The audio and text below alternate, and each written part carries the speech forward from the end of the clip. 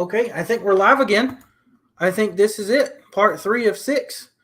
I hope everybody's going. I'm gonna have to figure out what's going on with everyone, all of our viewers and everything.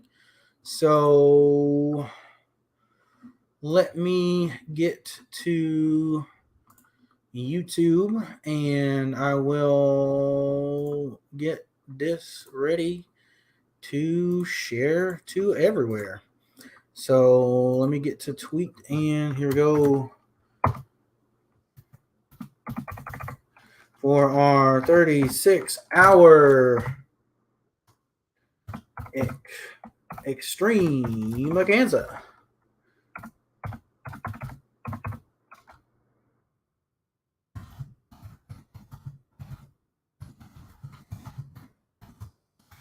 Is up. All right, so that is it. So I am gonna definitely have you guys coming on to that, and hopefully you are here. We got one in. We're gonna get this shared to Facebook, and then in about 3 minutes I'm going to hop off. I am going to share my screen, and we're gonna hope to God that this works. I don't know why I just got really cold.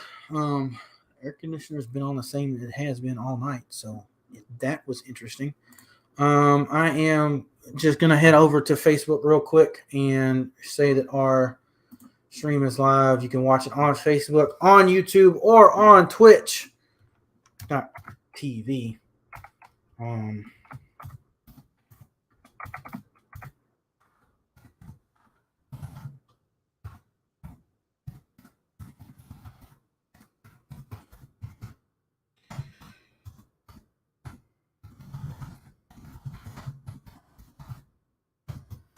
All right, so I am going to get everybody ready to watch everything. So I want to go ahead and welcome everybody. In about 3 minutes, we're going to be rolling. I'm going to go ahead and use the restroom again. I told you guys earlier, I've been banging waters, and that because my throat's been getting kind of dry from talking all night. So I'll be back in 2 minutes. We'll roll everything, and then you won't see me for a little bit over 2 hours. Nobody's going to be on the stream, so if you got chat and stuff, just chat amongst yourselves. This is going to be kind of quiet hours for us. I'm going to be riding up to my parents' house for the diecast racing, and Colton is catching some Z's over there in Mountain Time. Nathan is got stuff he's got to do this weekend, so he won't be on until tonight. Jared is in his car, and he is going to be going to the King's Royal and the night before, which got rained out last night today. And so in a couple minutes, we'll be throwing up our interviews for the next 2 hours and 20 minutes.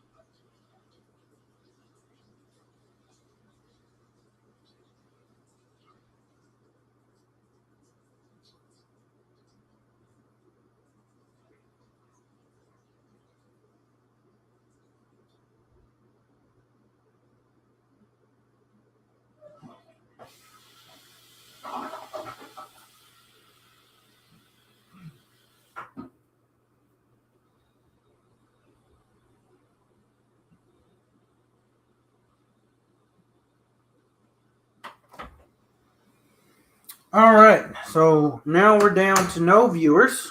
That's good. Fantastic. We had 7. They did not swap over.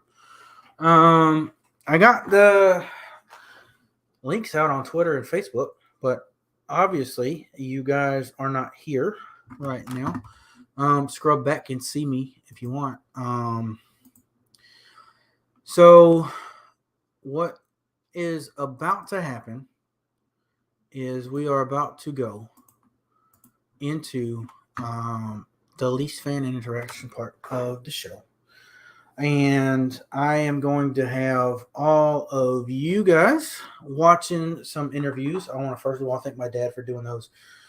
In Speedweeks in Florida, they have been on the YouTube channel. We haven't really been promoting anything, just because I don't know. We make content. Obviously, we're not good at getting that content out to anyone.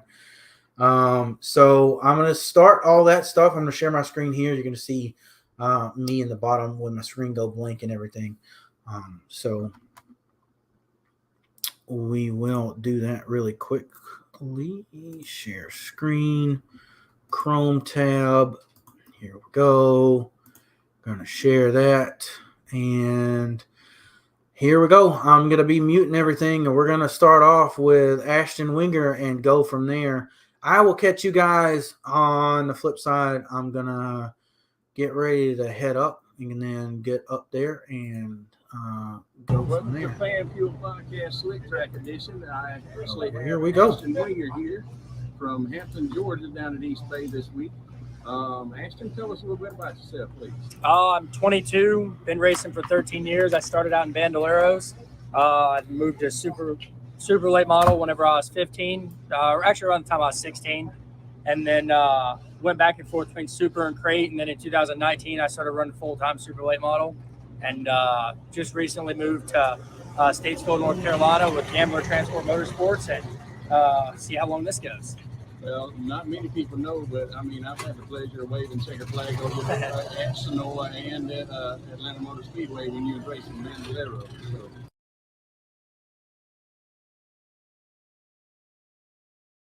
It's been kind of cool to see you progress from those. All right, here's the top 10 questions. You get 3 envelopes to choose from: A, B, or C. Your choice. A.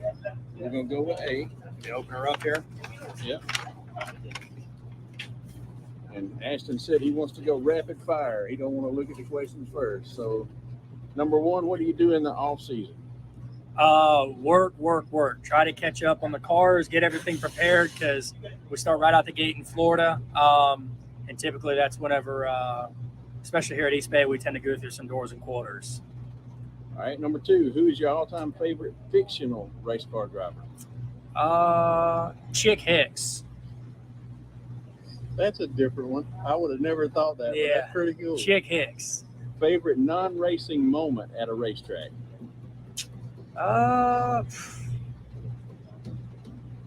Probably whenever I was just growing up winning those simulators, racing against Hudson O'Neal when I was a little kid, probably. Awesome. Number 4, which track would you like to see added to the tour or your schedule? Sonora Raceway. And which track would you like to axe from your schedule or a tour if you're going to follow one? Cherokee. Number 6, name a bucket list track you'd love to win at. Knoxville, Iowa. Number 7, your favorite race day meal. Probably a pizza or a sub, but probably pizza. Number 8 is your favorite color on a race car. I like white. I'm a big fan of white on race cars. And number 9 would be the car as is or topless. I like the way they are. I don't. It's cool when we get to do topless once or twice a year, but I think the way they are looks pretty sweet. And number 10, your most crazy oh shit moment in a race car. I don't know my most, but probably here recently would be whenever I was racing, trying to go for second / the lead the other night and stalled the motor out in front of the field. Had absolutely no control of what was going on, so that was not a very good feeling. I can see that. Yeah. Well, Ashley, good luck tonight. I know you got a second place last night, so I hope you get another good luck and good run tonight. Thank y'all for taking some time, and when we get this posted on FanFuel on Twitter and Facebook, I'll send you the link so you can put it on your stuff so that you can share them with your fans. All right, awesome. Thank you. Appreciate it. Thank you. FanFuel Podcast Slick Track Edition. I got Mark Whitener here at East Bay Speedway, and I'm pretty sure he's going to Volusia next week, so he's racing in Florida all the month of January and February, it seems like. Mark, tell us a little bit about yourself. Yeah, I just drive the 58 Big Frog Motorsports Rocket, and we looking to have a good speed weeks. So far, we ain't had a very good one, but That's what we're doing so far. We're going to finish out the speed week, see what we got. Well, is there any look toward regional schedules or anything like that for this year, or just pick and choose and go wherever they want to go? Yeah, we're just going to pick and choose and chase the money down when we can, and just go wherever we can whenever work allows us to. All right. Well, I'm going to let you pick an envelope, A, B, or C. You can choose it, and then we'll go rapid fire. Let's see here. All right. So Mark chooses letter C. You want me to open it? And let's see. Number one word that describes you behind the wheel.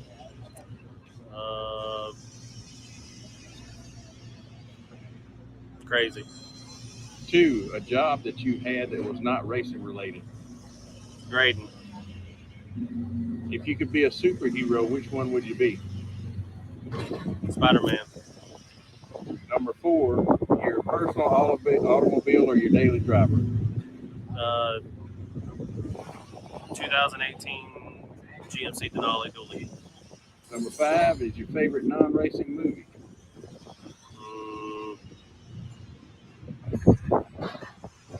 Transformers. 6, the sport you played and liked the most when you were growing up if you weren't racing. I don't have one. Racing. 7, worst Christmas gift you ever got. Worst. Yep, worst. I ain't never had a bad one. Well, that's a good one. And number 8, do you remember your first ever race win and where it was? Yep, Putnam County Speedway in 1999. The best race car you had and wish you had never sold or wrecked. I'd have to say Barry Wright. 2018 Barry Wright car is about the best race car I've ever had, and I still have it. And number 10, knowing that the Eldor Million is going to happen this summer, we're going to exclude that one from the question. What event win would you like to have the most? Any Lucas Oil World of Outlaw win, be fine with me. I hear you. Well, Mark, thank you. When we get this posted up, we'll let you share it with all your fans and everything. Thanks for your time and good luck the rest of the week. Thank you.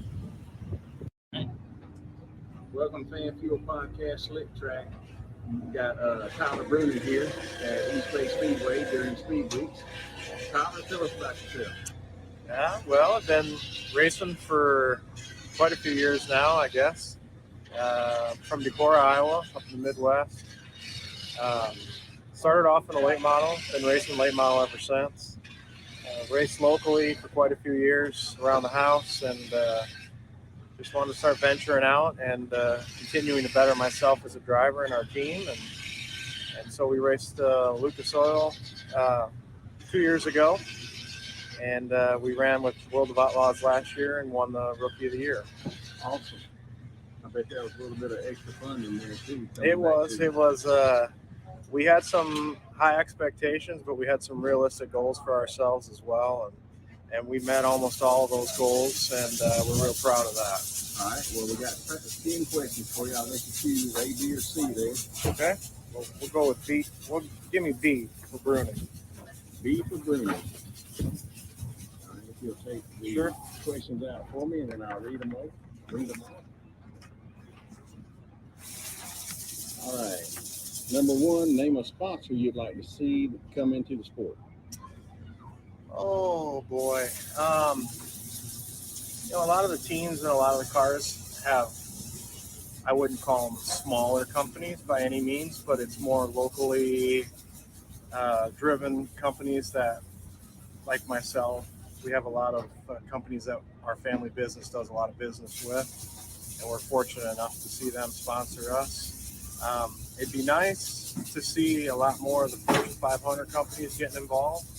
I know a lot of that money gets driven towards the national exposure more in the NASCAR world, but I really believe the way dirt is trending right now, and the TV exposure and more that we're getting, those same opportunities are there for those Fortune 500 companies. So I'm just thinking of my son right now. His favorite driver is Kyle Busch for the M&Ms, and I guess that's the first thing that pops into mind, just for the kids, you know. Yeah, I can understand that. Yeah. Big M&M's fan myself. And number 2, what got you into racing? Well, growing up as a kid, I always loved cars. I still love cars, everything about cars. My dad raced when I was young, and I'd go to the track with him. I'd help the guys out in the shop, and really that fueled my fire for the racing was my dad's involvement when I was young. All right. Number 3, where do you see yourself in 5 to 10 years in your racing career? I mean, you know, obviously everybody's here to win races and win a championship. So I believe we're right on the cusp of getting our first win with the Lucas Oil Whole World of Outlaws. Obviously, you know, if we're going to continue to run the series and run for points, we'd like to win a championship. So that's where we'd like to be. All right. Number 4, do you have a pre-race ritual? Not really, I guess. I normally like to, you know, text my girlfriend and let her know we're going out. It gives me a little bit of lady luck. So I guess I'll call that my pre-race ritual. Well, number 5, you done told us a little bit about this. How did you get into the level of competition that you are in right now? Yeah, like I said, we started off slow and small, just racing weekly at the local tracks, and once we started really succeeding and kind of living past our goals and expectations on that level, we really wanted to venture out and you know, start, you know, going against some tougher competition. Not that the guys we racing against were any less competition by any means. It's just more so venturing out to different venues, different tracks, and trying to better ourselves and our team. And your expectations for 2022? Well, we raced really well last year. I think we met a lot of our goals and expectations. So, you know, really the number one thing I'd like to do this year is collect our first feature win with the World of Outlaws or Lucas Oil. All right. In number 7, is there a race you've never run but you'd love to do it?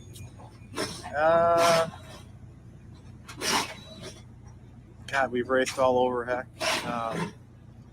Now, I'll give you a hint on this one. My son and somebody told me, he said, it ain't necessarily got to be dirt for the dirt guy. Yeah. I mean, is there a big event, no matter across the board, if you could run it, which one would it be? Well, the first thing that comes to mind is coming up here in a couple of weeks would be the Daytona 500. You know, but realistically, a lot of guys talk about running the Chili Bowl. Mm-hmm. And a lot of guys have been getting mixed up and ventured out into that world. I've never driven a sprint car. I know Brandon did last year at Charlotte, and that was fun to watch him tool around and do that. I think that would be fun. I think I'd like to start out by myself in a crowd. I understand. And what is your number, even though you may drive for a team that may use a different number? What's that? What is your number, even though you may drive for a team that uses a different number? Well, my number has always been 16. My dad's number was 16 when he raced, and when he retired and I jumped in, that was the number that I wanted to be. Not necessarily because that's the number he raced, but it's my sister's birthday, it's my birthday, it's my dad's birthday. There's a lot that goes into So the 16 the for 16 the Booney family. It means a lot to me, so that's what we've always been. All right, so being that you're looking for your first win on Lucas or Woo, have you ever thought about starting a new celebration trend? And if so, what would it be? I don't know, you know, anybody that tells you they don't think about that's lying. So I know some guys like, you know, JD and some of the other guys have their signature move. Honestly, to be honest, I have thought about that. I don't quite know what I would do. I think the emotions would overtake me at that moment, and I might just do something off the cuff, you know. But you know, I've thought about it a lot. I just don't quite know what exactly it would be. But being that you thought a lot about it, that first win, you're liable to get out and it just happens. I think so. Yeah. I mean, I don't want to have some goofy, silly thing or whatever. It just, you know, get up on the roof like everybody does and then celebrate with my team. Right. And number 10 is kind of funny. because you have a teammate, and it says, if you become a team owner and you have 2 cars, who are the 2 racers you would hire? Well, I think by the time that would happen, I would obviously be out of the seat, and I think Shane would be retired by then. But you know, I'm partial to capital. Marshall has worked a ton with me. He's become a close friend of mine, and so I think if nothing else, we'd be in capitals. And I guess you'd be like any other team owner. You'd go hunting for the guy that's on top at the moment. Oh, that's a good answer. Yes, sir. Well, Tyler, thank you for taking the time to do this for the podcast, and I appreciate Absolutely. it. And good luck for the next couple of weeks down here. And I'll see you at Volusia after we get done with the Lucas Tour here. Sounds good. I appreciate it. Thank you. Welcome to FanFuel Podcast Slip Track Edition. I've got with me today Shane Clanton from Zebulon, Georgia. He's down here racing with Lucas Oil right now at the moment for East Bay Raceway Park. Shane, tell us a little bit about yourself. I'm from Zebulon, Georgia, driving number 25 Capital Race Car here. All right. I know your name is a long line of history there, because I've actually watched your dad race. Was a big fan of his when I was growing up, like 2 and 3 and 4 years old. That black and gold 25 was always a special one to see going up and down the highway on a ramp truck. Yeah. Got 10 questions for you here. Let you choose A, B, or C. And I might as well take C for Clanton. C for Clanton. All right. I'll give you a once over, and then I'll read them out loud.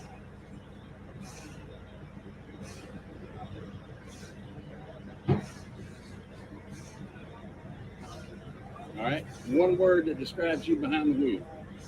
Aggressive. Number 2, a job that you had that was not racing related. Transmission shop.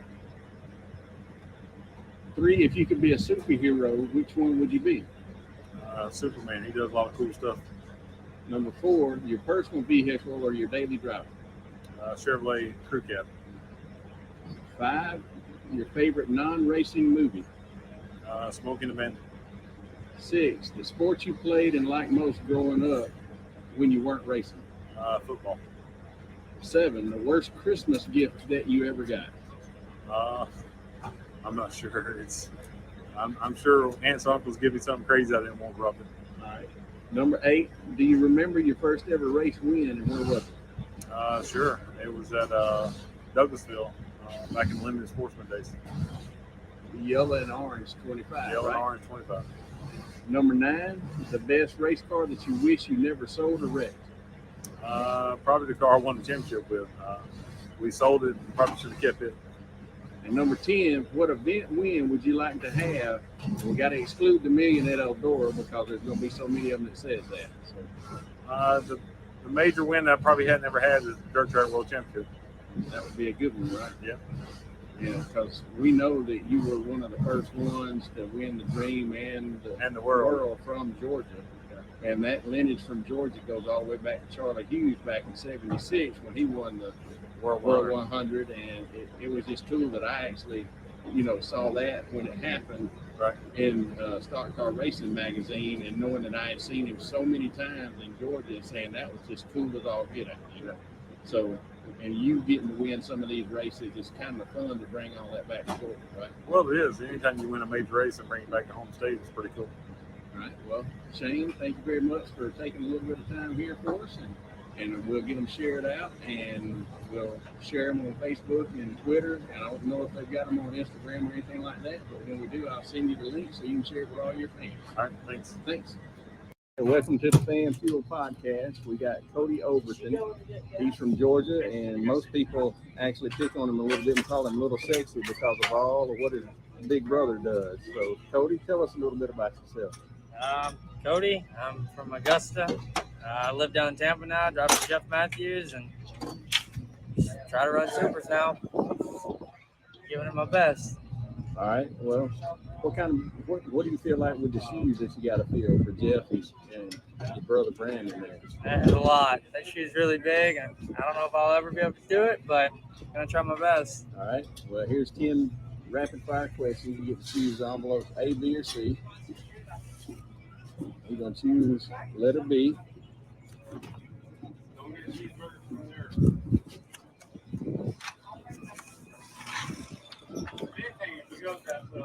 Name a sponsor you'd like to see come into the sport. As in, what do you mean, like my sponsor or? Yeah, any big name sponsor, anything that would make it to where it would be just badass to have that sponsor.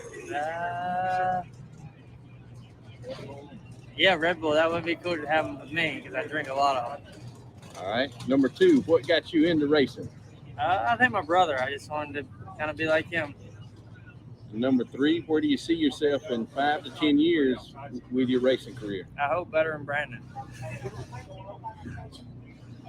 And number 4, do you have a pre-race ritual? No, not really. 5, how did you get into the level of competition you are now, from where you started to supers? I guess just hard work. You just keep doing it, and people see you and just want you to do other stuff. All right. Well, what was your first race? I mean, was you in go-karts or anything No, like I didn't that? get to race go-karts or nothing. I just went straight to a late model. Straight to a late model. 602. And we know that you've had quite a few big 602 wins in the past. Yep. All right. And your expectations for 2022 with Jeff Matthews' team here? Win. Is there a race you've never run, but you would love to do it? Eldora. Eldora. Any one of those races, right? Any of them. I don't care if it was for 500. I'd still be there. All right. And what is your number, even though you may drive for a team that could use a different number? What is my number? Yeah. 97. All right. How did you get that number? Brandon always wanted to be it, so he said, how about you be? I really wanted to be number 2. But he didn't like it, so. And when you win, have you ever thought about a new celebration trend, and what would it be if it was? No, not really. I mean, just beat the roof off of it. All right. And number 10, at some point, if you became a team owner and you had 2 cars, who would the 2 racers you would hire? Other brother Dalton and probably Brandon. That's probably not a bad idea. Nope. All right. Well, Cody, thank you very much for taking the time out for the podcast here. I really do appreciate it, and good luck the rest of this week. And you going to release you next week? Yes, sir. All right. See you there. Thank you. Welcome to the FanFuel Podcast Slick Track Edition. I have with me right here at East Bay Raceway Park, Ricky Thornton Jr. And he's got a pretty badass looking ride with that metallic blue 20 RT that you see on the racetrack. Ricky, tell us a little bit about yourself. From Arizona, grew up racing. Started in 2005. I ran until now. Second full year running Lucas Oil late model, so it's been pretty good to us. Awesome. And if you will, you go ahead and pick your envelope, and I'll read the questions Go to ahead. you. All right.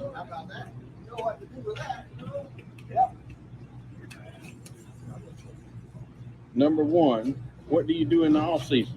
Other than rebuilding, I'm a big golfer and a big gamer. So usually you'll catch me. I go live on Twitch TV /20RT. Play around different couple games, iRacing, Call of Duty, and stuff like that. Awesome. I know he's got a lot of Twitch stuff that he watches. He's telling me about it all the time and everything. So, and I haven't got into that part yet to watch everybody. But 2, who is your all-time favorite fictional race car driver? I don't know. It's kind of a tough one. There's a lot of people I looked up to growing up. I'd say race car wise, Jimmy Owens, probably my biggest favorite one. Just getting to race with him now, and probably that. Him, and I'd say probably Tony Stewart. Okay. Favorite non-racing moment where you were at a racetrack? Probably either working for my dad or working for my brothers. I love racing, but I love crewing too. So be able to support them and them do the best they can. All right. Which track would you like to see added to the tour or your schedule for 2022? It's closed now, but there's a place in Las Cruces, New Mexico. New Mexico Speedway. That's my all-time favorite racetrack, and I wish we still got to go and run there. All right. And which track would you like to axe from the tour if you could? None of them. Obviously, we have some that we really like and some we don't like as much. But at the end of the day, be able to race all these different racetracks is pretty awesome. I like that answer, though. Name a bucket list track you'd love to win at. I'd say probably I-80. I came really close. I ran second there a couple times. So with this year being their final one, it's pretty nice to win the silver dollar. I bet so. So down in history, the last one ever, right? Exactly. And number 7, your favorite race day meal. I'd say probably chicken wings. I'm a big chicken wing guy, so go get us some drummies. All right. And your favorite color on a race car. Orange. Orange. Yeah. I'd Orange say or flow orange. probably flow orange. It looks good kind of with everything. All right. And the car as is or topless. I like as they are. The topless is really cool to do every now and then, but I feel like over time it wouldn't be as special. Right. And your most crazy oh shit moment in a race car. I'll say that's probably at Brownstown last year. I flipped 6 or 7 times, so it's kind of one of those. I wasn't expecting it, and then I started flipping, so that was probably my biggest one. Well, thanks for taking the time on this, and I appreciate it. No problem. Good luck down here, and you going to Volusia next week? Yep, too? we'll be there. I will see you there too. Y'all have a great rest of the week, and then go get some rest before the season gets really good and tightened up, right? Definitely, I appreciate it. All right. Have a great one. Welcome to the FanFuel Podcast, Slick Track Edition. I'm down here at East Bay Raceway Park this week and happen to have Spencer Hughes, driver number 11, and he is pretty good wheel man for as young as he is. He ain't scared to do a little bit of anything in that car. Spencer, tell us a little bit about yourself. I grew up in Meridian, Mississippi. Started racing go-karts when I was 6, and then I think I was 13 when we started racing cars. So hadn't really quit. Yeah. All right. Well, Spencer, choose an envelope, and looks like you got the A over here. So here we go. This is the banging cushion questions. Number 1, what do you do in the off season? Like to I'll deer hunt every once in a while or play golf if it's warm enough. But here lately, just been working on race cars. 2, your favorite all-time fictional race car driver. I really don't know. No. You don't know. None of the racing movies come out and stand out to you. Days of Thunder would be my favorite racing movie. Number 3, favorite non-racing moment at a racetrack.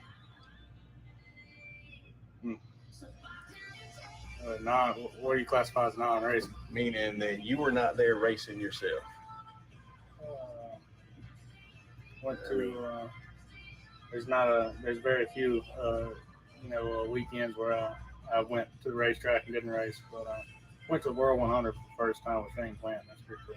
That's pretty good. 4, which track would you like to see added to the tour or to your schedule? Why not Motorsports Park? All right. And I know that's a pretty bad little bull ring down there, and they put on some racing. So yeah, it's right there in the backyard too. And number 5, which track would you like to axe from the tour or your schedule, but you just got to go there anyway?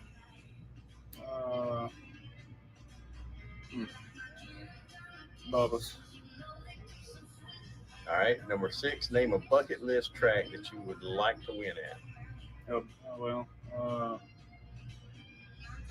It'd be cool to win out at Knoxville somewhere. One of the real historic tracks.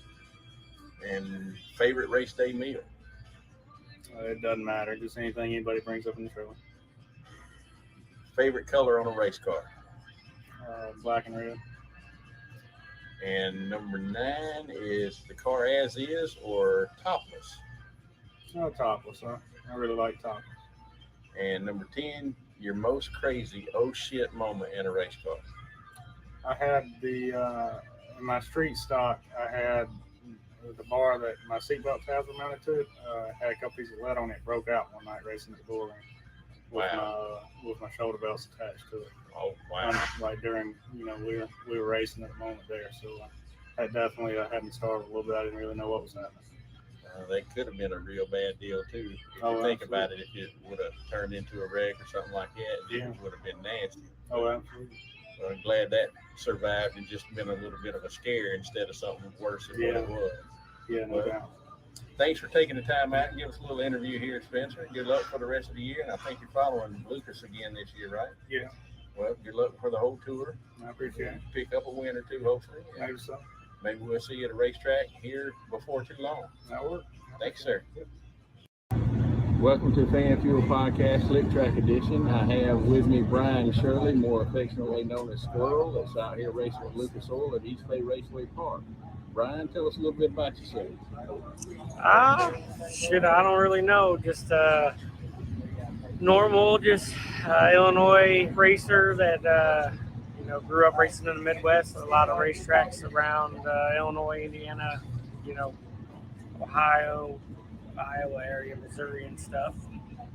All right, well, most people don't know, but you're pretty stout and won quite a few of the Hell Tour championships as well. Yes, sir.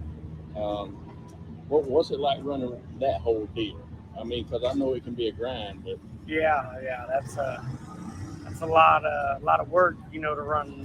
It's about like racing here anymore now. I mean, heck, we're up to like 24 races or so down here in Speedweeks, where that's about how the Summer Nationals would, be. It'd be about 28 races in about 30 days. So it's a lot of racing. wow, that's a good correlation, though. You start the year and then you do it back again in the summer. Yeah. All right, well, we got some rapid-fire questions. I want you to pick out envelope A, B, or C, your choice. I will just go with A. All right, you'll pick it out. I'll read them off to you and go from there. Number one is, what do you do in the off season? When you're not working on a race car, let me put it that way. I'm always working. I own a couple businesses back home, so when I'm not racing, I try to spend as much time as I can at home. Number two, who is your all-time favorite fictional race car driver? Shoot, I don't even know, to be honest. I didn't really grow up racing cars, so I didn't really have a favorite race car driver. All right. The favorite non-racing moment at a racetrack? Favorite non-racing moment at a racetrack? Well, I don't really go to races if I'm not racing, so I don't spend much time. People always ask that here and there. They'll go to the races and stuff. If we get rained out or something, my crew guys will go to watch a race or something around home, and I don't do that. So I don't. If I'm not racing, I normally won't go to a race. Right. I know you got two young kids too, and you spend a little more time with them. So because a rain out means extra family time. Yeah, that's the biggest thing as far as for us if we're not racing, I'm definitely always with my family. All right. And number four, and I know that you don't actually run one of the Lucas or Woo tours like this, but which track would you like to add to your schedule if you could? I don't really know, to be honest. I've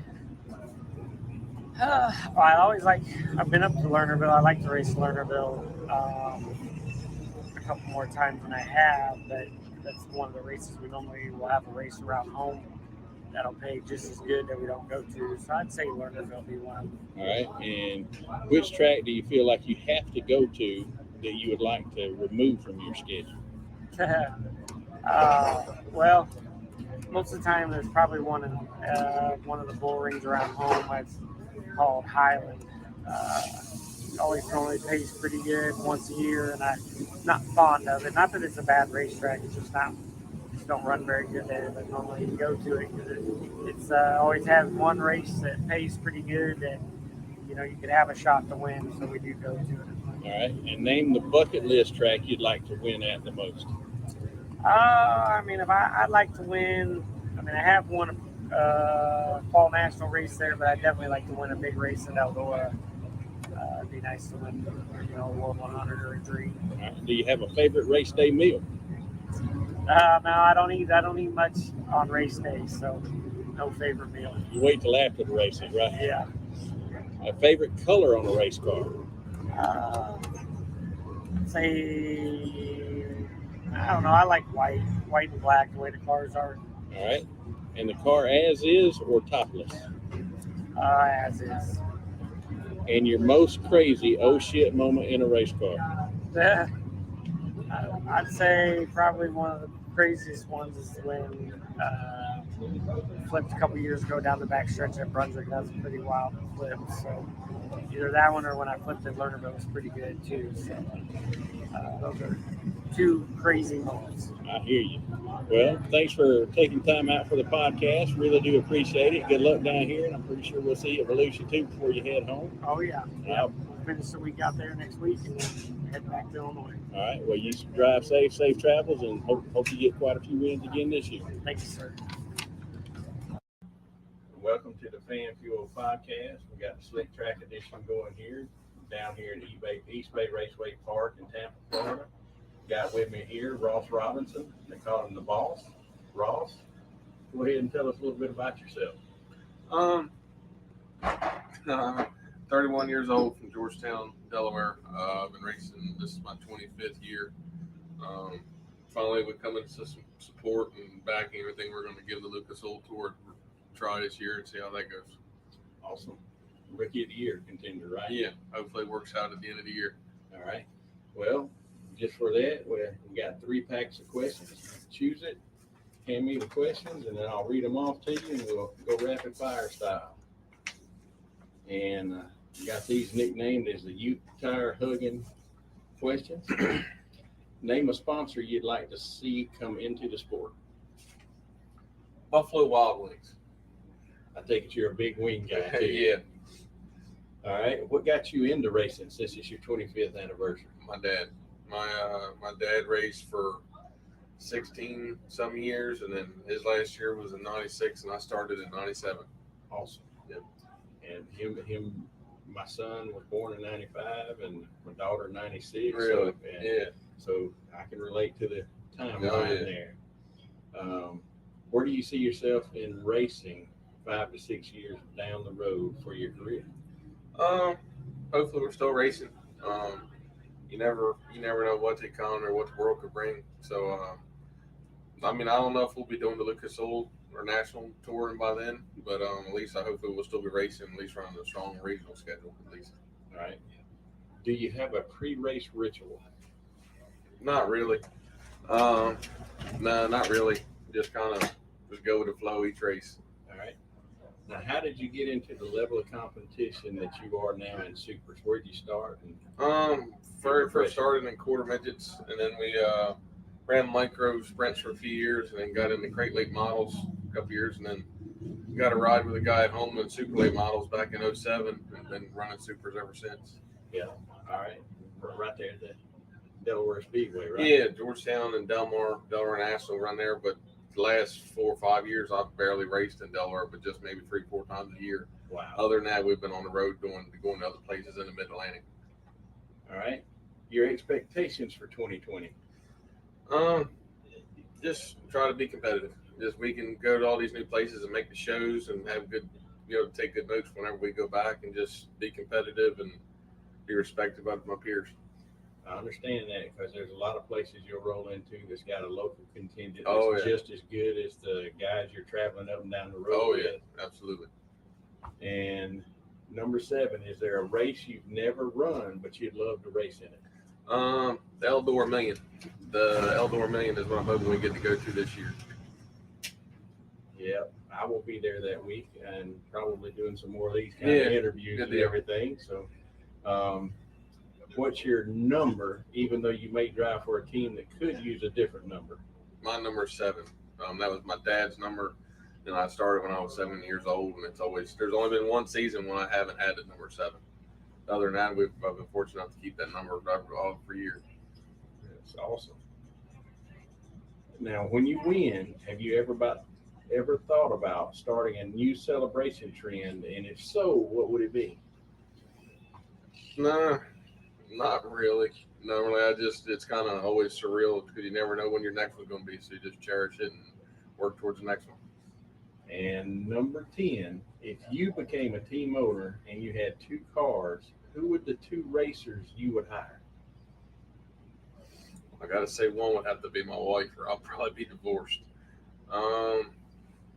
She's a good one all in her right. I'm thinking about interviewing her in a little while too. The other one would probably be my cousin Chase. He's run go-kart stuff around home, and I really believe he's good enough that he could be successful with big car stuff. He's just never had the help to do it. If I ever had a chance to, I'd put him in a car. Well, that's pretty cool, that keeping it all in the family and everything like that. But hopefully we'll see you around at a lot more tracks and everything. And I really do appreciate you taking the time out for the small little interview. And when we do, I'll share the link with you because it'll be on Facebook and Twitter, and then you can share this with all your fans and everything, and show them maybe a side that they don't always get to know. Yep, for sure. All right. Thank you, sir. Good luck this year. Thank you. All right, welcome to the FanFuel Podcast, Slick Track Edition. We're at East Bay Raceway Park in Tampa, just outside of Tampa. I have with me Matt Costner. Matt, tell me a little bit about yourself, please. I'm from Ridgely, West Virginia. Race a super late model, and we're at East Bay with the Lucas Oil Late Model Dirt Series this week. All right. Well, is there anything else you want to share about your racing career and all of that stuff? Nope. I don't really know what else we would say. Just down here having a good time in the warm weather and making a couple races. So I guess it's definitely warmer here than back home. Yeah, it's definitely warmer here than it is in West Virginia. All right. Well, in that case, we got the 10 questions. I'll let you choose A, B, or C. Your choice.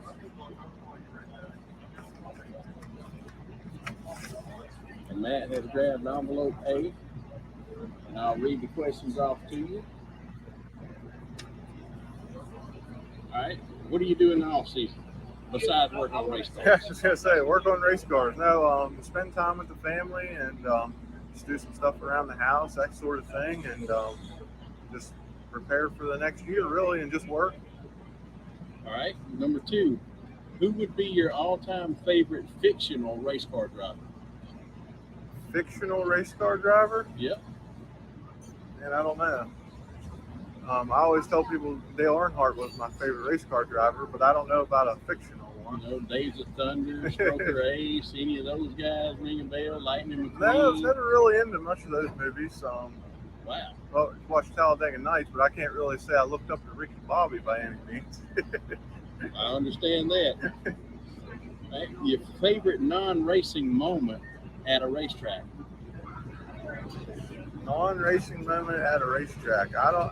Meaning that you weren't racing, but you might have been there. I mean, I grew up around racing. You know, I rarely went to the races without racing or being with, somebody helping. We didn't go much, just going and watching in the stands by any means. It was always helping somebody. All right. Are you racing for a tour this year? No, tour? Just All bouncing around. So if that's the case, which track would you like to add to your schedule that you may not already have on Well, one track that I've always wanted to go to is Knoxville. We were supposed to go there last year with the Lucas Series and ended up getting COVID and had to miss it. But, it's possible we might go back out there. That's one track that I've always wanted to go to. All right. And which track do you feel like you have to go to, but you would like to exit from your schedule? Well, any track near us, when they have a decent paying race, we almost have to go to it, like Bedford and Hagerstown, those kinds of places. We don't really have a choice but to go because it pays so well and, it's so close to home. Yeah, less expenses on travel. And yeah, that's for sure. Last year we missed a lot of races there traveling farther away, Right. Yeah.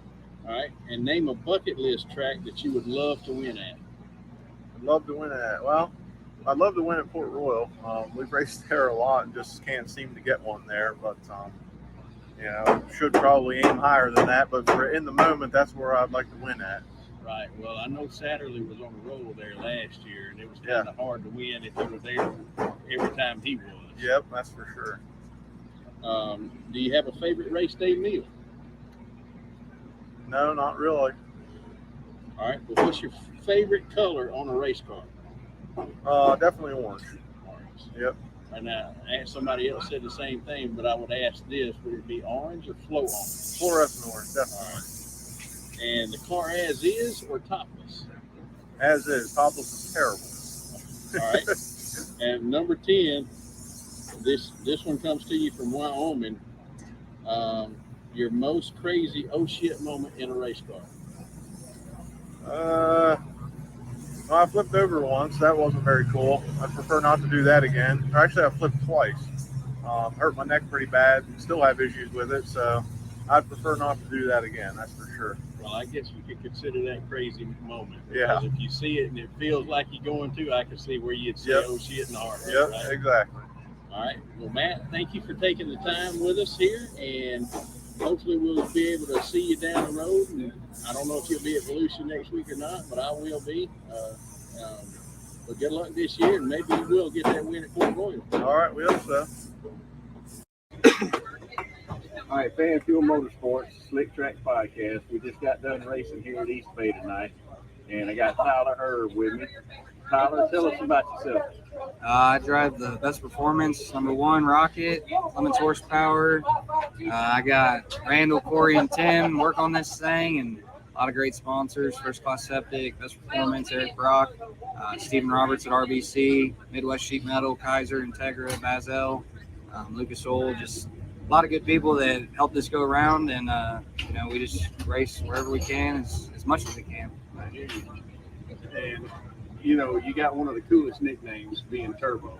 I mean, everybody kind of loves that in the Turbo threads. I mean, I actually bought me a shirt a while ago, and I bought one down at Sonoma when we had the Peach State Classic. And I actually got one that they didn't know they had in the truck until they was left over from the World 100. So I got the last one of that and replenishing all of mine. But here's the top 10 questions. Here's pick A, B, or C, your choice. B. B. All right.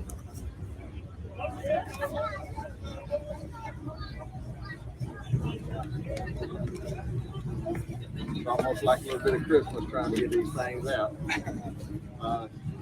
And this is definitely not you, because it says you tire hugging for the questions here. Name a sponsor you'd like to see come into the sport. Bang energy drinks, because I feel like I'd be a perfect advocate.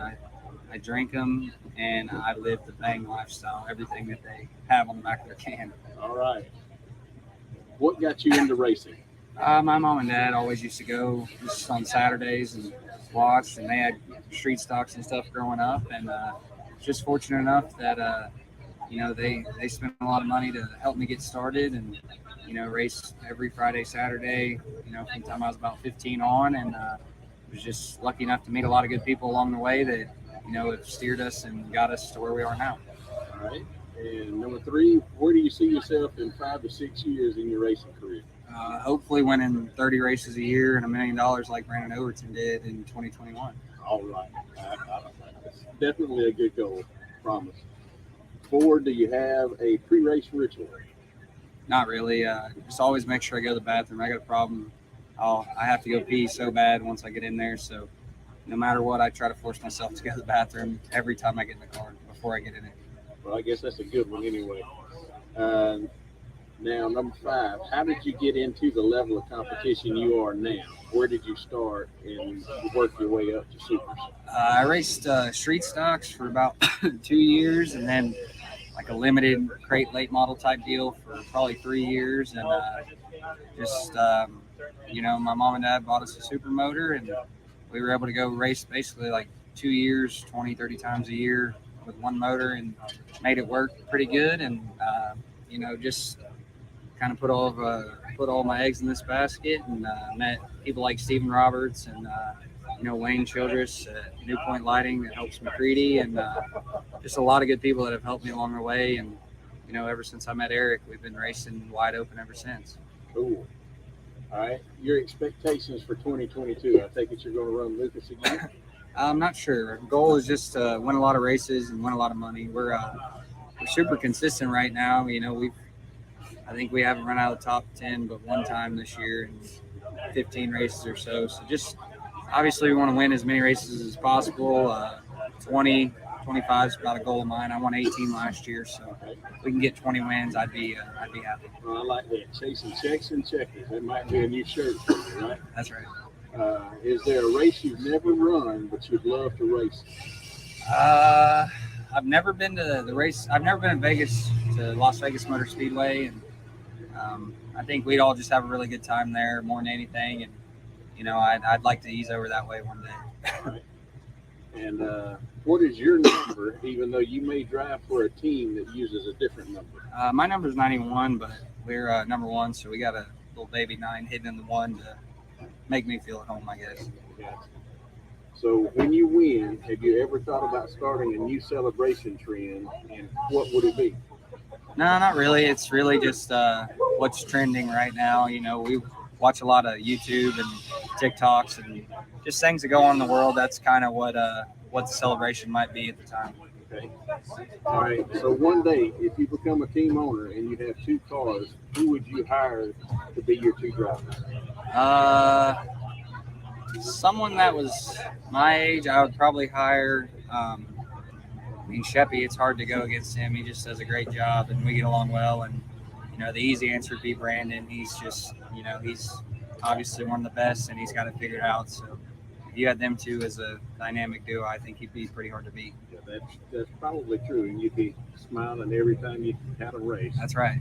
Well, Tyler, thank you for taking the time, and I'm glad I got to do it after the feature and everything, and you had a little fun. I've seen you out there ripping the top quite a bit, so let's hope you get some wins by the end of this week, and maybe if you go to Volusia next week, we'll see you get 1 or 2 there too. Yep, I appreciate it. Thank you. Thanks.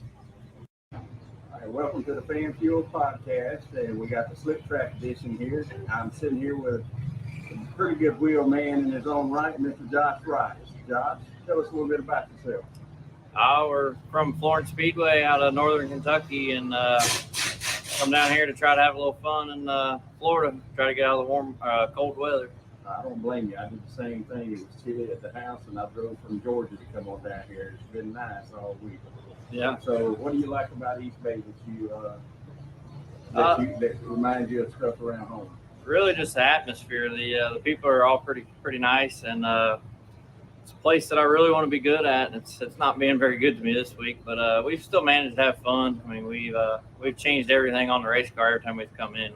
We've thrown stuff at it. I feel like I finally got fast last night and then wrecked it, but yeah, I mean it's really nothing like home. There's nothing like this place, as slick as it gets, and it's like hitting water. You just can't steer, and that's what happened to me last night. I had the top working there for a minute and just wrecked it. Well, talk about a slick place, because I used to work at Sonora, don't work there anymore, but that place is pretty slick as well. So you might want to do that before coming back next year and get you a little extra practice. Yeah. On some slick. Well, everybody we've talked to, they're saying everything you learn here, you might as well forget it for the rest of the year. But you know, I think we're getting a grip on it. It sucks now. I wish we could start the week over where we're at now, because I feel like we're pretty good. But we'll give her another shot. All right. Well, we're getting ready for the top 10 questions. I'll let you choose A or B. You pick which one. Hand me the envelope, and I'll read them off to you, and we'll go from there. Find that paper in there anyway. All right. Name a sponsor you'd like to see come into the sport. Oh man, I wasn't ready for that. Have to be something like I'd like to see like a camouflage company come into the sport. Something like I've always had camouflage cars. To see something like Realtree or Monster Bucks or something like that come in, I think that would be awesome. Good deal. Number 2, what got you into racing? My dad, he raced for however many years he did, for as long as he did. And actually my car owner now, Snessus Construction, Rick Jones, that's who my dad drove for before. And I just jumped in one of his cars, and that's who I started with. That's cool. Number 3, where do you see yourself in 5 to 10 years in your racing career? Really, I hopefully just something like what we got now. I mean, our deal right now is pretty sweet. We got 3 cars. Really, I'd love to have some hired crew guys. If I could get to that point, I think I could do a lot better, because I work full time, then I come home and work on the race car and then try to race. So if I could get to the point where I could have a couple hired crew guys, that would be huge for us. It'd probably be a lot bigger step in the regional racing where you could compete on a higher level than what you already do, and you're competing with some of the best. Right. Well, like when we're going racing on the weekends, we don't even know who's going with us. It's just a couple buddies pile in and we go race. So to have 2 guys or whatever I could rely on would be awesome. Great. Number 4, do you have a pre-race ritual? Pre-race ritual? I'd say our biggest pre-race ritual is chicken. We're not allowed to eat chicken on race day. We've always said that's bad luck, and for the most part, every time we eat chicken, we tear it up. So trying to figure out which one ate chicken last night. Oh goodness. Number 5. How did you get into the level of competition you are now in the super late models, and where'd you start to progress? I'd say it's between our guys, just taking good notes and really note taking is the biggest thing for us. We can go back on stuff that we've learned in the past and use it going forward. And between me, my brother, and Sean, we've gotten smart with these things. We've learned a lot. Between having 2 cars at the racetrack, James can try something. If it don't work, then I can do something different. Just bouncing notes with him. Yeah, that's our biggest thing moving up going forward. You start in go-karts or something like that? Yeah. I started in go-karts, and then I went to a modified, and I come from a modified. Yeah, like lots of horsepower with a little bitty tire. Yeah, that's right. Now you got a little more horsepower with a bigger tire, a little easier to catch a little. Yeah, you learn a lot of car control in a modified, that's for sure. All right, your expectations for 2022? I think we're going to try to run that Ironman North deal. I would really like to try to win the points in that deal. I think that would be a good bar for us to set to try to win that deal. Is there a race you've never run but you would love to? I think I want to go to I-80 this year. They got that week-long deal where they well, I know last year was Bronson won it on the cushion, and it looks like my type of track, so I think we're going to try to go to I-80 this year. Well, good luck when you do. Number 8, what is your number, even though you may drive for a team that uses a different number? Our number's always been 11. That's what Dad's used forever and ever. If I were to be any other kind of number, it would be 3. That was my number in basketball. So. All right. Number 9, when you win, have you ever thought about starting a new celebration trend, and what would it be? Sorry, ask that one again. When you win, have you ever thought about starting a new celebration trend, and what would it be? Not really. When I won the Ralph Latham, they wanted me to do the Stone Cold on the roof, but I try to keep it as professional as I can when we win these races.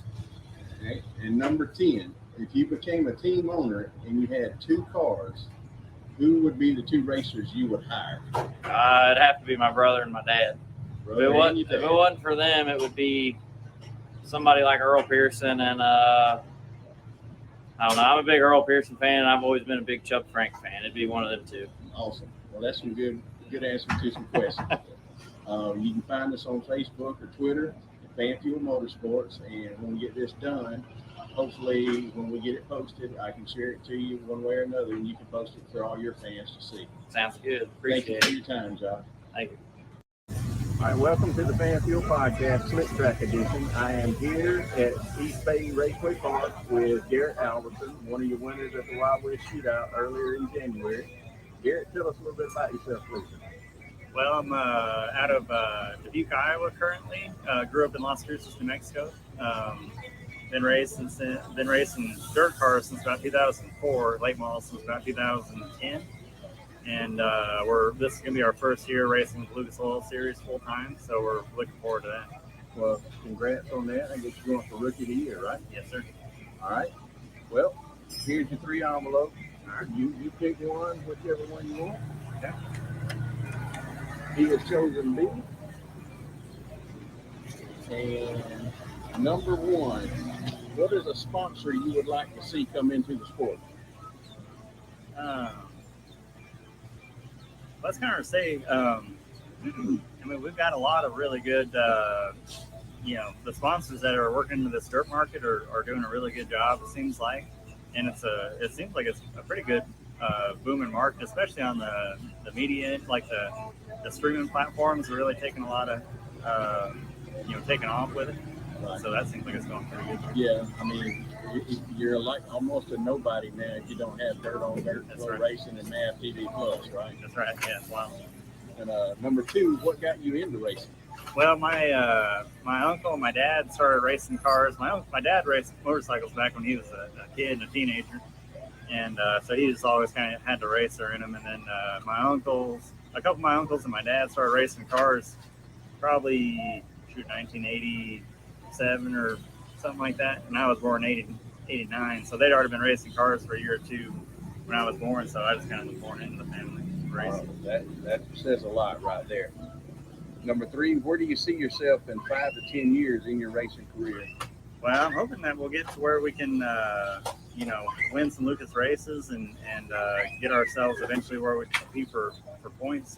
That's always been the goal, is to, learn how to be consistent as a driver, and the car is always evolving, so you always got to stay on top of the car. But for me as a driver, for sure, get to where I can win races and just be consistent and give ourselves a shot at running for points more often. Well, the reason I know you said you got to keep up with these cars, I know you also cruised for quite a few years without driving all full season. So did that help get you better up to speed in the cars? A little bit. Definitely kind of gives you an idea of how it all goes on in a year's worth of national racing, as far as how fast it changes and what you got to look for, as it's changing, and how to go about communicating with people about stuff like that. The biggest thing I think that helped me on that was just seeing how little the good drivers actually worry about that stuff when their car's right. Like, that was cool about racing with Earl, is when we had his car close, he wouldn't worry about adjusting this and that. He was usually just worrying about the track and what he had to do, and that taught me a lot about what a driver needed to do. Awesome. Number 4, do you have a pre-race ritual? Pre-race ritual? Well, I've always kind of chewed gum for some reason, and I'm not superstitious really, so I don't know if I have anything there, but I try to stay hydrated and do the things that it takes for your body to operate right, because it can be demanding, and you just got to be focused the whole time, for sure. All right. Number 5, how did you get into the level of competition that you are now super? Meaning, where did you start racing and you climb all the way to super late model? It's a long, crazy journey. We started out of Las Cruces, New Mexico, and there really wasn't any dirt late model racing there. So we were kind of in the middle of nowhere for dirt racing, late model racing. Anyways, there's some good dirt tracks, but Dave Dietz, first guy I ever drove for in a late model, he had this old car, got it out of the weeds that he'd raced back in the 90s, and wanted to put it together and go race the Wild West Shootout. Well, I didn't know anything about the Wild West Shootout or late model racing, so I was like, yeah, sure, I'll help you put this thing together. And we went over there and just got our butts kicked like that, but we kind of got the late model bug, and so we just kind of stayed at it and kept on getting our butts handed to us, but for some reason it just seemed like the right thing to do, so we just stayed after it. And probably the biggest thing I did in my career was get hooked up with Ronnie Stuckey and moved to Louisiana and got to work for Ronnie and build cars, and just kind of went head first into the whole late model game, and that was probably the biggest thing that we did to move us in the direction that I am now. And then now hooked up with Ken Roberts, car owner. He just, Ken's awesome to drive for, and just loves to run fast. Whatever we got to do to be a fast car, he's there to, put the pieces together, and that's been really awesome. Good. So your expectations for 2022? Well, I know it's gonna be a long road, just on my lack of experience driving at a lot of these tracks. A lot of new tracks, and then we're gonna be night in, night out against the best guys in the country in this Lucas Oil Series. So biggest thing is learn as a driver to minimize mistakes and just make speed. Just make speed the best I can, and just try to be consistent, not tear stuff up too much. You gotta kind of finish the races and stuff, but I would love to get us some top 5s. You always want to win races, so I think there's potential there. If we could just learn what we need to do to put ourselves in place for a whole night. Who's to say you couldn't win a race? But these guys are the best in the country, so main thing is just learn, make better decisions on my end as a driver, and try to get some top 5s in there. All right, number 7, is there a race you've never run but would love to run it? Well, I got to go to the Dome this year, and that was actually one that I had circled. And unfortunately, we only got hot laps in qualifying, and it broke, and we was fast time in our group qualifying. And so we didn't get to actually run the race. That might count there, you know, because I was really looking forward to racing, you know, at the Dome. We never quite got to. I know. I could tell in your voice in the interview you were disappointed when that happened. But number 8 would be, what is your number, even though you may drive for a team that uses a different number? well, actually, it's kind of cool. This Ken's always been big on 58. Was always his dad Herschel's number. And whenever we went back to one car, he wanted to make sure he had 58 on the car. And my uncle that started the car race in the family was number 58. So that's kind of cool. But then my dad started racing with 241, and that was my first racing number. So that's kind of why we got the 241 on the car. So it's kind of cool to be able to add them together. Yeah, and still got family tradition in there. Yeah, exactly. All right, and number 9, when you win, have you ever thought about starting a new celebration trend? And if so, what would it be? Yeah, I don't know. Not the only thing I can think of, but I think I've seen other people do. It's like, you know, it's so hard to win anymore. It's just so many good cars, and everybody works so hard at it. Sometimes you just gotta like sit and soak it up somehow. You know what I mean? So sometime you might see me just sit on that car or lay down on the roof and just try to soak it all in while you have a chance. I don't know. All right, and now the last one. If you became a team owner, you had 2 cars, who would be the 2 racers you would hire? Man, at the moment, it'd be, you're just talking about guys right now? Oh, it could be back in the past. Oh, back in the past. You know, I mean, it's your call. I mean, it could be your dream team. All well, I mean, you know, I'm not as well versed in the you know, late model races of the past as I should be. But for sure, I mean, right now that Brandon Shepherd's hard to beat as a driver. He's just so versatile, and he just doesn't do a whole lot of dumb stuff. He's incredible. Overton obviously he's the same way. Just don't put a foot wrong hardly ever. You know, he just makes good decisions all the time, and I don't know, them 2 are hard to beat right now for sure. So you would have a team Brandon, that's what you're saying, right? Yeah, probably. I mean, it'd be hard not to at the moment. Them guys are awesome. I hear you. Well, thank you very much for taking time out and give us an interview. And we'll get this up on Facebook and Twitter for FanFuel Motorsports, and then I'll share it to you and Garrett Albertson's racing page and everything. So all you fans can enjoy. Yeah. Thanks for having us. Yeah, we got to thank a couple sponsors. $8 Transportation for staying with us this year. Roman Machine Welding, Lucas Oil Products, C&W Trucking come on board with us this year. Bill Norton with Nutrien, Bill Sports Shops, been a big help to our team, and Black Diamond Chassis. Obviously, you know, we race Black Diamond race cars, and they've been really good to work with, and they're kind of like family to me for sure. So that means a lot. And Sunoco Race Fuel, Hoosier Tire, Swift Springs. We just got a ton of good people with us that. It's really humbling to have as many people behind us as we do, so that's really cool. Done Right TV has been with us the whole time, and yeah, it's just a lot of good people, and anybody that's with us that I've missed there real quick, but yeah, that's it. Well, you got a good looking ride. It's sharp and it's clean. And hopefully the best success you can be, and maybe you can pull that Lucas Oil Rookie of the Year out. Yeah, that's right. That's what we're hoping for. Thank you, sir. Yeah, thank you. Welcome to FanFuel Motorsports Podcast, Slip Track Edition. I got with me Kyle Bronson. They call him the Killer, and he's got one of the coolest driving styles that I think we've ever seen in a dirt late model, because he's a hard charger, and he don't mind ripping the lip and tearing down a wall and a cushion at the same time. Kyle, tell us about yourself. Oh, just another racer out here trying to make it big time. Well, last year you seemed to step it up and finally get you one of those big crown jewel kind of wins. Oh yeah, that's definitely, what all of us dream of, It's nice for it to come to reality, you just got to keep working hard, because that was pretty cool then, but yesterday's kind of history, tomorrow's a mystery, we're going to keep on digging and try to get us a few more of them things. All right. Not many people know, but you recently now track owner at Golden Isles, correct?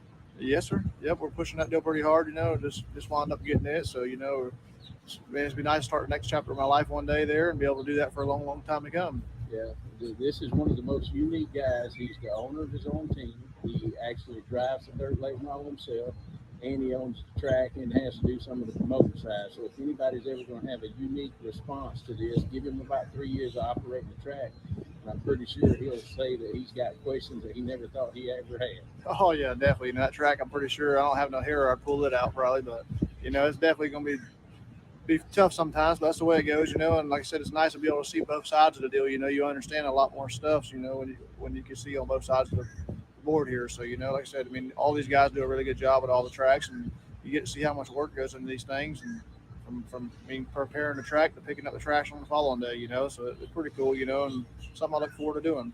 All right. Well, now for the top 10 questions, I'll let you choose A, B, or C here. I'm going with B. I guess for the Bronson last name, got that B in there for it. All right. Name a sponsor that you would like to come see in the sport. Dirt racing, Bass Pro Shop. That would be awesome to actually see. Oh yeah, I like to hunt a lot, so I like a lot of stuff from there. So I'd say Bass Pro. All right. What got you into racing? Really, I had some family members racing and stuff, and I grew up right here, 20 minutes from here, and we used to come every Saturday night and watch the races. So, something I always wanted to do since I've been a little kid, from playing with toy cars in the front straightaway there. All right. 3, where do you see yourself in 5 to 10 years in your racing career from now? Hopefully with a lot more crown jewel wins. Them big races where we all want to win, which we all set out to do, but we just got to work hard and make them succeed. 4, do you have a pre-race ritual? Not really. We just go out there and try to make sure we got everything right and do the best we can do. And 5, how did you get into the level of competition that you're in now with the super late model? Where did you start? Really, we started in street stocks and stuff, and really I started helping Wayne and Shirlene a lot when Wayne was racing, and Wayne's dad, and they just I started going to races with them, and then one time they let me drive the car, and really I've been driving for them ever since. So, I was like, really appreciated all the opportunities I've been given through life, no matter what it was, from street stocks to thunder stocks to whatever, to get me modified. It's like, a lot of great people's helped me out a lot. And like I said, Wayne and Shirlene always put me in good equipment there, when I got ready for this stuff. And like I said, I'm appreciative for every opportunity I've ever been given, but, it's pretty awesome to be at this level today. Right. And I will say this, a lot of people forget that you were a pretty big modified standout when you were driving the modifieds too. Yes, it's a lot of hard work. We started out on that deal, and we had to learn just like we're doing this deal. Like that deal right there, like this deal's tough. It ain't easy. If it was, everybody be doing it. So the more you do it, the better you get, the better your team gets, and everybody around you gets. So racing with the best competition every weekend makes you a lot better, I feel like. All right. 6, expectations for this year, 2022. Well, we need to start by winning the night. Start by winning the night. That's a good goal. I know you put forth a lot of effort the last few nights to come up short on some. Is there a race you've never run that you would love to?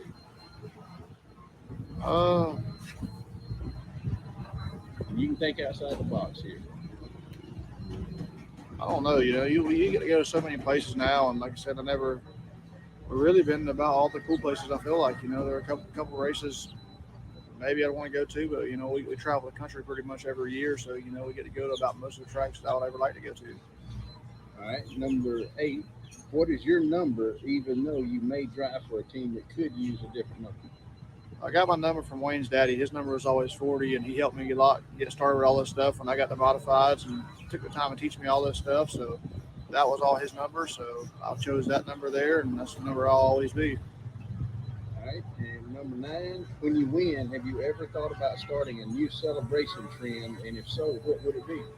No, I just worry about getting there to cash a check. And lastly, number 10, being that you've moved on for so many different things here, you could be one of these one day. If you became a team owner and you had 2 cars, what were the 2 racers you would hire? Oh, no question. Mark Widener, Will Harrington. Them guys are right here, and they don't really get enough credit. And they're right here from Florida, where I come from, and both of them guys drive really hard. And like I said, they're going to be racing and stuff. And Mark is now, and Will's going to have his opportunity, I promise you. Them guys just got to keep digging, and them guys are very good for this area here. All right. Thanks, Kyle, for the time and effort on the interview here for FanFuel Motorsports, and hopefully we'll get this posted the next couple of weeks, and we'll share it to you so you can share it to all your fans and everything between here, Facebook, and Twitter. Yes, sir. Thank you. Thank you. Welcome to the FanFuel Podcast, Slick Track Edition. I'm here at East Bay Speedway with Dan Stone. It's one of the nicest guys you'll meet, and they call him the Super Deuce. You'll see him with the Superman shield with a 2 on the side of his car. Dan, tell us a little bit about yourself. I'm from Pennsylvania, northeastern corner. We race mostly up around the Pennsylvania area all summer. Pretty much hit the World Outlaws or the Lucas Oil when they come to our area, either, that mid-Atlantic Pennsylvania region. Usually try to stay within 3-4 hours of the house most of the time, but it's cold there, warm here, so we figured come to Florida. All right, and for those that may not know, that neck of the woods has Port Royal, Williams Grove, Lincoln, and a few others up there that are pretty random for us Southerners, but they put on some great shows up there in your neck of the woods. Yeah, actually, I never realized how Pennsylvania seems to have more big tracks than when you go around the countryside. Most people are really impressed when they come to PA because the tracks are all big up there. Where even when you come down south, what they call a half mile, they must measure like around the outside of the track, where PA, they must measure around the inside or something. Right. Big versus small. Yeah. I know, like Rome, Rome, Georgia, it's a half mile, but I think it is based off of the outside wall. Okay. And most of your places around Georgia, I do believe, are measured somewhere around 15 to 20 feet from the outside wall, so their 3/8 look a little smaller than 3/8 up there. Yeah. But I got some friends that live in Pennsylvania, and they love going to those races, especially at Port Royal and Williams Grove. So with that being said, we'll get to the top 10 questions and everything. Let you pick one. All right, we'll do C. C. Promise there is one in there. All right. Number 1. One word that describes you behind the wheel. Smooth. I don't know. Smooth's probably the. I'd like to be more aggressive sometimes, but it's probably more smooth. Well, I mean, I've seen you race quite a few times, and I can say that is, you do that very well. But sometimes with this level of competition, like you said, aggressive, sometimes it gets you in trouble because you're not aggressive enough. Yeah, right? yeah. And 2, a job that you had that was not racing related. Well, I actually used to work at a ski resort, tuning skis for the rental shop, where people would come in, you adjusted the skis up to what size feet and boots and stuff they had, and then sent them on their way. No, that's neat. Number 3, if you could be a superhero, which one would you be? Probably Superman. Superman. Thus with a Super Deuce. Yeah. It's your personal automobile / daily driver. It's a 2011 Chevy pickup. 5, your favorite non-racing movie. Non-racing.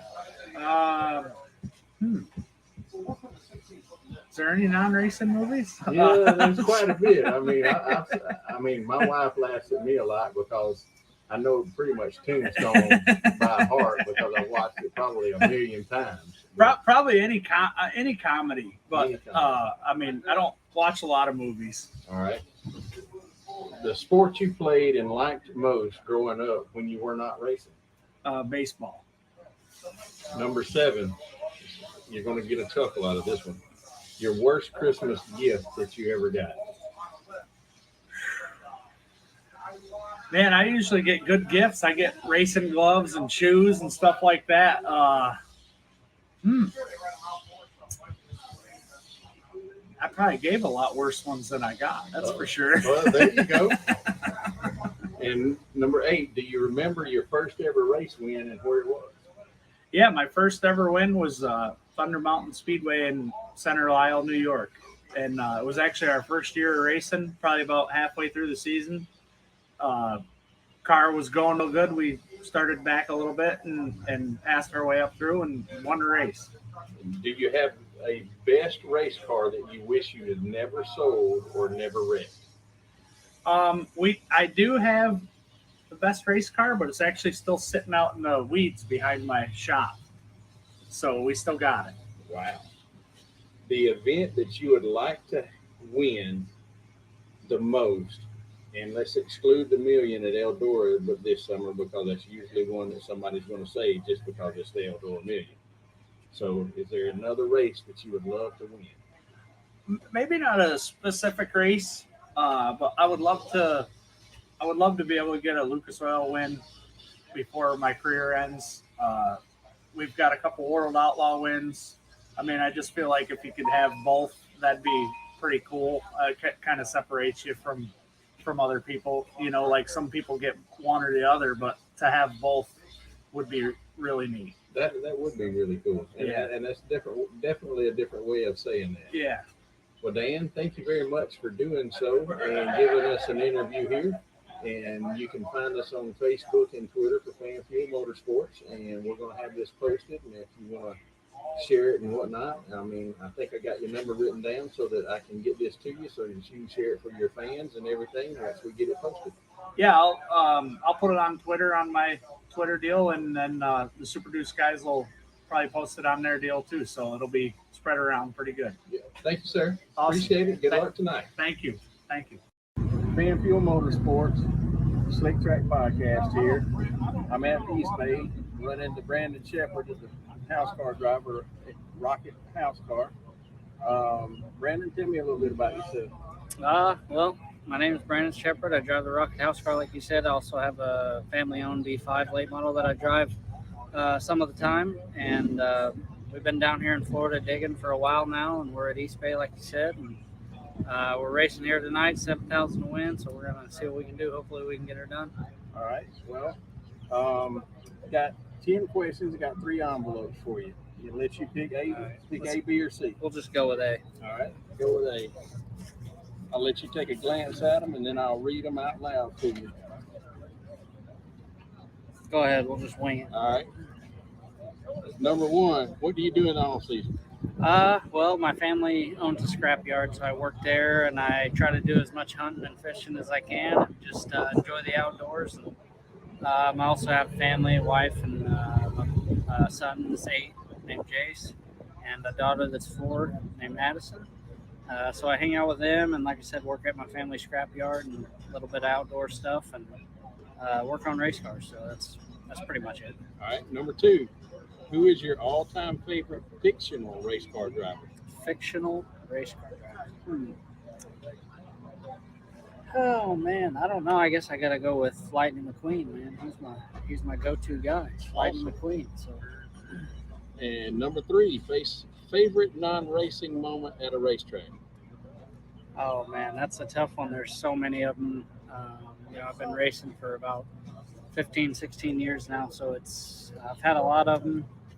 To name one, I don't even know that I can, honestly. Just hanging out with people and enjoying the conversations and stuff like that. That's one thing that I enjoy anyway. Well, it takes a little bit about the racing out of it, but you get to hang with friends and talk racing. So, number 4, what track would you like to see added to the Woo Tour or to your schedule? Oh man, there's a lot of them, honestly. We have a lot of good tracks. The more we can get around home with the World Outlaw schedule, the better. So anywhere in Illinois that's not on it, they can get on it. That'd be awesome. Yeah, that way family and friends can come out. Exactly. That, and I just love the tracks. So. All right. So with that being said, which track would you like to axe from the schedule? One that gives you the most trouble. Well, to be honest with you, I don't want to call one out. I got a lot of my family. We used to own a racetrack, so I just prefer not to call any tracks out. Just because I got so much respect for all the promoters and all the track owners that I can't do that to. Well, that's a fair enough answer right there. I'll tell you what. Name a bucket list track that you would like to win at. I think I got to go with Knoxville. The Knoxville Nationals have been really fast there, and it seemed to elude us. So that's one race that I want to win for sure. Sweet. Your favorite race day meal? Oh man, I really honestly don't eat that much on race day. Just the nerves and everything. It's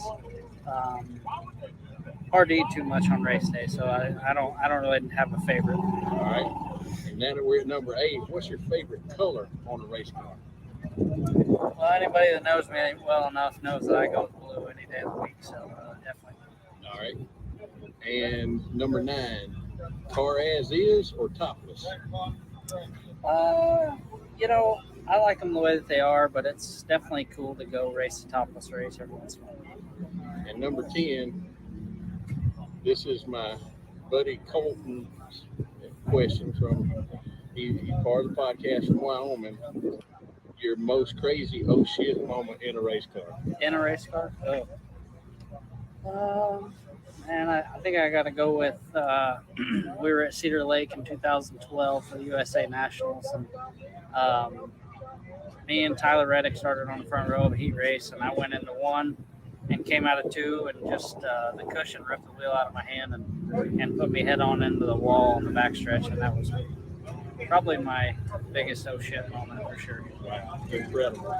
Well, thanks for taking the time out. Of course. Need to thank anybody or anything like that before race days and everything? Oh yeah, man. I got all the supporters on this Rocket House car, and on my B5 family-owned team.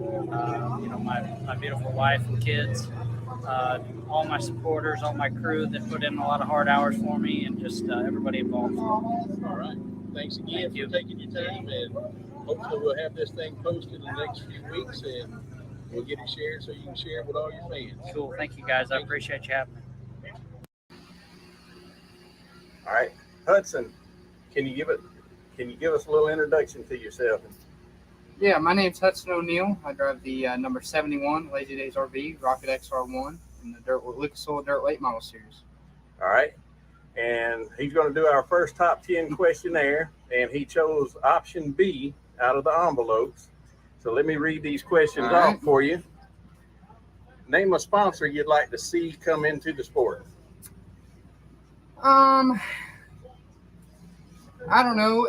We always want to see, all these sports, any form of racing, it takes money, and to see some bigger sponsors, maybe some corporate sponsors come in and be more a part of our deal would definitely kind of propel us in the right direction. I think being able to have some more money to be able to run more races, or have more money for a series to do bigger events, or host bigger purses, whatever that might be. So to see a little bigger sponsors come in, I think we're going in the right direction, and you definitely see some more kind of coming this way. So excited to see what it has in the future. All right.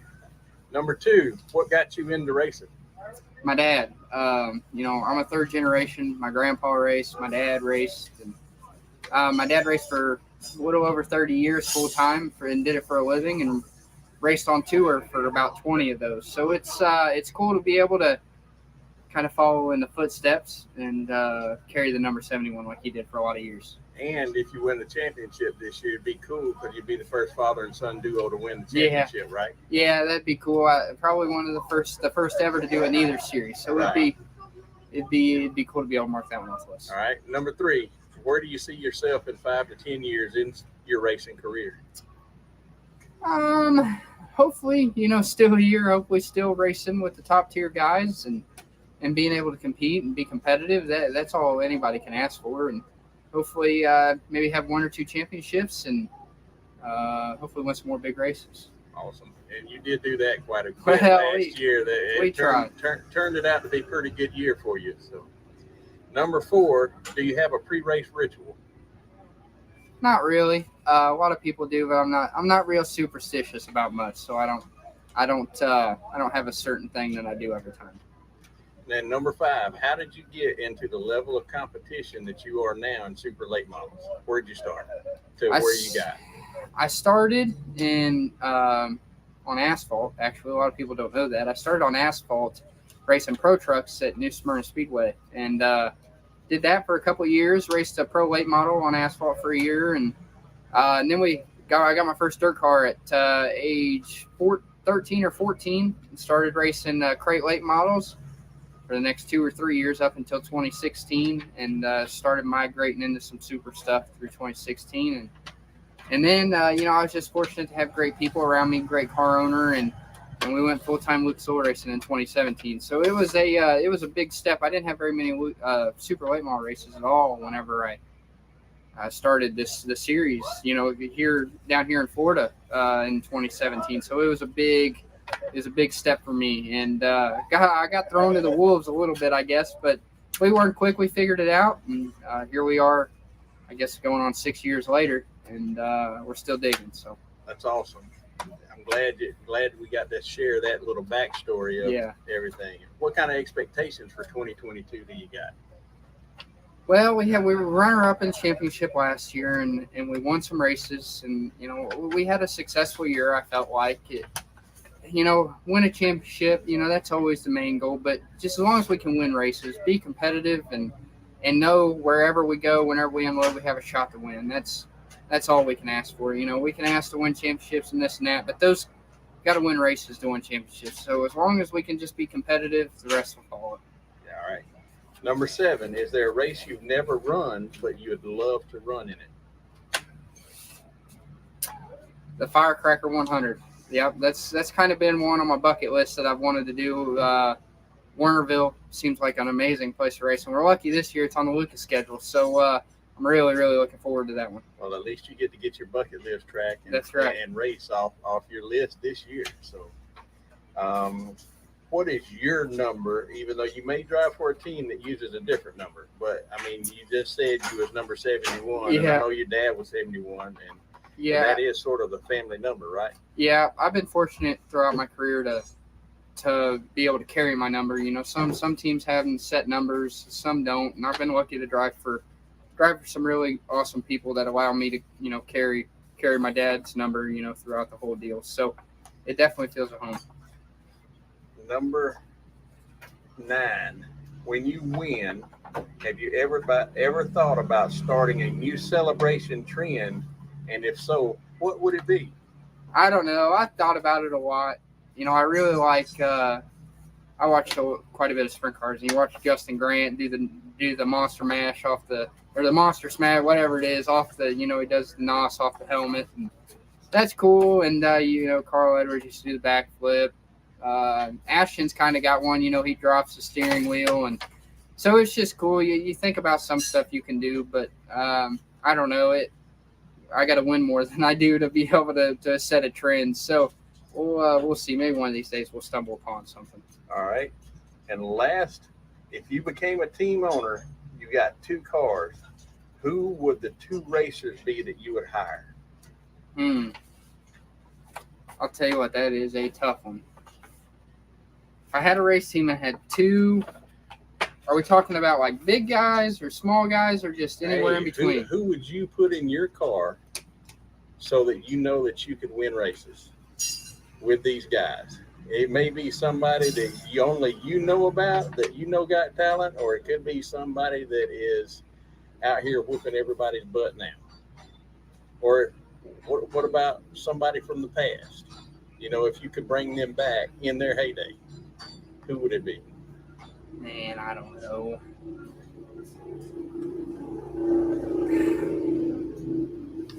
I don't know, really, to be honest with you. Can I think about it and then we'll record that later? Yeah, well, we can come back and maybe get that one on another one. All right. I mean, that's pretty cool. And thanks for taking your time out. And I know this is FanFuel Motorsports. We're doing the Slick Track podcast now.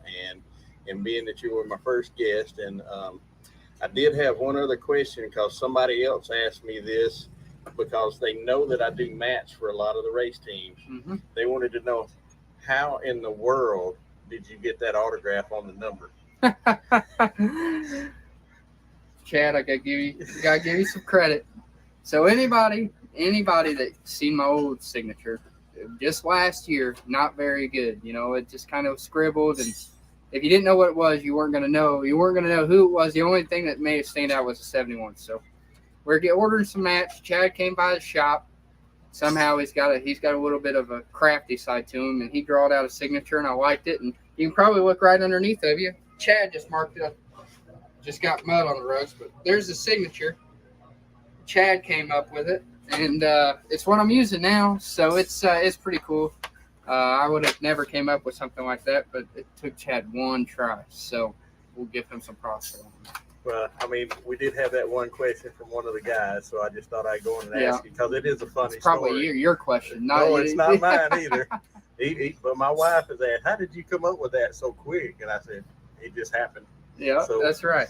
But it's been fun working with you and everything, and knowing we got the souvenir hauler and everything done, and working with Roger to get all these done. So it's been fun working with all you guys on the mat side. Now getting to do this for helping out my son for his podcast and everything is kind of fun too, because I've got access to some drivers that they may not ever get to go to the racetrack to go do. And I really do appreciate you taking the time to knock one of these out for us. Yeah, we appreciate you guys. Thanks. All right. Welcome to the FanFuel Podcast, Slick Track Edition. I have got one major TV superstar for when it comes to dirt racing on TV. You can see him right here. It's Ben Shelton. Ben, tell us a little bit about yourself. Oh, man, I'm just a guy that grew up loving racing, grew up in Riverside Speedway in West Memphis, Arkansas, watching sprint cars mainly race, but always loved everything. And all the way back from those early days of watching guys like Sammy Swindell and Greg Hodnett and all those guys race, now into getting to watch all these super late model guys, the mod guys. If it goes in circles and it's dirt, then odds are pretty good I'm going to be a fan of it. Awesome. Well, I got 3 envelopes for you for some. Yep. You can pick A, B, or C. Let's go with A.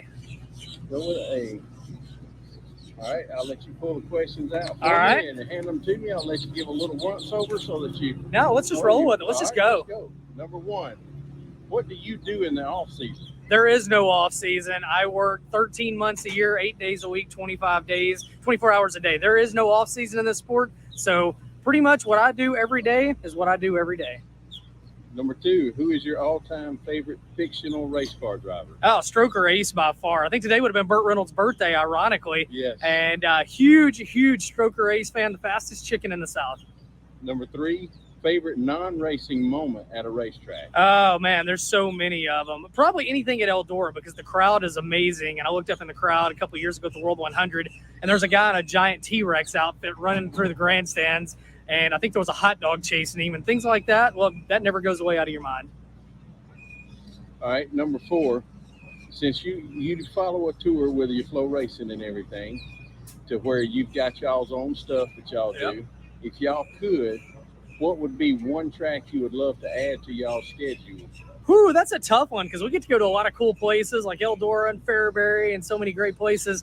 Probably if I could add anywhere, probably because it's going away after this year, I'd love to have a race at I-80 Speedway. That's such a great place, and it's closing at the end of the year. It'd be cool to have a Castrol race there. All right.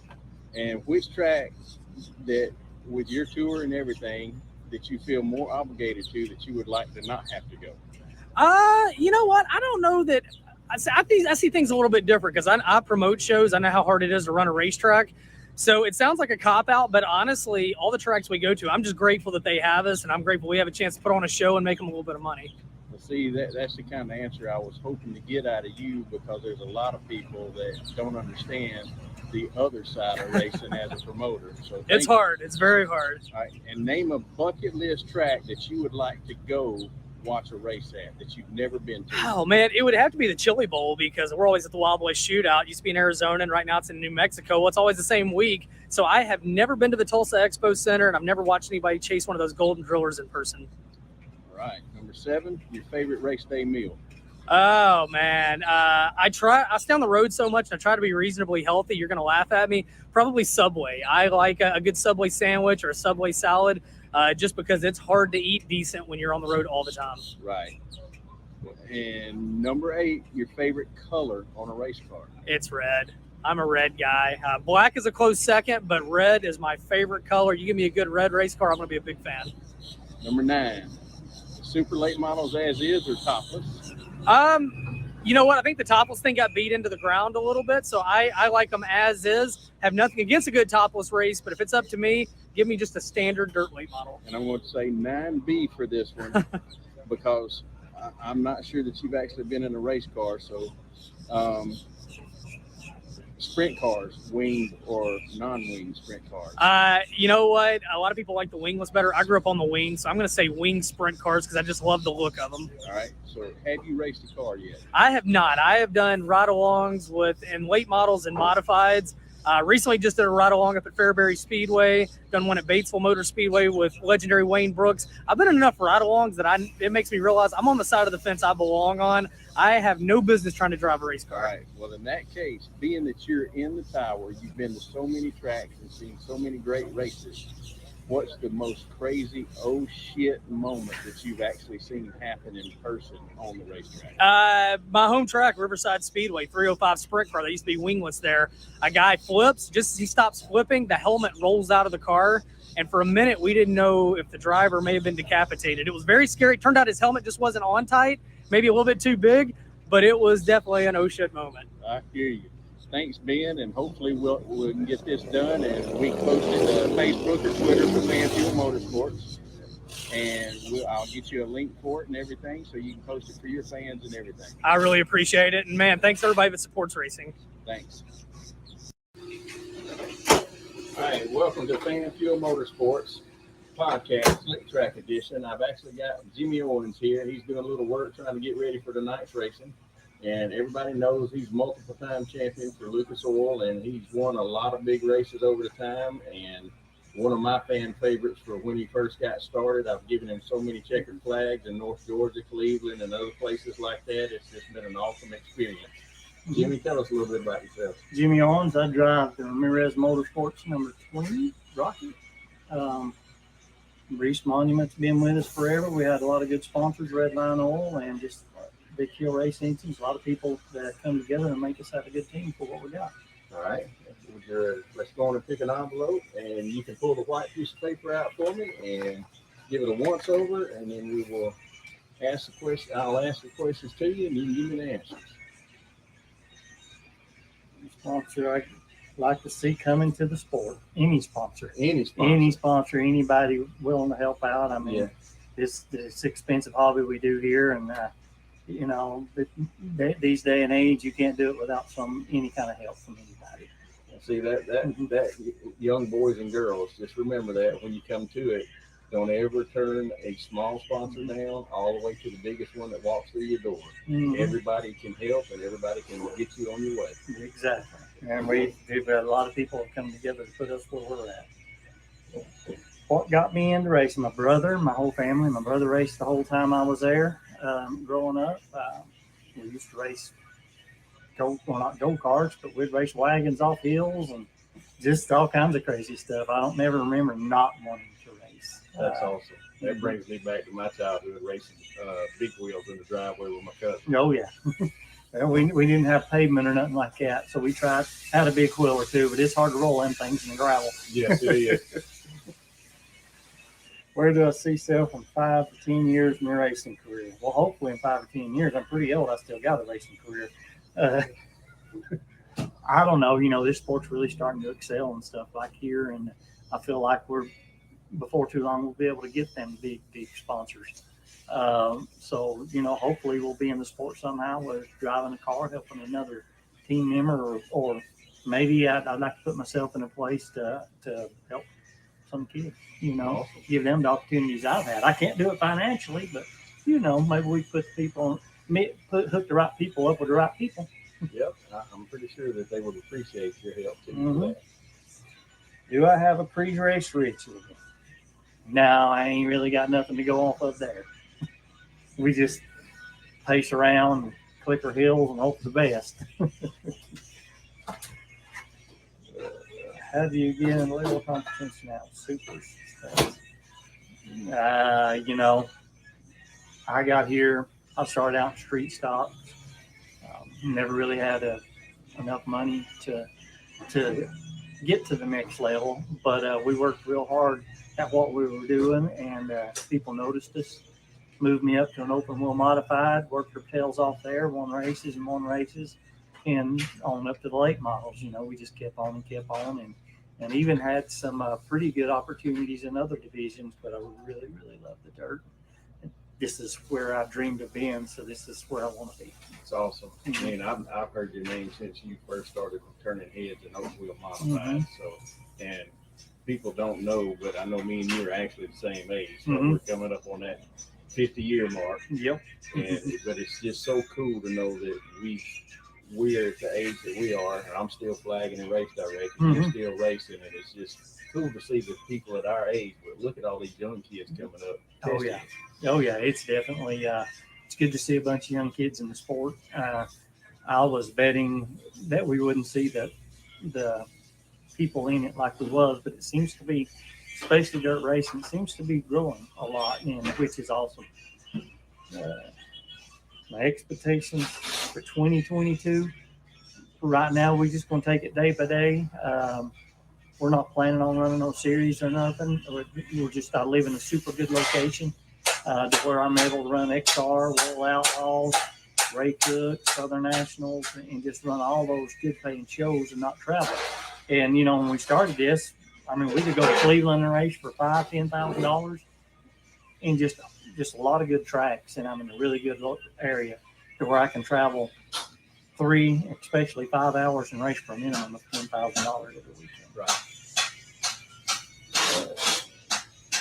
Is there a race you've never run but you'd love to do it? I'd like to go to the Boone Nationals modified race. I've always wanted to go there, but I've always run UMP or something like that, and never had the opportunity to go do that. And I'd like to get out there and do that sometime. But out of all the things, you're the first person that's mentioned the INC Nationals, so that's pretty awesome. Yeah, I'd love to do that.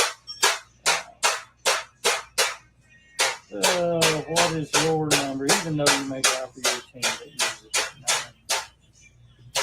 Actually, my favorite number started to be number 74. I was a fan of a guy back when I was about 8 or 9 years old, and probably one of the first drivers that I think it's Don Seaborn was his name. One of the first drivers that acknowledged me as a kid, and I remember, you know, when he signed the shirt, how I really, really liked that, and so that was kind of my favorite number for a long time. But you know, when I started racing, I didn't really want to be the same number as other people, and one of my sponsors wanted to be number 20, and at that time I was like, well, ain't nobody number 20. Why would I want to be number 20? And I'm thinking, nobody number 20. That's why I'd like to be number 20. And you've made that 20 kind of famous. Oh yeah, especially in souvenir sales. Oh yeah, it's been very, very fortunate. When you win, starting a new, thought about starting a new celebration plan, and what would it be? I mean, I'm not very creative when it comes to that stuff. Well, I was gonna say, don't do nothing crazy now. Being 50, you don't end up with a broke fist or something like that. If I did something Well, that way. if I do a backflip off the car, you can bet I'll stumble and go ahead and call the ambulance. If I became a team owner, you have 2 cars. Who would be the 2 racers you'd hire? That right now would be a tough one. I've had that discussion with a guy that just recently bought a race team, and it's really, really hard to, you know, most of the kids that are in this sport, they're in here because of their parents, right? Or they come for money, and I would probably go scouting. You know what I mean? I would probably go scouting to local racetracks and just pay attention to who's working hard and who looks like they need a break, and that'd be what I'd do. Right. I wouldn't pick no drivers that are already here. I would just try and give someone their shot. Yeah, I can see that because it makes it feel like you're giving back the same way that you was given to. Exactly. And I know that even back in the day, it's been discussed at how you were hands-on working on your car so much. And if you go through a garage and you see a kid working on his little 602, his dad might be there, but if the kid is the one that's actually working on his car the most and doing everything he can, and he's still running top 3, that might be that one kid you're looking for, right? Oh yeah. I've always said, people ask me if Nathan's going to race. I said, well, I will help him finish his car. And when he decides he wants to race, and I mean that, I ain't going to build nothing for him. If he wants it, he'll have to go get it. Awesome. Well, thanks, Jimmy, for taking the time out for the FanFuel Motorsports Podcast, the Slick Track Edition, and really do appreciate it. And as soon as we get it uploaded to Facebook and Twitter through them, I'll make sure we get a link to you one way or another so that you can post it out there for your fans. All right. Thank you, guys. Thank you. Welcome to the FanFuel Podcast, Slick Track Edition, down here at East Bay with Devin Moran and he is the driver of the number 9 car. And most people would know him as the son of the $1 Million Man, Donnie Moran, who won that infamous $1 Million race. And I'm pretty sure he's got that on his schedule and circled to keep that one race all in the family come June this year. I'm going to be excited. I get to go to that one. I missed the one in 2001 your dad went to, but hopefully at some point in time that I'll be able to go to Eldora a few more times than I have. I've only been twice, but it's an awesome place. And this cat has come from the back on a few nights, bad luck, in the middle of the race, sent him to the back, and he comes back up ripping his quarter panel off up around the cushion and everything. And how he's getting top 5, most people will never know, but this joker will drive the wheels off the car. Devin, tell us a little bit about yourself. Just have a great team here, driving for the Ty-Torg Performance team. Got my brother up here, Wiley and Braxton, grooving tires, getting everything ready. Everybody's just been working really hard, and the car's been really fast. So the things we've been doing has just been working out in our favor. And we've had a little bit of bad luck, but it's just the way it goes sometimes at East Bay, and we're trying to take as much advantage of it as we can when we can get up there. Right. And last year, I know I was at Volusia, and you won the Big Gator last year for that. So I know that was a big accomplishment as well. What was it like growing up knowing that your dad, Donnie Moran, was like one of the fan favorites of pretty much any racetrack that he went to across the country?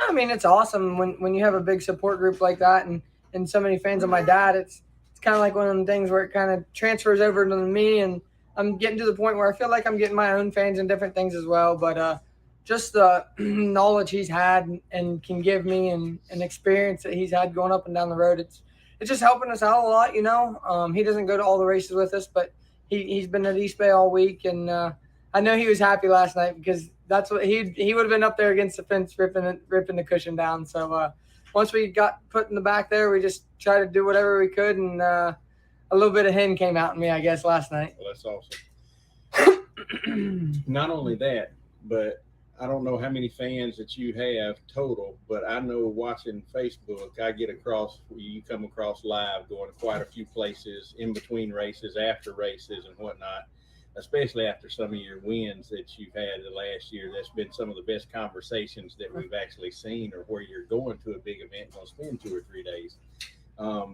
Where do these come across to where all of a sudden you just got to go live on the road? You just get bored, or you love the fan interaction? Yeah, that's the biggest thing. Like I tell people all the time, like we aren't going to be out here racing for good money if we don't have fans in the stands and watch on TV and everything else. So it's one of them deals. I feel like we've always been outgoing people, me and my brother and my girlfriend and everyone. So it's just we try to hang out and talk to people and have a good time, and try to get feedback. It's all about everyone. There's been little kids around all weekend stopping by, hanging out, and that's what it's all about. So it's a lot of fun hanging out with the fans and people coming after the races and just chilling for a while. So yeah, we just did it so we could talk to people and just have a good time with it. Well, I will say thank you. You've answered a couple of my questions on there as well. So let me have the chance and ask you about 10 more questions. If you will, pick an envelope. All right. Which one, A, B, or C? Yep, A, B, How about or we C? go A team today? We opening it up? Yeah, you open it up. If you want to give it a once over and then hand it to me, I'll ask all the questions for you. We got like a quick 10 question? Yes, sir. I want to read it. You rip it off to me. Let's see what we got. All right. Well, here it is, too, and it's banging the cushion. All right. So what do you do in the off season? Other than work on your race car? Yeah, so we ride 4-wheelers a little bit. I actually just got a brand new 4-wheeler from Dome Cycles. I'm picking up on the way home. I go up to my girlfriend Lakia's house. I ride snowmobiles, do skiing. Most of the time is working on the race car, but we ski, snowboard, do some of that stuff, so it's fun. Well, do you at least treat Wiley to some of the fun times? Oh yeah, he was off at Disney and everything this year, so awesome. he had a little bit of downtime, but yeah, we got everything ready, but we had fun as well. Who is your all-time favorite fictional race car driver? Ooh, I don't know. My all-time favorite fictional race car driver. I guess you gotta go Ricky Bobby, right? Well, I mean, as old as I am, I can go back to Cole Trickle's pretty good. Stroker Ace and Lightning. Cole Trickle. I'd say Cole Trickle. He's number one. All right. So 3, your favorite non-racing moment at a racetrack.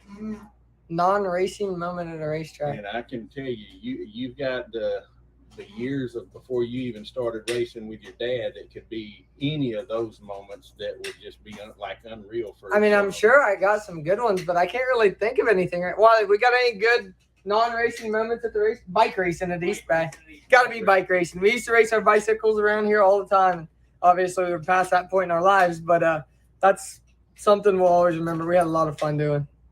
All right. And which track would you like to add to your schedule that you currently do not have on it right now?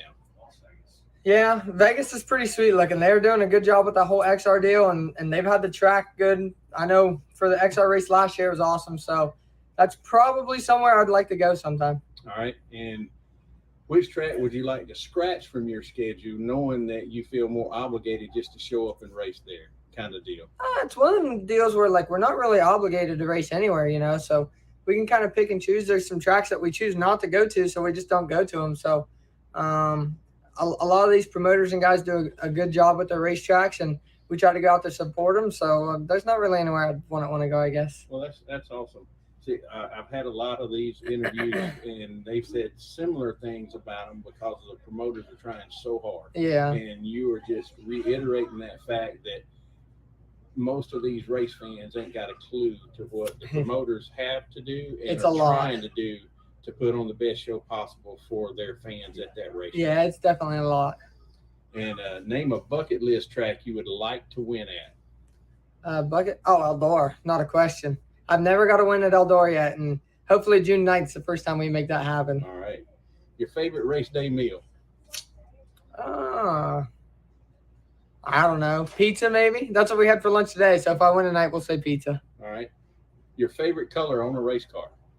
Black and yellow. That was my high school colors, and I love black and yellow. So I've never seen you in a black and yellow race car, though. Or I used to before I started racing for Ty. But we possibly start to see maybe a black and yellow? Nah, Ty's all blue, so unless I start racing for someone else, I'd say it'll stay blue. Okay. Well, I just didn't know if he might let you do a throwback one. So Maybe one day. Maybe one day. We'll see. All right. The car as is or topless? Oh, I like topless racing. That's my favorite. For some reason, like, Dad's always liked it, and some of these guys think it's unsafe or whatever, but I love when we race topless. I think it's awesome. All right. Number 10. And I might get Wiley to jump in on this one too, because he's seeing some from a different perspective. But how about your most crazy oh shit moment in a race car? A most crazy oh shit moment in a race car. I don't know. Around Bristol? Yeah, Bristol was sketchy. Like it was a lot of fun when it slowed down and you could move around a little bit. But like the first couple times out there practicing. Wayne County. Oh yeah, 2016. I was on black and yellow 99 Barry Wright car. And qualifying, I went in there and literally everything but the right front tire was off the ground. I thought 100% I was flipping. And we ended up flipping. We about won that night and then ended up breaking the J-bar. So, yeah, Wiley's right. 2016 at Wayne County was the worst. Yeah, it's a good thing I had him jump in Hey, on he's that a man. one, right? He's got my back, I'm telling you.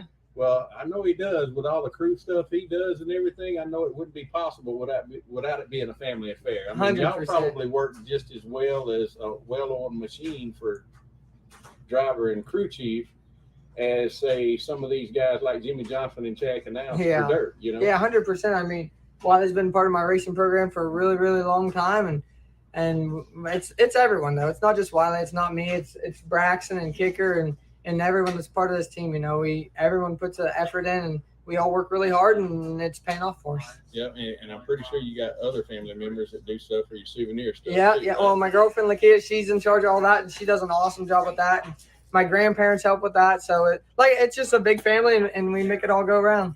Yeah, and that was one of the ones, since you said your grandparents, you were actually riding with your grandparents. The first question you ever answered for me when you were live. Was it? Yeah, you were riding, and your grandmother shouted something, maybe something like lasagna or spaghetti about something for dinner. Really? Yeah. Yeah, they're awesome. They're some of my biggest supporters, so can't thank them. They've been at the races every night. They're going to Volusia next week and hanging out, so it's a lot of fun for sure. I'll see you at Volusia as well next week, and thank you for taking time out for the podcast. Really Awesome. appreciate it, and we'll see about getting this shared to you and share with your fans as well. Perfect. Thank you. Thank you. All right, welcome to FanFuel Podcast, Slick Track Edition. got Brandon Overton. Everybody knows exactly what Brandon Overton did last year. He did some amazing things in the dirt late model. Brandon, tell us a little bit about yourself, please. Just running my third year now with Wells Motorsports. It's been pretty good ever since we started running with them. Just trying to get it figured out here at Speedweeks. All right. What was your favorite moment last year? Definitely the dream. To go for me to win a race at Eldora, just one was cool. I probably can't even really believe that it happened, and then to do it twice in the same weekend, pretty special. I don't think I'll probably be the coolest thing I'll ever do. Right. Well, hopefully we can do that again, because I'm going to be headed up to Eldora for the million and the dream this year. So I'll hang out with you for then. You need to put me to work. I'll be more than happy to do so. So here we go. We got 3 envelopes, A, B, or C. You choose whichever one you want. Question A.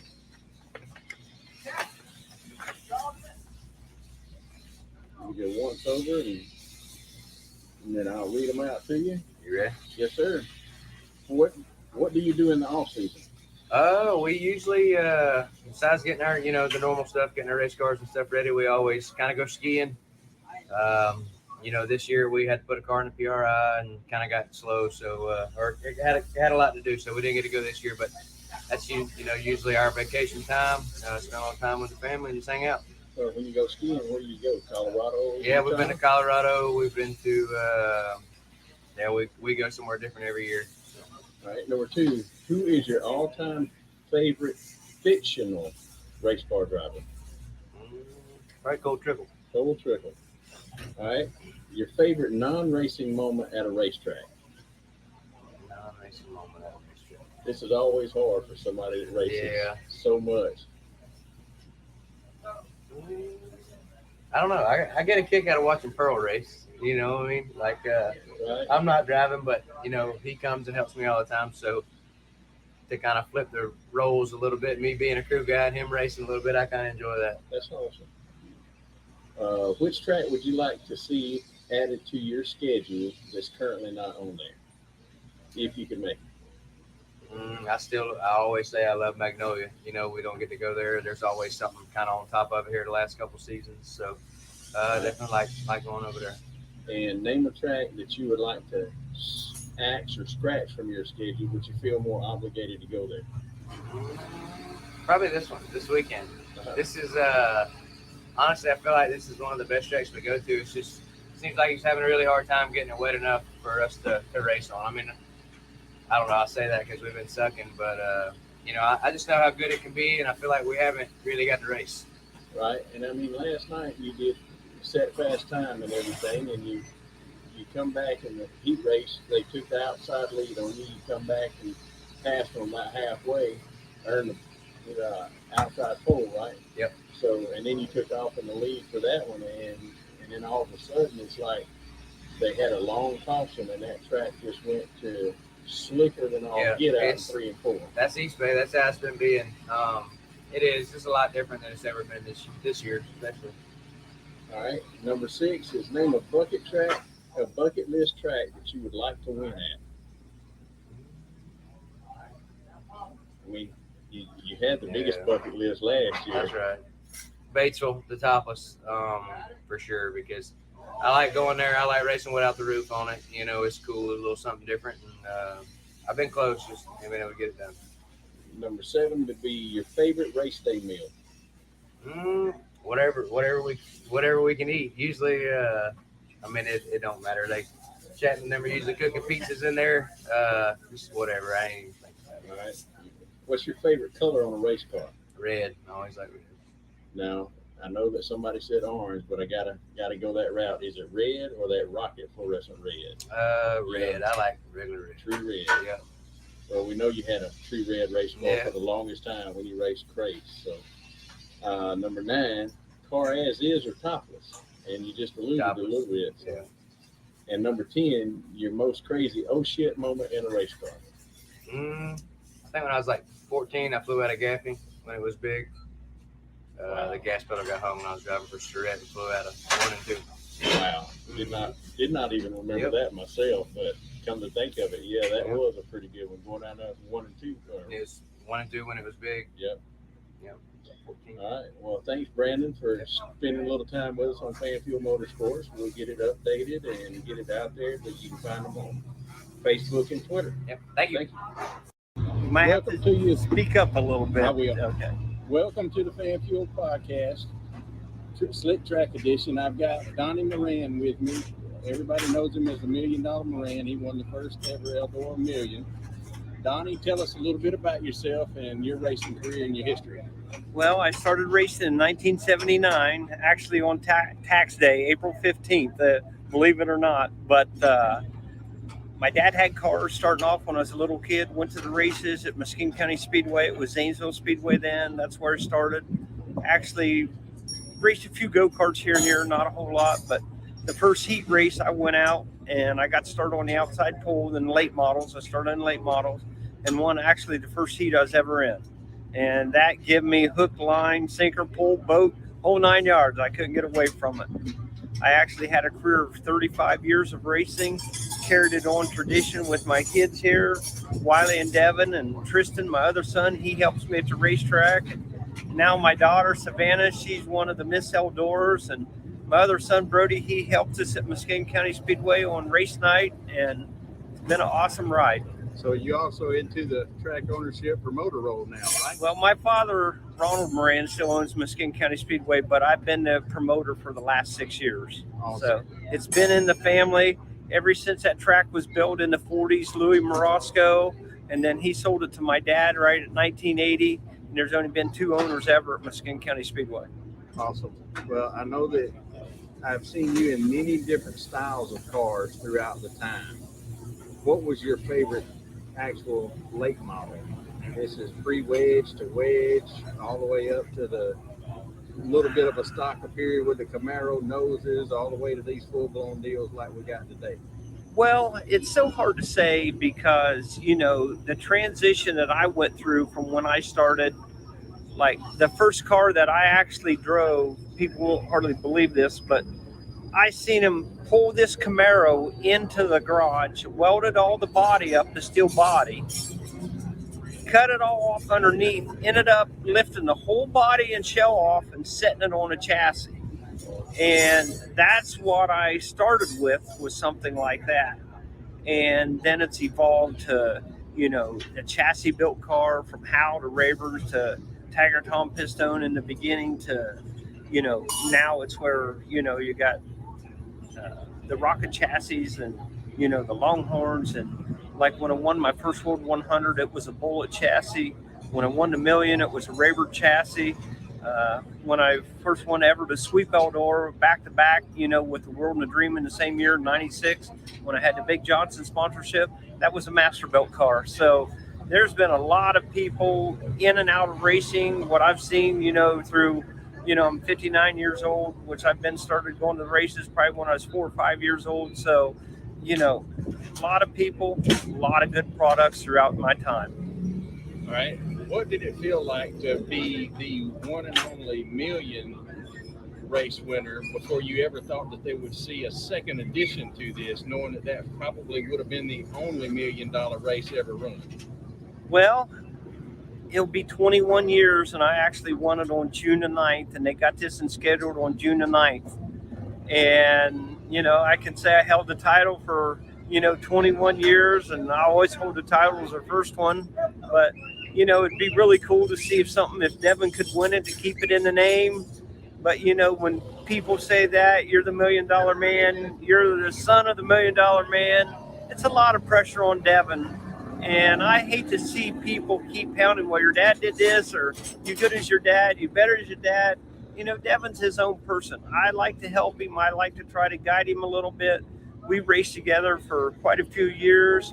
Now he's basically, you know, runs his team himself, and him and Wiley does an excellent job. But to keep it in the family, there's no words, you know, just maybe pray to God that would happen. All right. Well, thanks for taking your time out for a quick interview. I really appreciate it. And I'm going to get to go to this Eldora Million, and where I didn't get to go to the one that you won. So it's going to be a treat, nevertheless, to see at least the second one if they don't ever do it again after that. So it's pretty cool. I mean, the hype is there. You know, won World 100s before, won a Dream before, won a Dirt Track Championship before, won 7 or 8 championships in series, but it was nothing like the million. You know, when it was just phenomenal. It was just a life experience I'll never forget. great. Thanks for taking the time again. And You're welcome. Good luck with Devin tonight, and y'all have a good one. And All right, go Devin. Let's go. Welcome to FanFuel Motorsports Slick Track Podcast. We got Frank Hankimus Jr. here at East Bay Raceway Park. He's racing the rest of the week down here. Frank, tell us a little bit about yourself. 33 years old, from Illinois, close to Chicago. Everyone thinks we're right in Chicago, but we're south of Chicago. Married, just had my first kid. I've been racing for quite a bit here. Raced go-karts. I was pretty successful. And then I went straight into late models and kind of just developed a little bit each year and just looking to have a good year. Last time was our first race in a long time, but looking to get better. All right. And your family's also run a few racetracks in that time too, right? Yeah, my sister, she ran Kentucky Lake Motor Speedway for a couple of years, and then she rented Kinky, a little local track there, and then now she runs a track, Dirt Oval in Joliet. So she has a World Outlaw race this year, but she's real big into team demo. Her website, Dirt Oval 66, but she does monster truck shows, demolition, all kinds of stuff. Very successful with it. Does a good job there, and so she's actually here this week helping and supporting me like she always has. All right. So let's get down to the nitty gritty. Yeah. We got 3 envelopes, A, B, or C. We'll let you B. choose which one. B. B. All right. You pull them out and get you a glance over, and then I'll read them off one at a time. And hopefully they're not too crazy for you. Oh, they're good. All right. I get it. Number 1, name a sponsor you'd like to see come into the sport. I like to see like a more of an energy drinks type stuff. Like I'd like to see Red Bull or something. They do a lot of like the F1 cars, motocross, snowcross, and I think if someone like that came into our sport, it'd change it pretty drastically. Good deal. Number 2, what got you into racing? My dad was just a local racer and always went to Florida like this, but worked for a living, raced Santa Fe Speedway, and then Kankakee and stuff. And then my sister traveled a little bit and raced. And then when I got started, they both kind of put their suits up and started supporting and helping me. All right, number 3, where do you see yourself in 5 to 10 years in your racing career? I don't think I'll be racing anymore in 5 or 10 years, just because if my son wants to race, I think I'll stop what I'm doing and help him. Kind of like my dad did with me. Maybe not 5. Maybe I'd still be racing in 5 or 10 years, but I don't want to try to do 2 teams or nothing like that. If he wants to do go-karts, I'll work and take him go-karting. So I got a lot to accomplish for that, but I think hopefully I'll be helping my son. All right. Well, you did just hit on number 5 a little bit, but how did you get to the level of competition you are in now, racing these super late models? Yeah, we just every year set a little bit higher goal, and it's funny. I remember when I started, I thought if I could ever win just a 5,000 win race, I'd be the happiest person ever. And then, really like a 2,000. Then so our first race we won was a 1,500. Then we won a 2, and then the 3s came, and then the 5s, and then we won a 12, and then last year we won a 15. And so you just kind of always set your goals a little bit higher every year, and definitely not easy, but every time you can pick off just a little chunk of your goals, it keeps you going and makes you just a little bit better. But when you get pretty sterile, it gets tough. All right, number 6, your expectations for 2022. I'll answer that in 2 parts. My expectations for down here would be if we can sneak a win would be great, but these guys have been racing for a month and a half, so we're way behind. We haven't raced in a long time, but so shoot for some top 5s down here, top 3s, and then for this year, we can get 10 wins. I'd be really happy with that. Is there a race you've never run but you'd love to race in it? Yes. I've never run the West Virginia motor. And if they had a race again or like a big race again, I think they were dabbing into it last year. If they get a big race going there, I'd like to go there because that's just something seems pretty cool to me. All right, number 8. What is your number, even though you may drive for a team that uses a different number? I'm 99 junior. I have that number because my old man was 99, and then my sister was 99, and then when I came along, I thought 399s would be pretty confusing, so we threw the JR on it. There you go. And number 8, when you win, have you ever thought about starting a new celebration trend? And if so, what do you think it would be? Yeah, so it's a little bit different, but my wife came to our 4 big wins last year, and she was pregnant with my son, and now my son's born. So if I win, I'd like to do something cool with my son out there at Victory Lane. That's awesome. Yeah. And 10, if you became a team owner and you had 2 cars, who would the 2 racers you would hire? I'd hire Shannon Babb and make him drive for me, and then maybe my cousin or something. Mike Stoll is my cousin, or if he's got a lot to do at work. But if we had to do it on a big level, I'd do Shannon Babb and probably Nick Hoffman. I think they'd work good together. That's awesome. Well, thanks for taking the time. I really do appreciate it. No problem. Thank you. Thanks, everyone. We'll get these up there on the FanFuel podcast on Twitter and Facebook, and then I'll send you a link and everything so you can put it on there for your fans. Perfect. Thank you so much. Welcome to the FanFuel Motorsports Podcast. I got Brett Moffitt with us. He's driving the 02 in the Xfinity Series this year. Not sure exactly what his plans are for full-time or not, but we'll find out. Brett, tell us a little bit more about yourself outside the racing helmet first. Well, it's pretty much my whole life. So, I like to have fun with my friends when we're off, but I'm not a big fan of off-season. So I try to race as much as I can, whether it's dirt, asphalt, or whatever. And, we're going full-time here in the 02 Our Motorsports Xfinity car. So looking forward to it. Hopefully we start off with a good run here at Daytona. All right. Well, what was the last thing you raced, being that the first race here is coming up tomorrow? Yeah, I race dirt micro sprints in my free time. So we went out to Tulsa over New Year's, and it's the week before Chili Bowl. Ran out there for a week, and it went pretty well. So had fun, and Millbridge Speedway out in North Carolina, they're starting up soon. So every Wednesday night we'll be out there and playing around there. I guess that'd be a good place for you fans to follow you on Wednesday if they got somewhere that they just got to get a racing fix in midweek, right? Yeah, it's an awesome little dirt bull ring short track, and it's right outside of Mooresville, North Carolina. So definitely come check it out. They do a great job, and they get a lot of cars, so it's a tough show. Well, I've got two real good questions for you. One is one of my favorite questions that we try to ask all the guests, your biggest oh shit moment in a race car. I've had a lot of them. I don't know. Unfortunately, I've wrecked a fair share of them with the best of them, but I don't know. NASCAR does such a good job. They're so safe now that, I'm not really nervous when we do start wrecking. It just is unfortunate and frustrating. Well, that's a good thing. But in the light of some of the wrecks and everything, do you see your moments where you come up and it's like, ooh, this is going to hurt? Really, anytime you blow a right front tire. I've blown a couple at Dover, and that's not fun because you don't slow down at all, and the impact's big enough that actually the whole car will come off the ground. So, those are never fun, and super speedway wrecks are obviously never fun either. They're wild, and you just want to stay on all four. So being this your micro sprints, have you flipped one of those too? Knock on wood, I have not. I flipped a midget. That was kind of an oh shit moment, but micro's been pretty good. I haven't really tore it up so far over the last year, so we're good. All right. What's your favorite food to eat?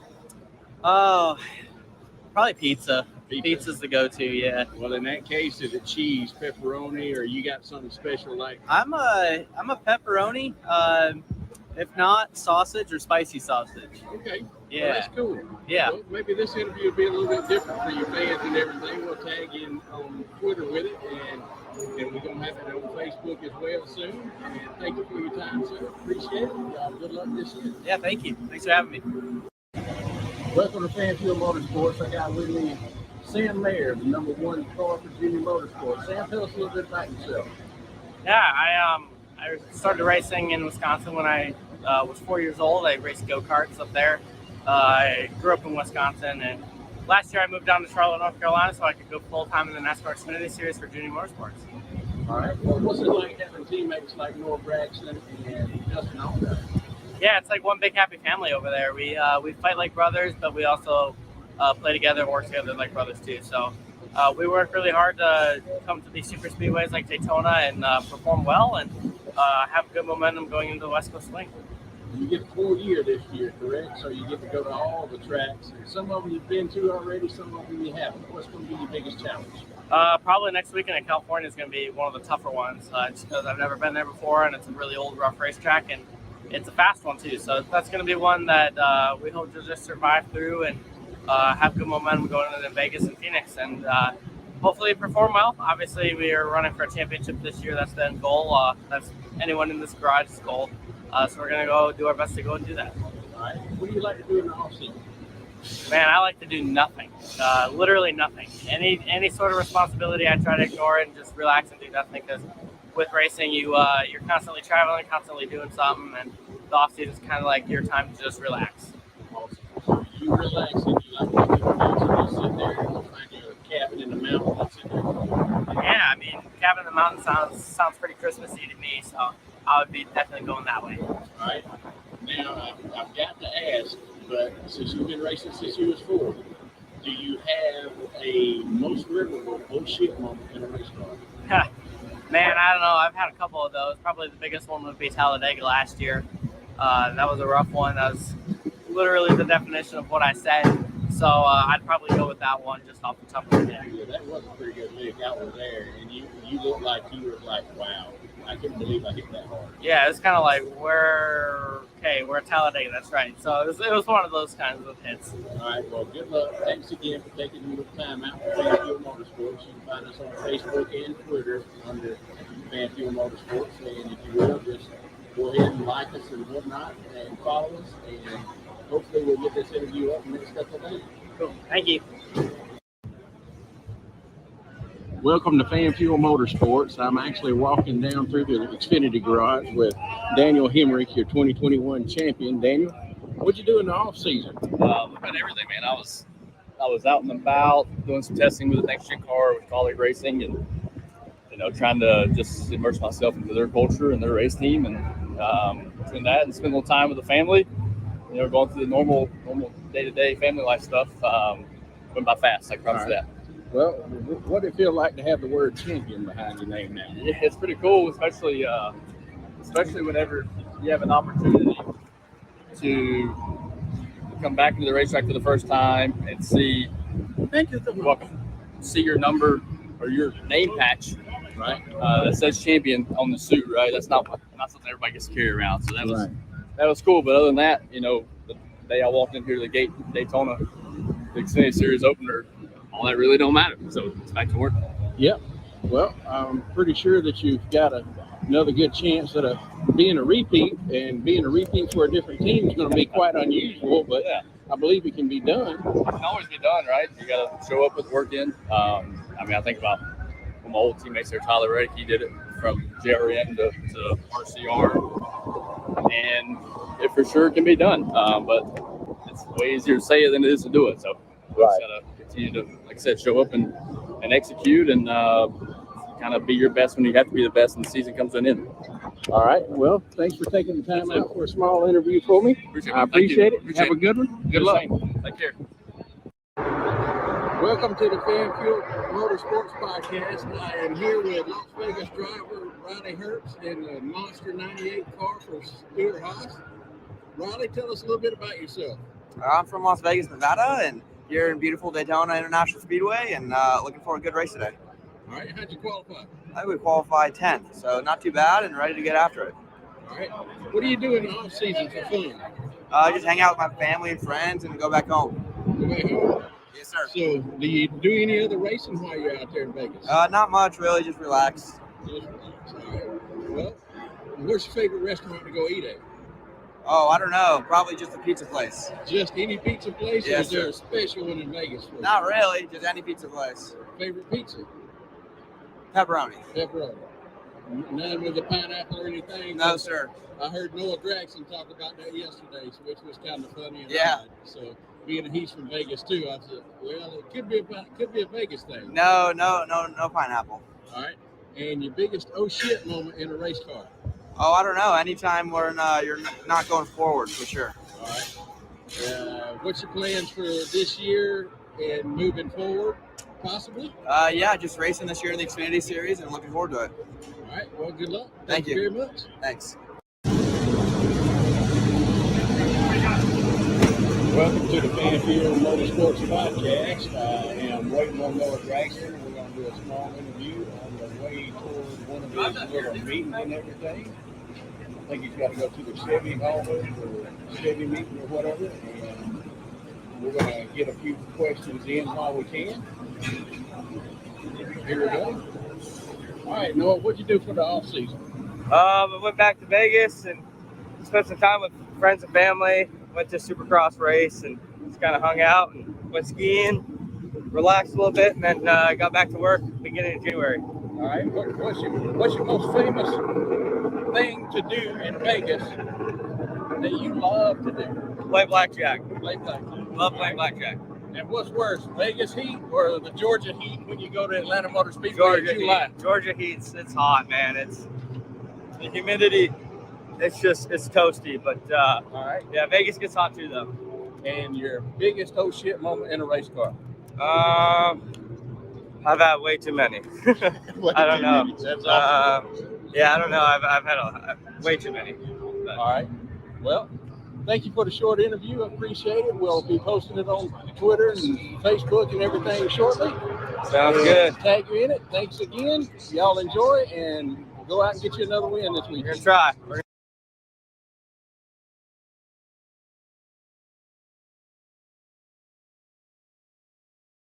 Welcome back to another episode of Letarte on Location. Today, a comfortable location at a racetrack, actually at New Hampshire Motor Speedway for the Cup weekend.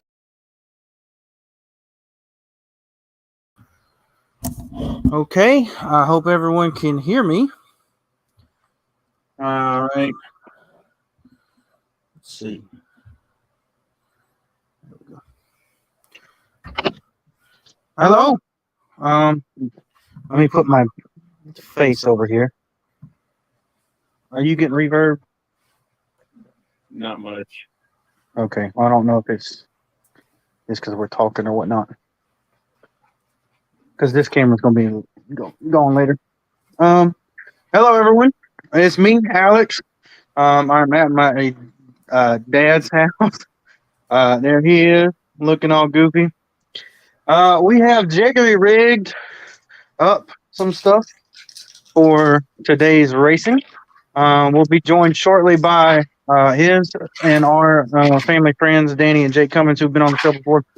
I think what's going on is that my phone is talking to me, even though I'm trying to be muted. That might work. Can you still hear me? Yeah. All right. So what's going to happen today is you can see from the sky cam above us is the best we could do. There it is. Way up there, some zip tie, we area rigged everything. We're going to be racing some diecast. It's called the Diecast Dash, and it's going to be a little bit of fun today.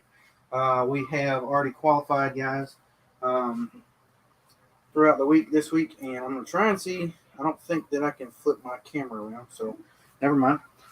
So excuse the jankiness of what's about to happen. But we got our starting lineup here. We're going to be racing a bunch of different Gen 6 cars. You can't really tell the detail from the sky cam, but we'll keep track of everything for you. We've got scoring we'll throw up on the board later as well. We're going to be doing 8 laps and a single pit stop for every car. We do have pit road. I'll be able to explain that a little bit later. And once we get Danny and Jake in here, I will cut myself off and we'll put everything on the big screen, and hopefully I won't hear any echoes. So I guess here's Danny. Danny is right here, so I'm gonna throw myself off and just let you guys watch the camera. Hi. Hey, Jake. We're both here. We're just on one computer. Okay. Can you guys still hear everything? Yes. All right. Well, you got Danny's face there. Jake is in there. You guys have 6 die, correct? Yeah. Yeah, we can look at the camera up there. So. Hello. This is a bit goofy. Behind me, you can see the race table for the diecast dash. This is my dad's. He built this. I don't even know. We got dogs barking, so I apologize for that. We got 24 contenders today. We have already qualified them, and we have a little short track with 24 pit stalls. Lola, can you please stop? Sorry, I got a yappy dog. And so what we're going to do right now is we're going to basically qualify ourselves.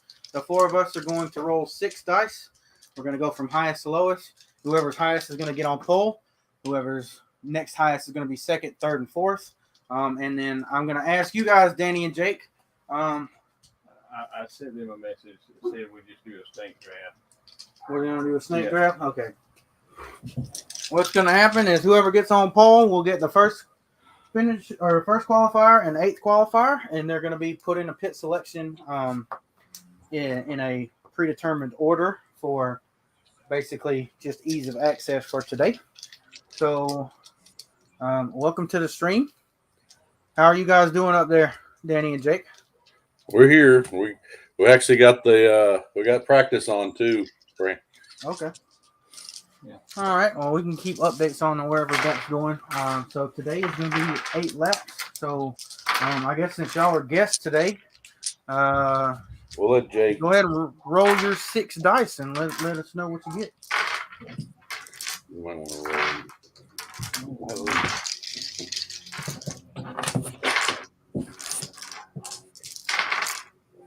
Roll your 6 dice.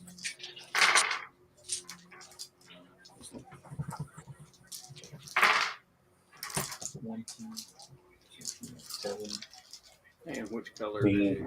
20. Jake got 20. All right, Jake. And what color pit stall or pit boards you want? We got flow orange, green, blue, or pink. Blue.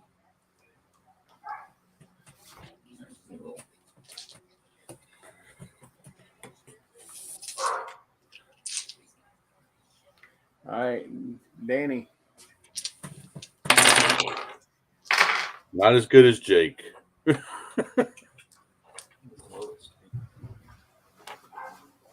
18. All right, which color you want? Pink. What? I'll go next. I got a whopping 8 and 6, so 14. You want green or orange? I'll take green, I guess.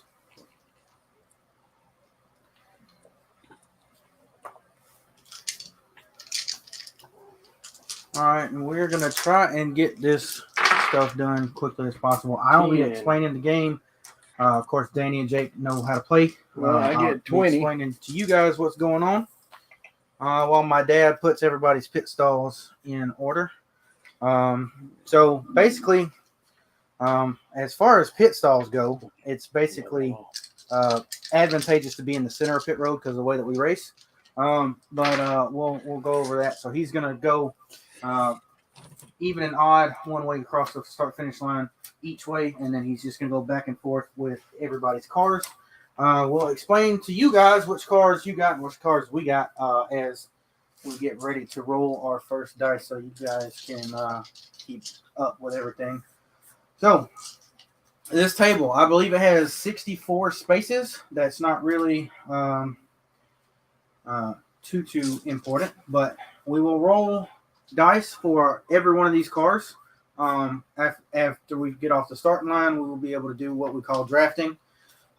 basically to imitate what they do in real life. If you are directly behind a car, so if you are on a white space and the car in front of you is on the directly in front of you orange space, and he rolls the number, you have the ability to take that number or try and roll for a better number. That is drafting. You can see my dad's kind of in the way, but there is a line at pit entry and pit exit. That'll be important once we get to pit stops later. The way that's going to work is the racetrack essentially starts in turn 1 at the, it starts in turn 4 after the pit entry, or right behind the pit entry, kind of where AJ Allmendinger and Bubba Wallace's cars are, and goes around all the way to that point, and then pit road goes there, and that's a lap. I don't know what that loud ass noise was, but okay. So that's basically it. We're gonna roll 6 dice. We will roll. We will roll any 3 or more ones. We will roll again. If you have 2 ones, you have to keep those 2. But if you roll 3 ones, you roll. You roll those 3 ones again, so that we keep the races moving, because we could have somebody roll 36, and then we can then have somebody roll a 12, and that's not too fun. But we'll do that. As far as anything else on track, there is a special for rolling 6 ones. You get a 42 spot roll. That is the best roll that you can do. It's 6 more because you had such bad luck rolling all those ones. It is 6 more spots than you would get with a 36. You can draft that, but the person who is drafting will be left behind at spot 36. So you'll still get 6 spots over the guy directly behind. Again, that's just a measure to keep these races rolling. Because they do take a little bit of time. We're probably looking at a 2-hour race today. We're going to try and be over as quickly as possible. But we look forward to it. All right, so I'll get back to pit road rules. You know when they get to go. They get to go after everybody on the front straight in between the lines in turn 1 and turn 4 have gone. Traversal of pit road is not at 6 dice. It is limited to 3 dice. And it is a luck of the draw. You have to hit the same number of spaces or over to get into your pit box. And then you will sit there for 1 turn before you are able to move out. Everyone has a color-coded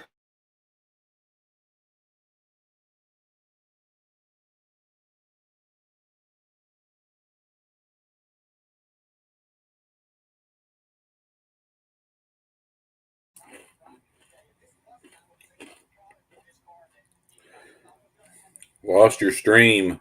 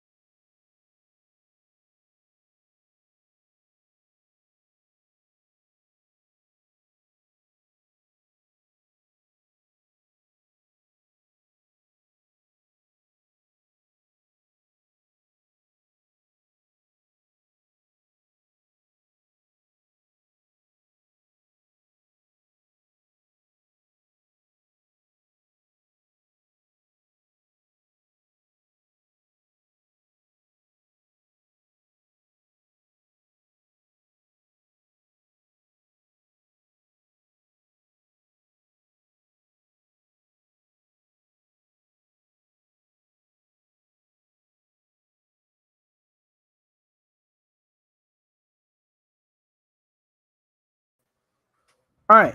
Can you hear me now? Yeah, you guys are back. I don't know how long that we've been going, so I apologize for that. Using my mom's laptop, it was supposed to have been charged all night. last night, but apparently it was not. Are you sure that's the charger? No, that's not. We're gonna have to go ask your mom. Is it just a micro USB? Is that really how you charge this thing? Where?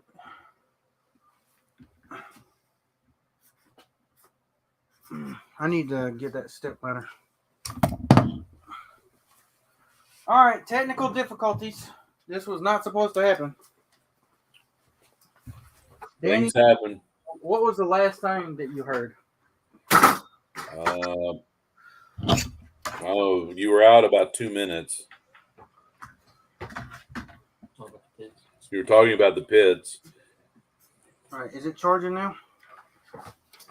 It should show right there. Well, I don't know if that blinking means it's charging or not. So yes.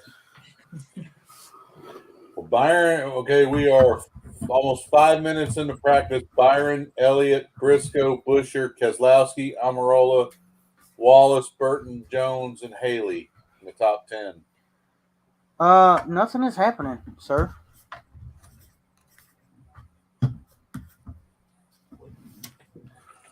It's not charging.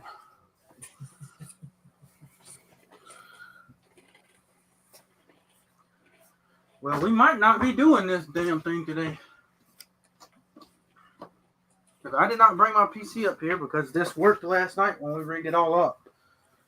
Or yesterday, I should say. This would be a good race for All right. I will be back, I guess. I'm I'll keep sorry. you entertained.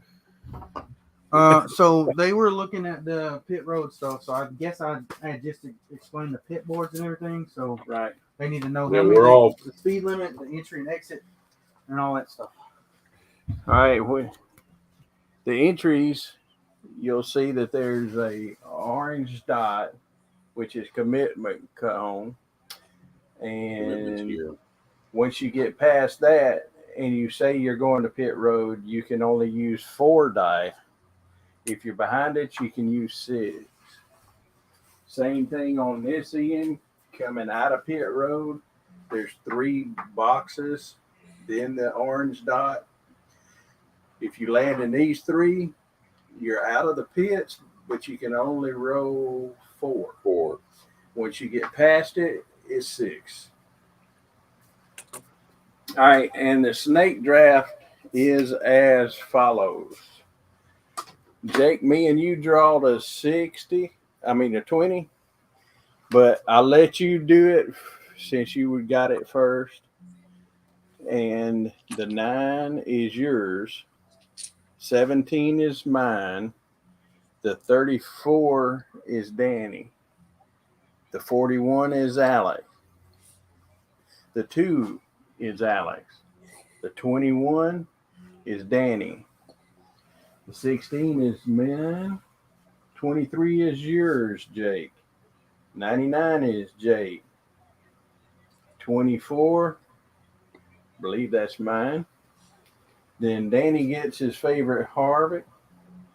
And then Alex gets Bowman. And then the 19 of Edwards. Then Danny gets the 19 of McDowell. I get Ryan Blaney, and you get Larson. You also get Christopher Bell. I get Almirola. Danny gets Petty's Garage. And Alex gets Kyle Busch. Then Denny Hamlin. Then Danny gets Truex. I get Tony Stewart. And you get Logano. Did y'all write your numbers down? I got 1, 2, 3, 4, 5. I got 6. Yeah, there's 6. We both got 6. Okay. Yeah, I got mine. Now, and Danny, the 78 is the second pit box coming in pit road. Okay. The 4. Did it turn off again? No, we're still good. Well, we're off now.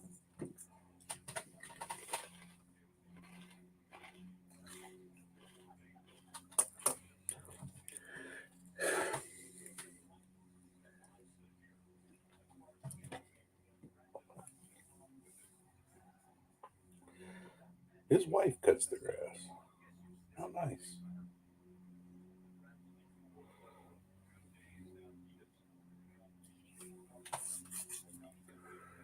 We're Daddy. The water again.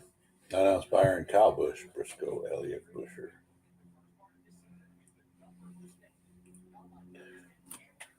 There's the 5. Not in this group. Oh yeah, yeah. This is the group. It's group. Oh, and he's gone. I think they're resetting the computer.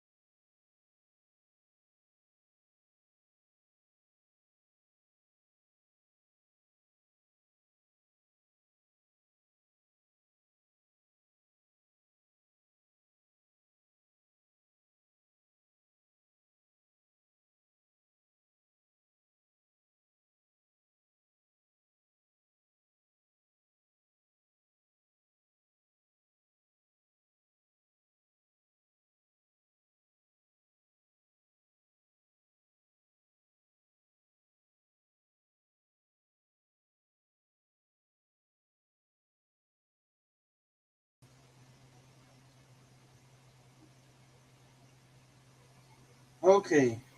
I'm trying to get everything back up. We're back. Microphone, snowball, camera, everything. Billy. I'm good. Update on practice. I'm not Practice gonna be able to hear 1. him, so you're gonna have to do all that. What? You're gonna have to do everything because I can't add them. I can't add them to the. I can't hear anybody. Well, you've got them. Yeah, but I can't hear anything. Can't I have hear no us? way of hearing the audio. Well, do you need to log in through your phone? Or do I need to log through? I'm not gonna be able to concentrate with all the reverb that came from my phone, so we're just gonna do it this way. All right. So Canadian. used to go here.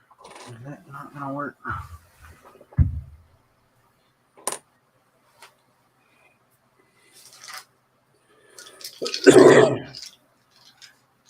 So we're not gonna be able to show scoring or anything either. All right. All right. Can everybody hear Danny and Jake I can hear. other than me? You hear us? Can you get two different sets of Bluetooth headphones at the exact same time, or is it one at a time? Have not ever tried it. Okay, I'm assuming it's going to be once at a time.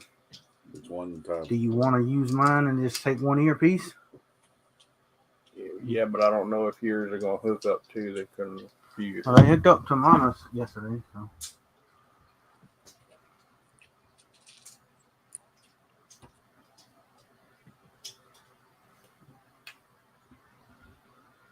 All right. Thank you for the patience, anyone who is actually still watching the stream, because this is obviously being a bit of a bitch.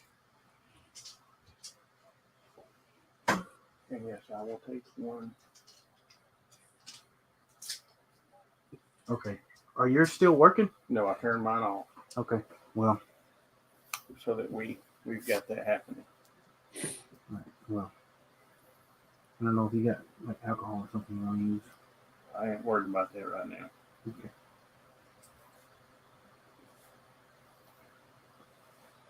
It's upside down. There you go. Testing. I can't hear you. Well, you can hear me. You can't hear, but Danny, Jake, can y'all? Yeah, we can hear you. Can Okay, you hear I can him? hear them now. Yes. All right. Well, let me tweet out and get on Facebook and tell everybody that it only took us an hour to get rolling. We are back from technical difficulties, everyone.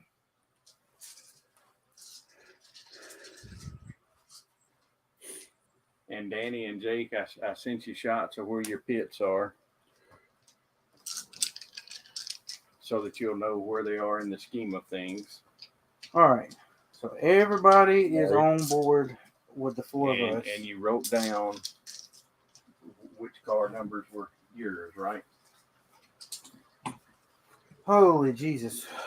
And I'll go over that one more time for everybody. Jake, you got pit stall 1 with the 22 of Joey Logano. He's starting back in the field. And he's starting dead last in the field. Then you've got the 5 of Larson. Who is starting way up here. And he's in pit stall 4. The 23 of Bubba Wallace, pit stall 8. The 9 of Chase Elliott, pit stall 12. The 99 of Suarez, pit stall 16. And the 20 of Christopher Bale, pit stall 20. Alex, you got the 11 of Hamlin in pit stall 2. Okay. 48 of Bowman in pit stall 6. Okay. 41 of Kurt Busch in pit stall 10. All right. The 2 of Keselowski in pit stall 14. All right. The 19 of Edwards. Just lost count. That's 20, 19, 18, in 17. And then Kyle Busch in pit stall 22. Danny, you got the 43 of the Petty's Garage in pit stall 3. The 95 of McDowell in pit stall 5.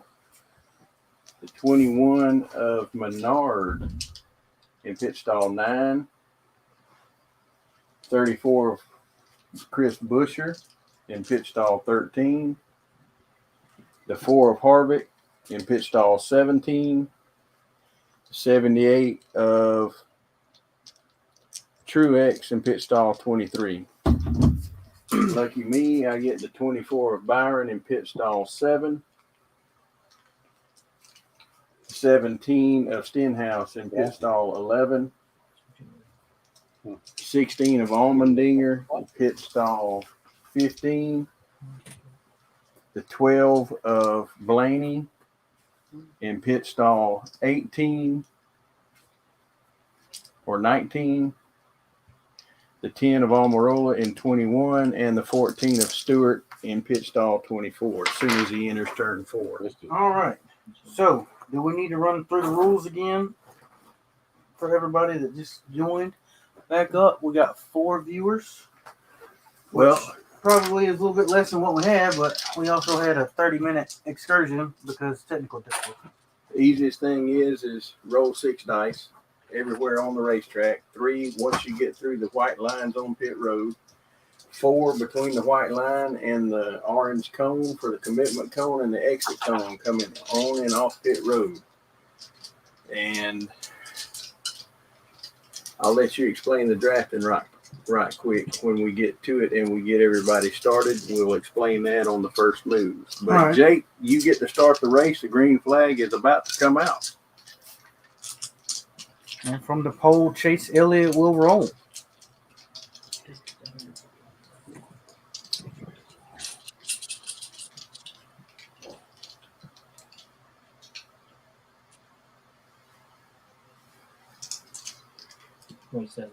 $27. Just as easy as Monopoly, we're rolling him 27 spaces from where he started.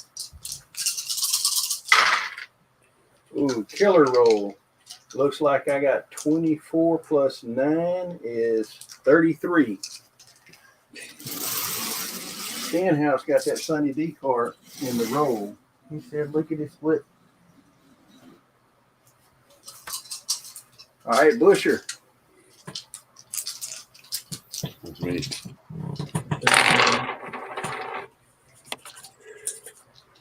10, 15, 21, 28. So that should be right beside the 9. Yeah, right beside the 9. And I get to roll twice. Fancy me. All them right. fancy dice. That's 21 for the 41. I ain't going quite as fast as them. Ooh, that's some shitty ass rolls. That is 18 for the 2. Well, Danny I with gotta the ask 21. if Alex is already playing a fuel strategy game and pitting late or pitting early. Yeah, I don't know. Danny, your Menard is up.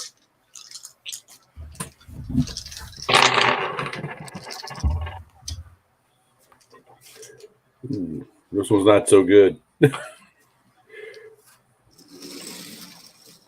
20. Well, you passed Keselowski, so it can't be too bad.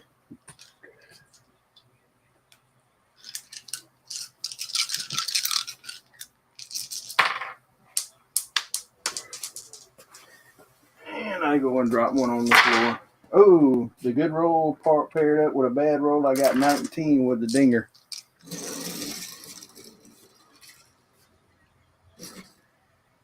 Can't even pass Keselowski.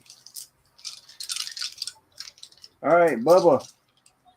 It'll be Jacob coming up.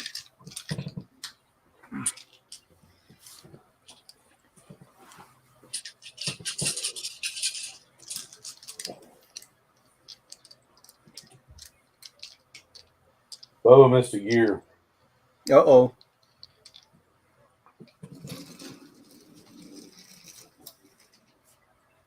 I'm assuming he got at least 10. 19. 19. 12, 14, 16, 18, 19. And I don't know if you can see on the monitor, but technically the track is actually blocked. But on the starts, we don't block a track until after everybody has their first roll. So Jake, 99 is yours too.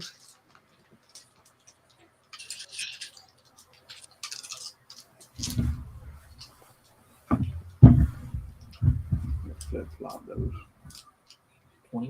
21.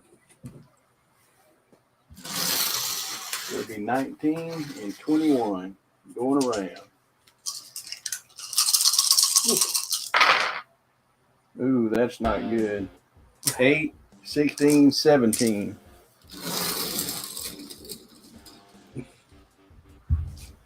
All right, Bud Man. Well, that's funny. He got his favorite driver, and I got my favorite driver. Did Jake get the 5? No, I got. Yeah, 5. he got the 5. Jake got the 5. I thought Hang I got on. the 5. No, Drop it. I got your favorite driver. I didn't get nobody. Well, I did get the Stewart Cope car, so.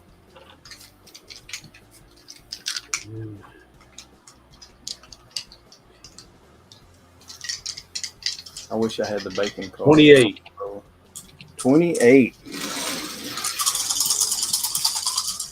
20, 2, 4, 6, 8. Good roll for Harvard. Yeah, it's a 25. 25. So he's going to be 3 behind. He'll be beside the 41. And this one is 6, 10, and that's 20. 20. Why am I rolling so high? Well, at least I get the draft now. Danny with the McDowell. And if you notice, we did put a few field fillers in here. Like Keselowski. We also have 20 Camaros McDowell and Busher. Chevrolet Assistants. 22? 22.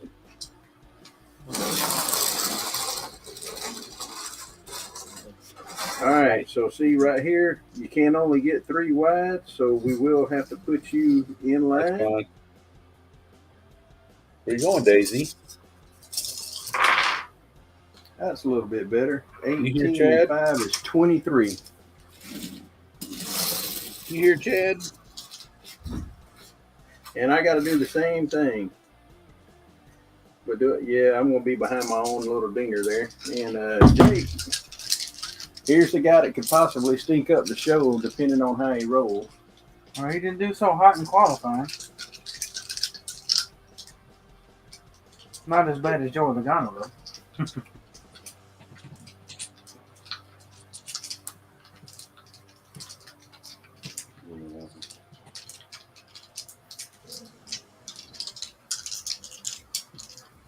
16. 16. He ain't even took the green flag yet, folks. Kyle Larson might have an issue going.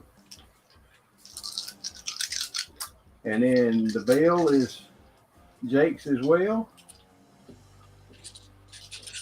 Is it? Yep. Okay, yeah. So there's only 8 left in that 4. That makes sense because 8 is 4 times 2. 16 again. 16 again. Damn. Well, at least the 2 chili bowlers that may not go back this year are drafting each other. 3 ones. So I got 12 plus 8, which is 20.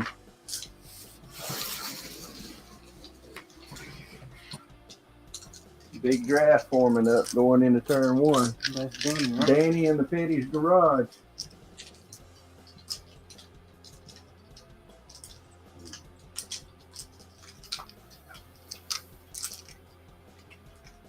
$30. Say 23. 30. 30. That's what I counted. Yeah. Well, that's how to move up from the back real quick. Damn, Kyle Busch is already down a cylinder, I think, because he got 16. Well, at least he's still in the draft. This year. Oh, damn. I thought there was 3 ones. You wanted 19. You wanted it to be 3-1, didn't you? Yeah. 16, 18, 19. I'll get the green flag one of these days. Danny in the Truex special. We had to go back to old Furniture Row days with Truex just to bring a little nostalgia to it. 20. Uh-oh. He's closer to taking the green than Larson. Now fill in that hole right there. 24. Or not. Well, that's 22, so that'd be 24.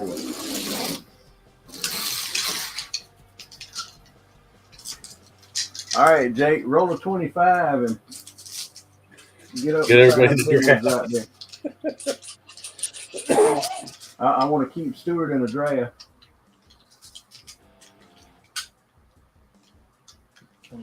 23. He was close. And up behind him, right?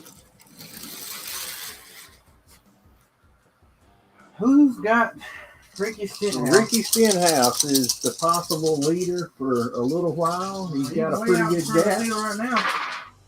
but he slipped coming off turn 2. He only got good 20. That's it. All right. At this point, we're going to bring our trusty little Star Wars toy of R4. R2D5. That's R4. No, that's R2D5. Look it up. You look it up. That came from the very first Star Wars. It's R2D5. So he's going to be marking our leader as we go because it will get a little bit spicy and we will lose track of people. Next up is Jake with Chase Elliott.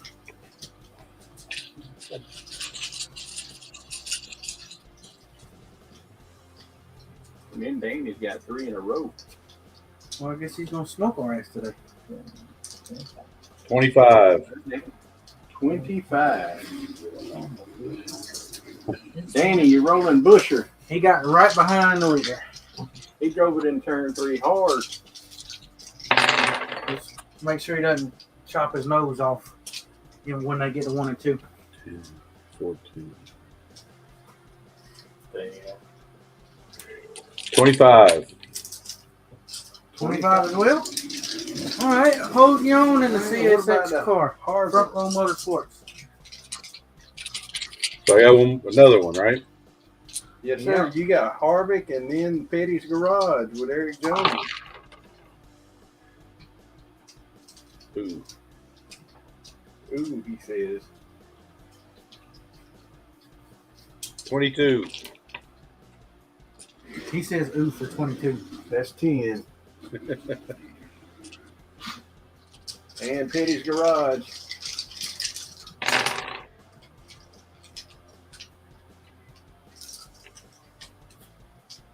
$18.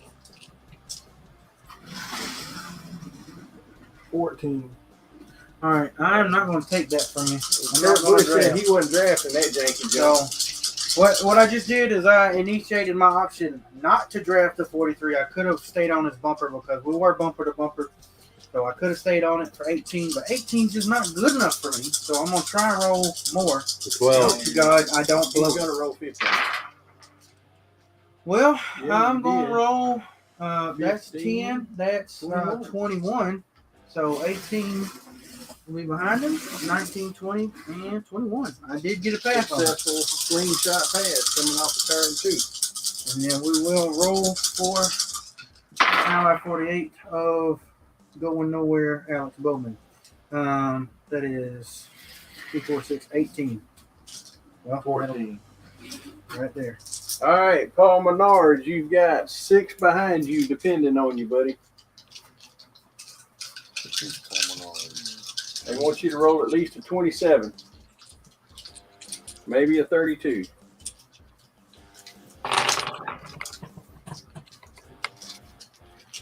And we are up to 5 viewers, so welcome in everyone. We'll keep reminding a little bit of the rules as we go. When we get to it. This is the diecast dash, 8 laps. 27. 27 here. And Paul Menard just knocked the 27 off. So I'm going to assume 20 is beside Bowman. 4, 6, 7. All right. So, Danny, you can choose. Since you have a draft line of 7, you can choose to stay middle, to stay in that draft line, or you can go all the way to the top. I'll stay in the middle. All right. There you go. Daniel Suarez, are you drafting 27? You better say yes, because the 2's going with it. 27 is pretty good. It's random. 27 goes to there from over here. Over there? Yeah, why not draft? Draft. He's drafting. Hell yeah. And Keselowski saying he's Keselowski's drafting. come too. And the dinger has to roll. Hopefully he can break up in the middle of this stuff. Not with that roll. He got 4 ones. He almost got the ultimate pinnacle of rolls. 3 or 4. Yeah. Well, that's 4 plus. That's 19, right? Yep, that's 19. 19's right here. All right. And Bubba, you Wallace, have to roll. That's Jake. He'll be rolling for himself.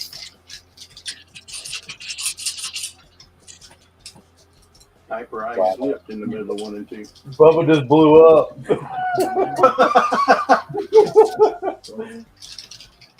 Remember, if you got 3 or more ones, you can re-roll. 18. Okay. Well, he only got 2 1. He'd be 1 behind me. Yeah. All right, now McDowell drafting the 2 I'm of assuming he Keselowski. draft his own 27. Yes. All right. And Blaney will be rolling. Blaney rolls pretty good.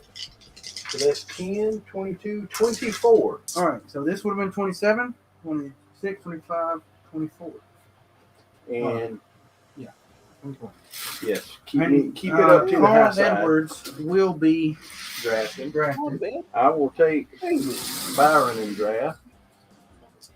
Stewart's got a roll.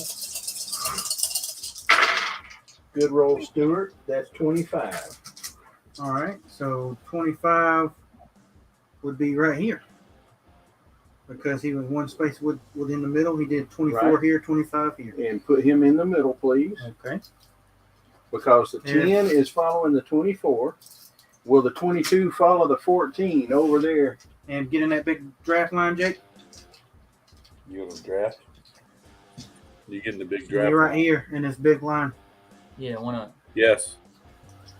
All right. All right, now Truex, you got to roll.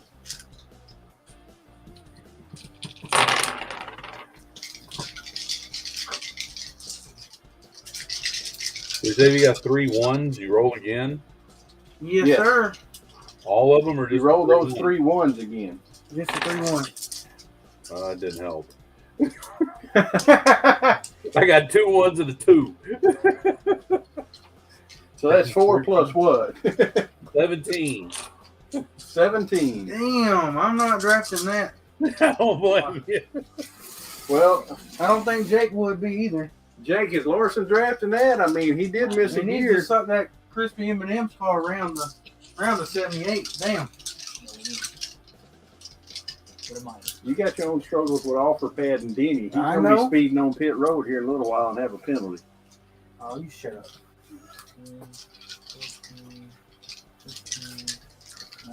We're down to 4 again. So, oh well. 19 and 5. 24. Again, only half the people burning a fish. The pitch Well, listen, I don't need you talking about my car anymore. I got a fucking 14. Is Christopher Bell going to draft? How much They come all the way over here. It was a 24. 24? They will be in this area. Yeah, let's draft. I guess we just made the decision. All right. Back to Stenhouse, the leader, and let's not roll shitty this time, fellas.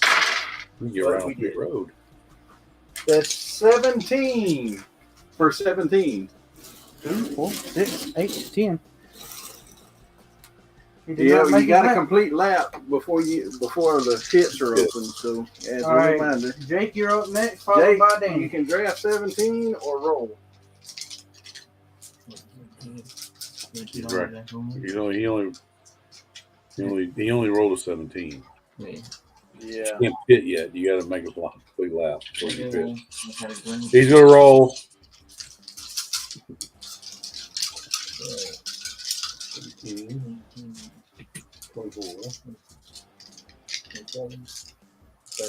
How's it 30. coming on the camera? 30. 30? 30. Damn, I wish I was drafting somebody. 17, 18, 20, 22, 24, 26, 28, 30. And that will be provisionally the leader unless Busher can pop a 30 or more. Right. And Denny Hamlin is already in jeopardy of getting lapped. My turn, it looks like. Oh, yeah. Oh, you can use the mouse too. If you need to. Does this look up?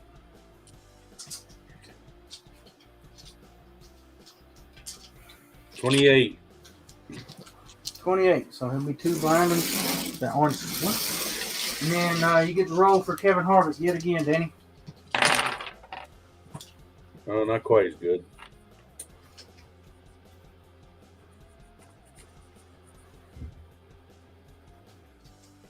$20. 12, 14, 16, 18. That's 20 right there. And you'll get to roll again for Paul Menard. And you remember, this has got the big draft line in it, so they're all dependent on you.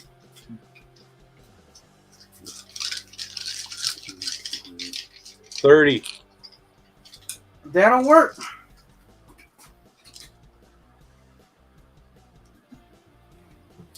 You want to stay in the middle or move to the top and chop some people out? We'll move. We'll stay in the middle. We'll be nice. All right. Now. I think Daniel Suarez is probably going to go 30. Yep. Yes. All right. And Kurt Busch gets to go before they draft the 2. All right. Let's see if I can bounce back. That's 21. That's not 30, but it ain't bad as it could be, I guess.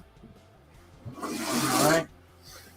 The 2-car will draft. I'm assuming the 95 is going to draft as well.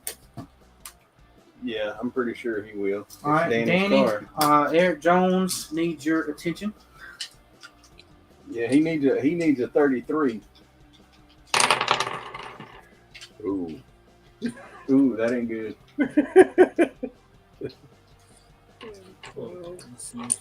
20.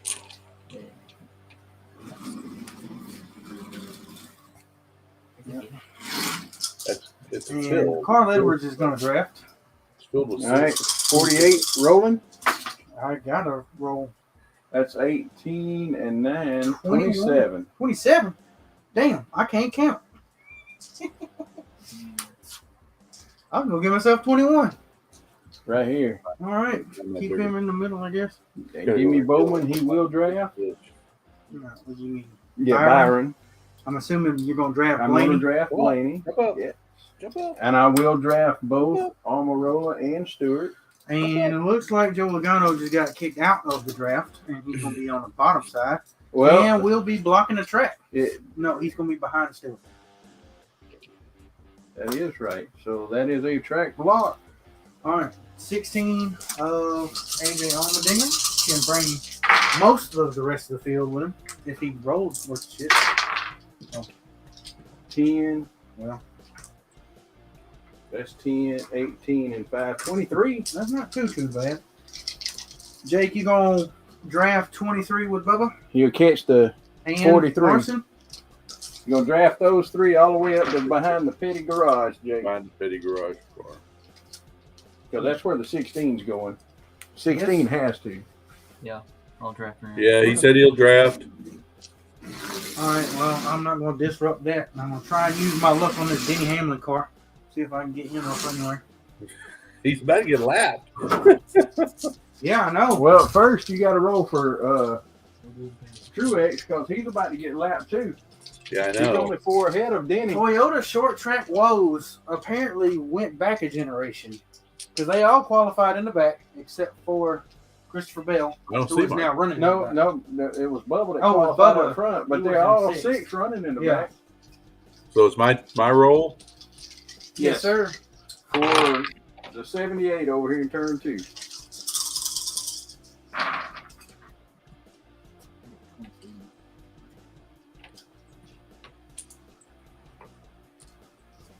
$27.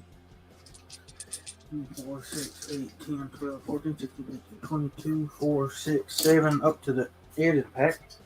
And Denny is Almost. still way back there with the 23. All right, Chase Elliott once again. Is your leader. Is your leader. 27 puts Denny a lap down. He didn't do it. Oh. 18. 18. He hit a seam. He hit a All right, seam. Busher. That's it right there. And Busher can pass with probably 21, I Yep. think. 18. No, Busher's me. 20 to the max. Yep. 21 to go. Yeah. He's thinking it's a 17 Busher. No.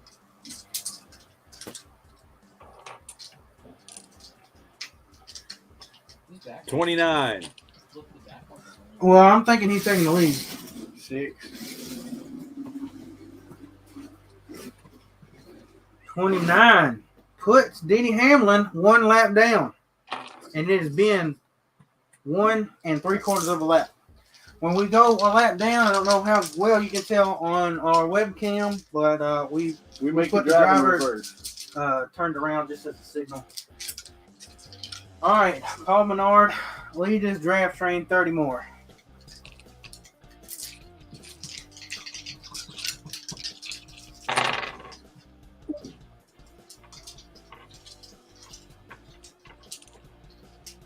$28.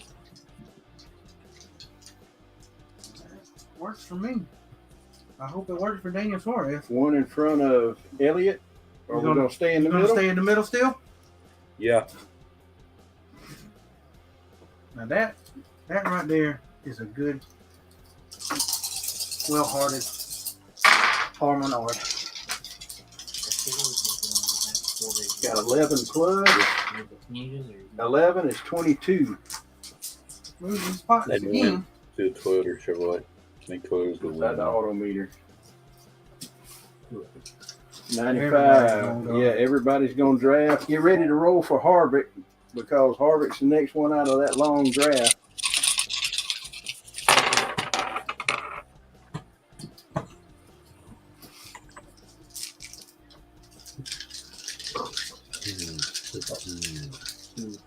Austin Daniels, it's like less than a 10 buck one. 32. You got trick dice or some shit?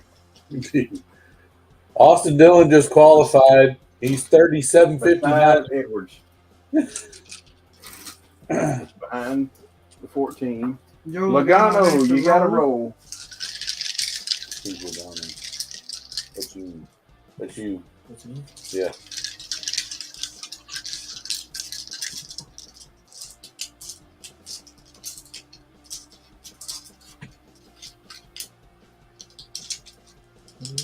$21.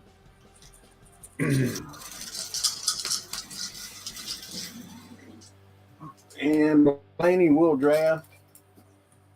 41, Kurt Busch, got to roll. I might have actually done something with my life this time. 25. Looks like Austin Dillon's going to be starting pretty much in the back tomorrow. All right, Petty's Garage, you got the final draft line.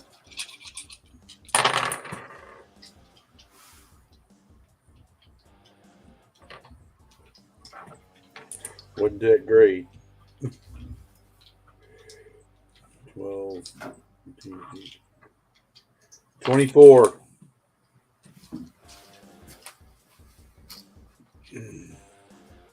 That's good enough. I'm thinking that's good enough to roll for it. Let everybody draft except Truex, who's got a roll. Yeah.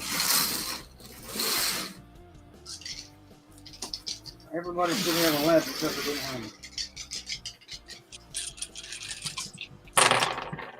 Truex, if he gets like a 12. It's close. Damn. 16. You're 2 away from hitting lap 2. So pit road is open for everyone on the racetrack that's not named Martin Truex Jr. and Denny Hamlin, because they have not completed their first lap. I go back. Pit road will be open for everyone until the end of lap 7. So you can come in on lap 7, but if you don't come in on lap 7 and you hadn't come in yet, you will be disqualified. All right, Busher. Okay, where is he? I'm trying to figure out where he's pitting. He's pitting more or If less. you roll a 24, if you roll a 24 or higher, you will hit your pit perfectly.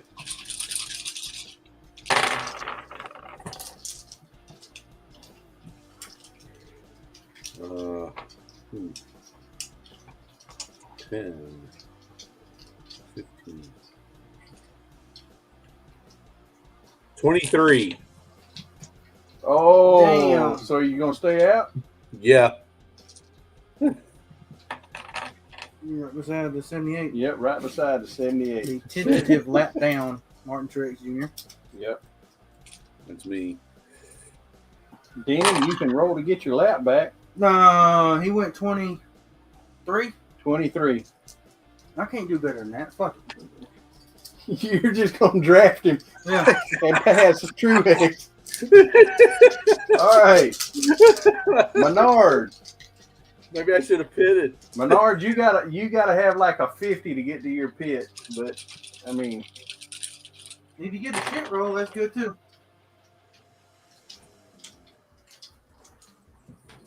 So 10, 15, 17, 20. you get to 33, 26. you can get there. 26. All right, you're gonna be right here with 26. Do you want to go in the pit? You will be 2, 4, 6, 8, 10 away. Ooh, no, that's too far. That's too far on 2 dice. All right, so you going back to the top, or you gonna stay in the middle? I can't see the track. Well, move over a bit. You can go to the top. The only one that's gonna possibly mess you up is the 9 of Chase Elliott, and he's got to get 2, 4, 6, 8, 10, 12, 14, 22, 4, 6, 8, 30. He's got to have 34 to hit his pit, so I'm pretty sure he's going to be rolling to stay out. That's you, right? He might hit that 30.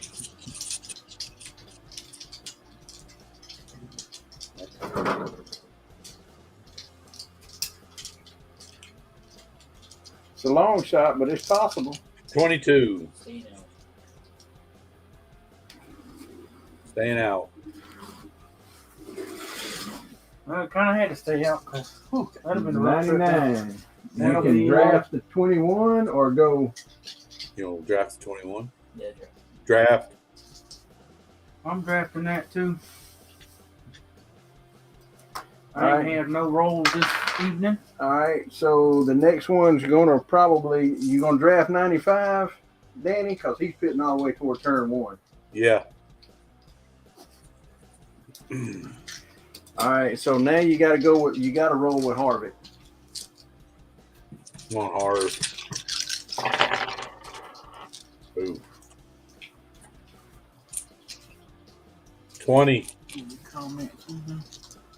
We got 7 watching. Well, welcome in, everybody. We're trying to explain the rules as we go. You want to flip flop? This is the diecast dash. How many did you say for Harvick? 20. Danny, have 20? Okay. Uh-oh, he's in that magic spot. 19. Are you drafting the 95? Yeah, I am. Yeah, that was a good little spot. Yeah, I'll take the 24, 10, and 14. 48's gonna come too. Hey, Ricky Stenhouse went from the lead to bye-bye. He ain't doing much better. No, he sure ain't. That's 10, 18? 18, but he's getting in the proper spot for pitting.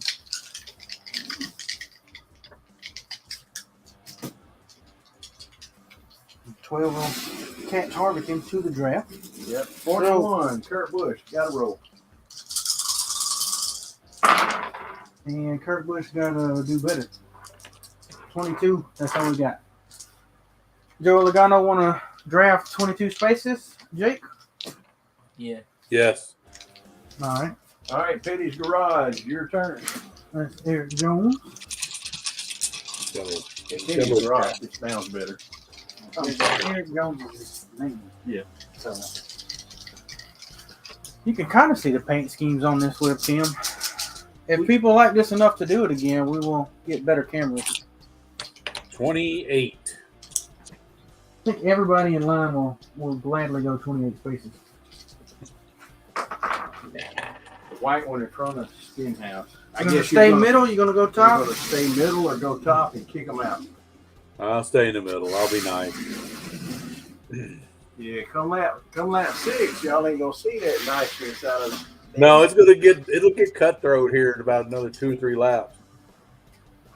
All right, well, it's about to be cutthroat now because both of your cars are on the front straightaway. One of them's trying to lap the other.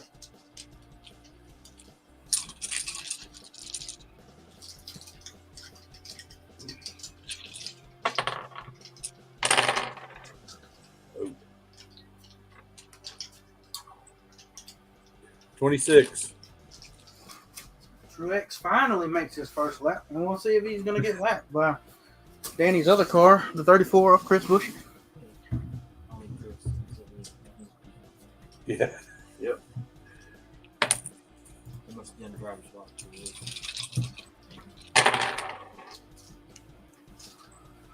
That's what, 10, 13, 15, 18, 21. 21 is not good enough. Deanie is going to try and get back on the lead lap here. He's going to try and best that 21 with at least a 22. I just saw him. All right. He might have done it. Denny He got Hamlin 22. plus 27. He's getting there. Day for me. And he'll be back on the lead lap. So everybody is on the lead lap again. So you see what I did there, right? Well, who's the leader? I'll just draft over. Also, we can use the mouse. I don't know why we're not. I thought, wait a minute, how's he on the lead? Because he passed Busher. Yeah, Busher just got passed by Denny Hamlin, so he's on the lead lap now. Busher and Hamlin were back to back. Denny Hamlin posted a 27, and Chris Busher posted a 21.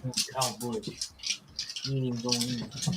So now Paul Menard, who is in second position, has a whole train of drafting cars behind him.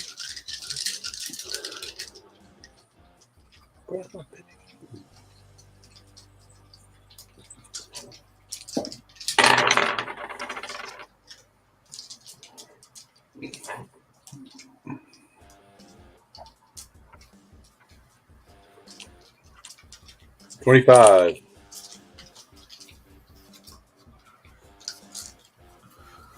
Is that good enough for everybody to pit? Oh, and he caught Busher. He caught the leader. Wow. Or is everybody on the high side going 99 and 2? Was the leader. No, he is the leader of the second pack. Okay. So who was that? Flores and Keselowski, McDowell and Edwards, Elliott. Hold on. Flores and Keselowski. I've got a roll for Byron. You said Edwards and Elliott. 29 for Byron. Edwards. Yeah, they're dancing. They're trying to get that spoiler down. Elliott. And then you just went with Byron. Yeah. All right. Check me. Make sure I marked everybody as their lap. And then I'll explain the next part. So behind this white line, people can still pit. However, we have a commitment cone right here. This orange tire here.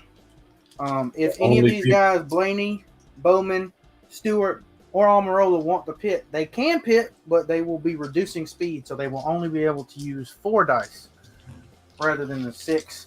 Kevin Harvick, being behind commitment cone, will still be able to use 6 full dice. I am going to draft the 10 and the 14 and not choose the pit. And I am going to look. These people wheel off me into turn 1. 4, 6, 8, 10, 12, 14, 16, 18. I have to do 21 with 4 dice. Max of 24. I'm not doing that. So Alex Bowman will go around the track as well and take a lap.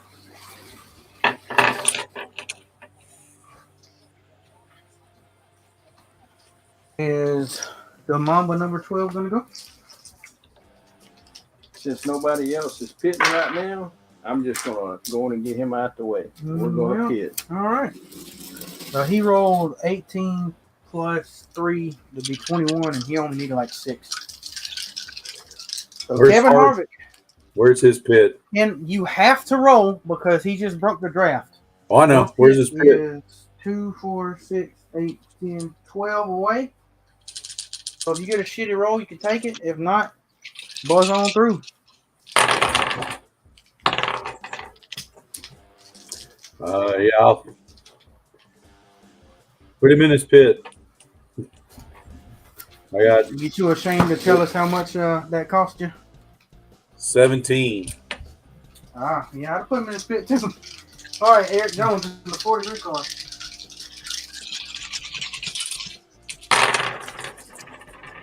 Woo.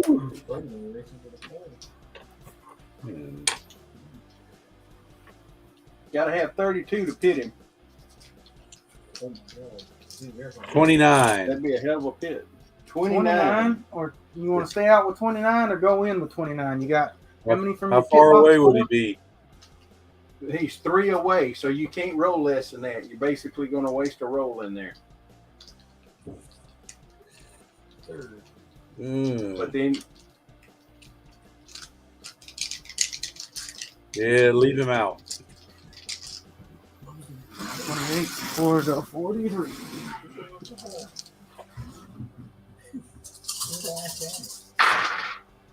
Hey, Bubba's making it to the Fast 10. Well, that's good. He needs some luck after last week. Ain't that the truth? His pseudo teammate getting into him on pit road. 17 gets it. All right, he's going in the pit? Yep. All right. We're going to put him in the pit, and he gets a lap.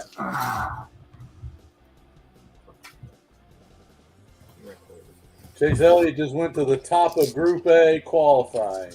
And he was the last car. All right. The Dinger liked that roll that Eric Jones had, so Dinger will draft that and get a lap. And that was 28, right? Yeah. Something like that. 29, I think it was. So 41's got a roll because 17 pitted. Who? 41, Kurt Busch got a roll because somebody pitted. Because the 17 pitted. Not us. Oh, he was on the outside? Yep. Well, where the hell am I going? Right in front of the 17. How many do you need? Need a lot more than that shit. 12, 14, 16, 18, 22, 46. You need 27. Well, I got 20, so we're going to stay out. 10, 12, 14, 16, 18, 20. All right. 23, you can draft all the way up to Allmendinger and grab a lap. 23. Go. If you was to have rolled it, you could have hit the pit. If you think you can roll 29, go right ahead. You think you can roll 29, you can make your pit. He's going to try. Oh, hell. This is where it gets interesting, folks, when people try to do stuff and end up with a good roll or a bad roll. Well, he just blew a tire. Oh. Yeah. 18. He just blew a tire. So he would be either right here behind Kurt Busch or in the pits right here, which would be 2, 4, 6, 8, 11 away from his pit. Yeah, let's put him in Your Put choice. him in the Jay. pits. He's good. He's rolling. He's driving dangerously. Put him in the pits. 23 has went pit side. 22 can draft the 41. Yes. And 5, you've got to roll since 23 hit the pits.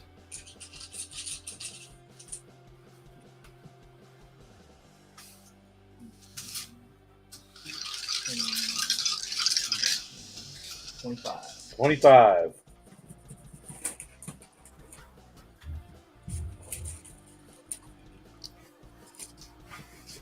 $25 will put you right here, Jake, and then you've got 2, 4, 6, 8, 9 to get to your pit. Enter in pit or stay out. Put him in. Put him in.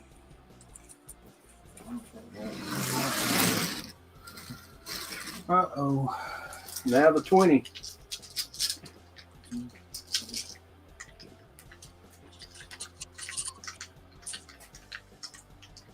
You only got to have 19 to put him in his pit, Jake.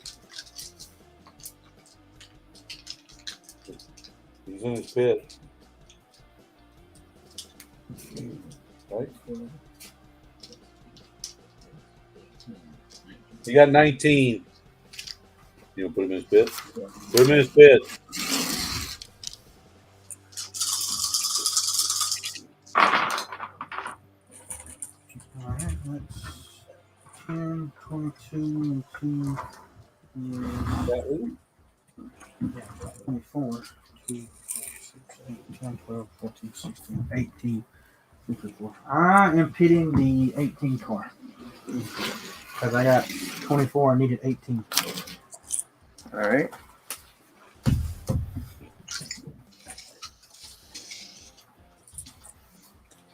All right, now we're back to Truex over on the back straightaway. He is 4 away from still going a lap down, and Denny's following, so he's hoping for a good roll.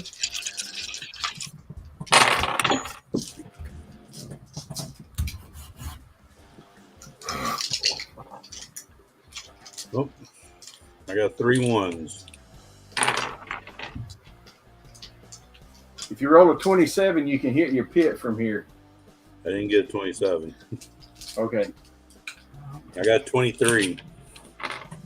27, and 6, 5, 4, 23. I guess I'll draft that. Well, Denny's all the way down here at the other end, ain't yeah, I think I'm just going to roll and see if I can get shitty. All right, that'd be 10, 17, 18. So this was 23, 22, 21, 20, 19, 18. That's good enough for me. All right.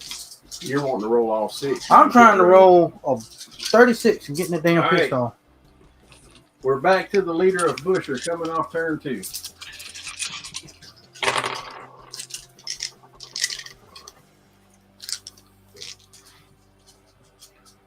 Oof. Oof. No, we're looking at the 51 car who is locking up his tires. Oh.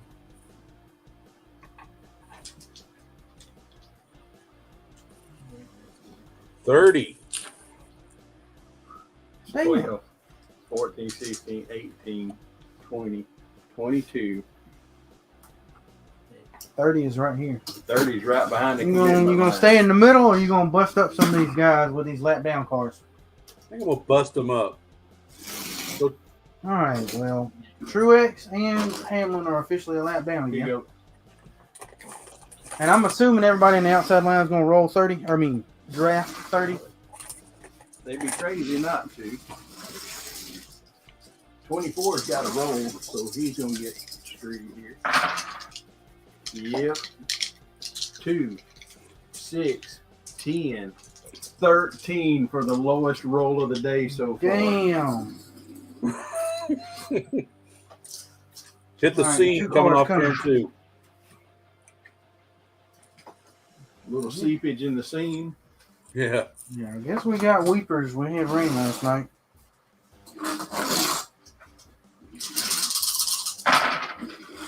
Three ones that time, but I've got 16 on the table.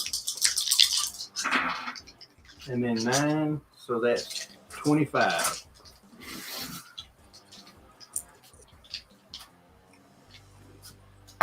And then 14 on here.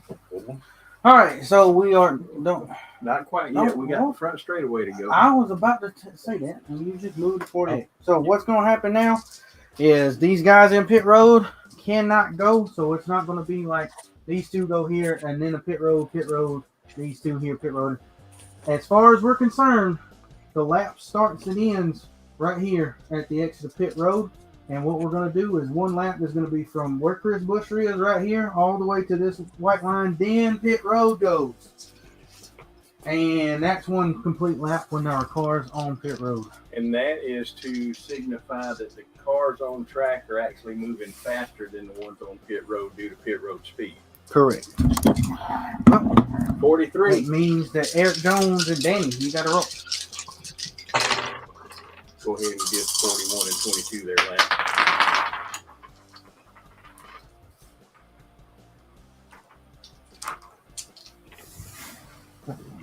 $26. 26. I'll draft that.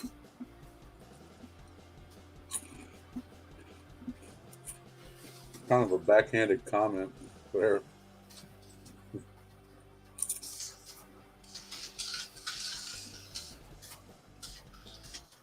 All right, so we're looking at 21 for him. That's 20.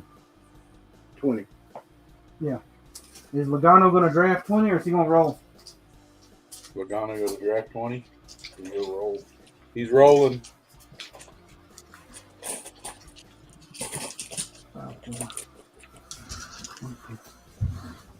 I'm not doing something stupid.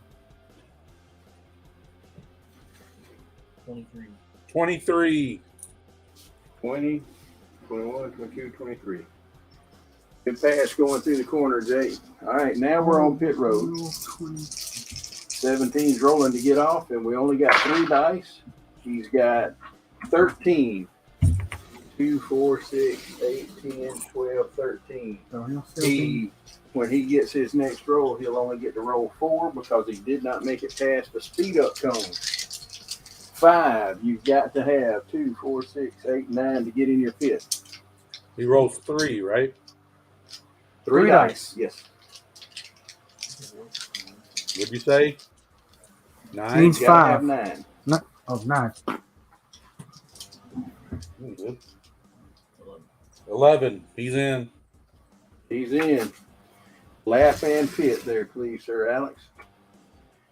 Harvick is coming out of the pits.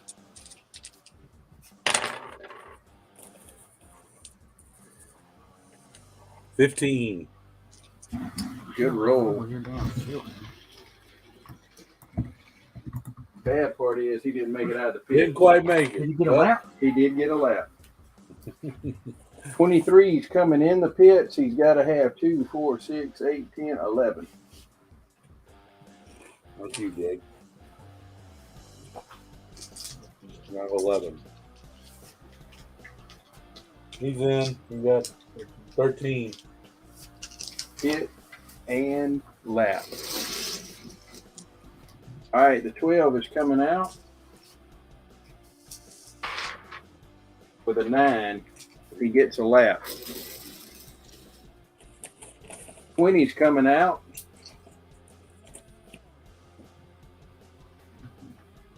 That's you. 12 got a lap. 12 got a lap.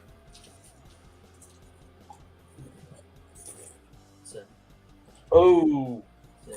Spun the tires. Come out of the pits. 7. Come out of the pit stall.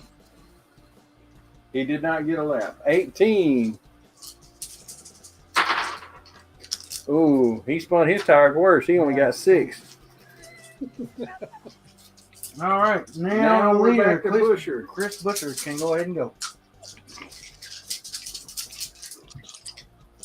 Cars are about to be lapsed in. Now, your choice, you can either roll 4 and get 12 to get in your pit, or roll 6 to keep rolling around the racetrack as the leader. It's a hard decision.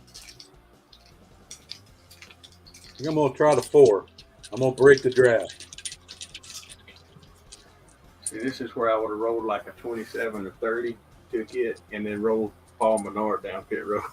It's just me. Well, we're going to roll a 30 for Paul Menard and keep him going.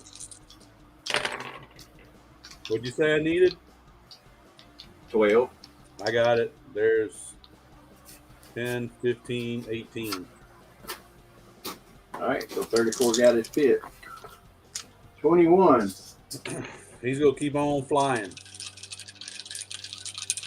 Only got to have 17 out of 4 dice to get in his pit. Yeah, we'll do 4 dice.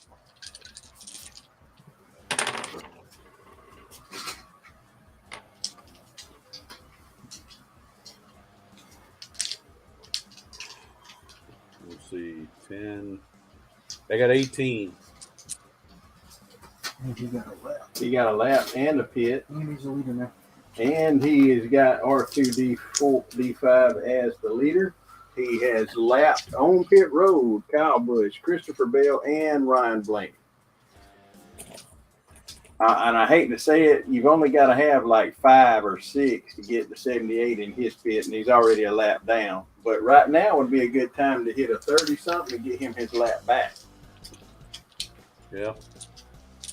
If I can. I've been rolled. Let's see. We'll see this going. Let's see if we can do.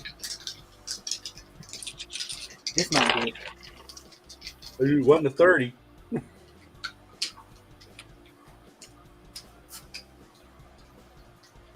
$24.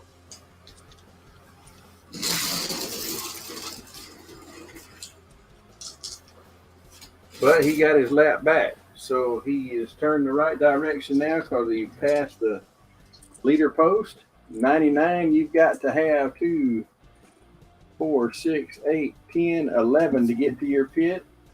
With 4 dice. With 4 dice. You want to go pit? Or you can roll 6 and try to take He the goes try lead.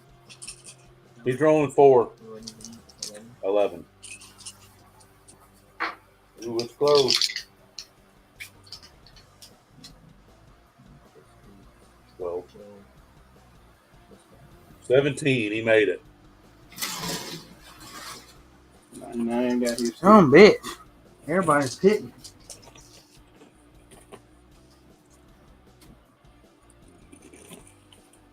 You've only got to have 14 with 4 dice to pit. I know, but I ain't been rolling worth this shit all night. I got it. I got it.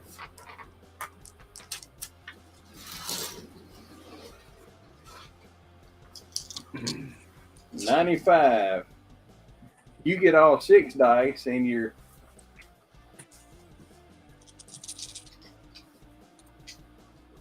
a long way. 24 away. Can you do it? Let's see.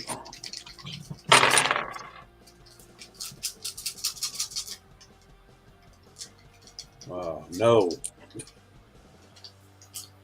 How much you get? 20. Put him on pit road. Put him on pit road. So he's got a lap. And he's tied for the lead. 19. Only got to have 12 with 6 dice. I believe you can get 6 twos. He's going for the gusto. He rolled really hard. Yeah, looks like I got 26, so I'm staying out with that.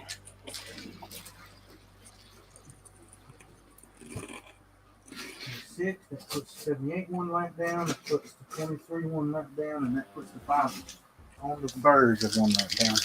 So that was the 19. Yep. Get in. another lap. All right. And here's your leader. Yep. Edwards is now the leader. 9. Are you going to draft all the way up to that 19?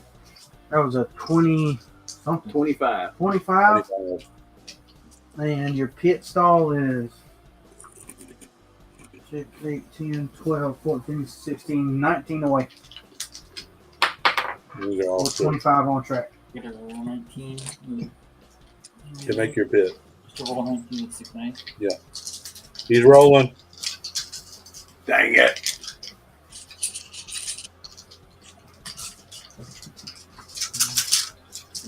You can roll these again. Take the one.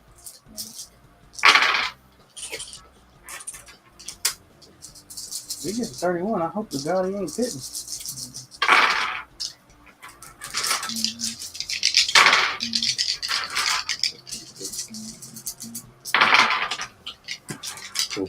$25. 25. Well, we could have Are you drafted. pitting? You pitting him then? Or staying out? Or you drafting? He would make his pit. He makes his pit, right? Yeah. Yep. Yeah, it was a bit Pit him. Or he would still be right here beside Truex for Well, being he in just second place. He's pitting. Has been made.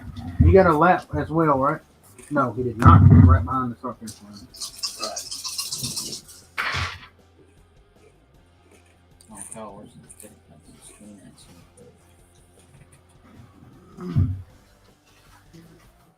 27. So that would be beside the 19 or the 78. Yep. You gonna stay out because that's just pit box. Yeah, right there. I'm staying out. Oh, that'll get a lap too. 14 gets a lap. And that will allow the 11, if he would like, to draft up close to getting his lap back again. I'll be nice. I'll help Denny out since he can't seem to get out of his own That was way. 27. 27. Where's his pit box? 20. 8, 29, 30, 31.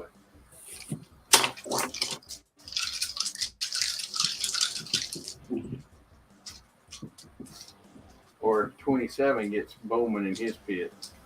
All right. Well, He also missed 200s. you know what? I mean, yeah, I'll draft the 11 and roll for the 48. That's 21. You said 27, 6, 5, 4, 3, 2, 21. That does not get him a lap. How many is that? And then you're only 6 away. That's easy, but it's also kind of a waste of a roll. It's like one roll in, one roll off. Okay, yes. We'll move on. Ready to get a lap? Oh, no, he's right there. Denny got a lap, though. Denny did get a lap. 10, 23, that puts Almirola in his pit easily. So let's go on and get him. All right, Eric Jones. Yep. Before the race weekend starts yesterday, just had a throw in there. Oh, sorry. I was looking at qualifying. Kurt Busch is fastest in second 5. Ooh, what's it doing? Not everybody pitted. 29. Or was he on pit road? I'm missing The a 43 will be right here with 29. Okay. Where's his pit box? 2, 4, 6, 8. And then you got 10 to get him in the pits. You will also clog up pit road. Yeah, clog her up. Clog her up, he says. All right. Good luck, anybody back here. Well, that's 18 and 5 is 23. 223. You're 5 off. Stay out. Keep him out. Well, the 24, he Keep can't him get out. to him his pit, so he's going to stay out too. 4, 6, 18, 14, 16, 18, 20, 23. Right, Yeah. 22. Jake, that's you. Was it 22? Yep. And you're like 100 around to get in your pit. So you're out 6 dice. He's in turn 2. He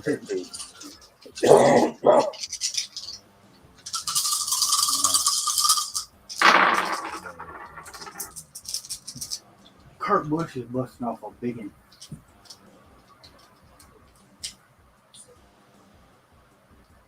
I'm waiting on the number for the 22. Yeah, I got 30. So 22 for the 22.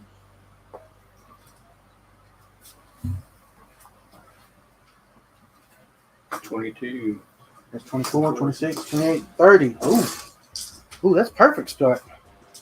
And I can only roll 4 with it 17. 9, 10, 13. All right, now we're back to the front straightaway. Like we said before, everybody from here to here gets to go first. So that means that me, Carl Edwards. I hope you roll a 12. Well, I'll roll. roll that down. Well, I got close enough to a 12. 20. Is the 78 going to draft that, or is he going to try and get his lap back? Danny? He is gone. He'll be back. He's drafting or rolling? All right, well, I mean, if I was him, I would try to roll better than a 20. 28. Right now, you just left. Sorry, had to rule the restroom. He's got to do a 21 to max the leader or a 22 to get his lap back. 22 to get your lap back. I'll try. 22 I'll or roll. better to get your lap back. I'll roll.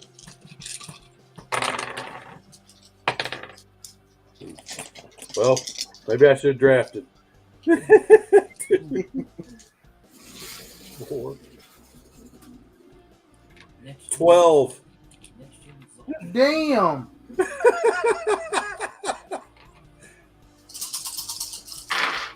Ooh, this is not good.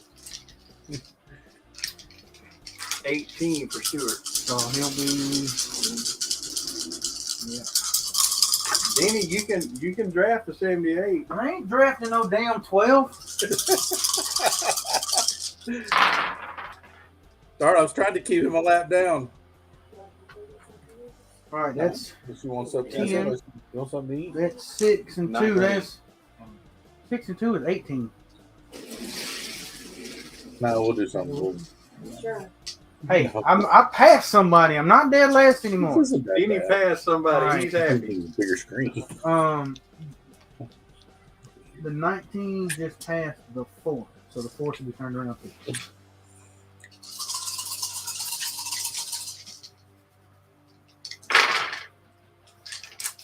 14 plus 9 is 23. 16 and 24. Yeah, 16 and 24 got their lap. All right, 4, you're coming off pit road. Free dice.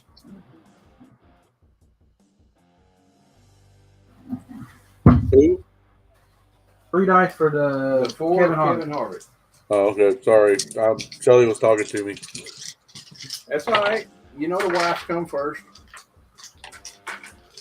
Well, currently it's Carl Edwards. 14.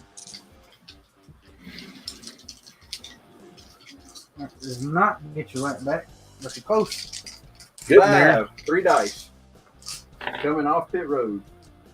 Rolling a big number. Oh, that's a big number.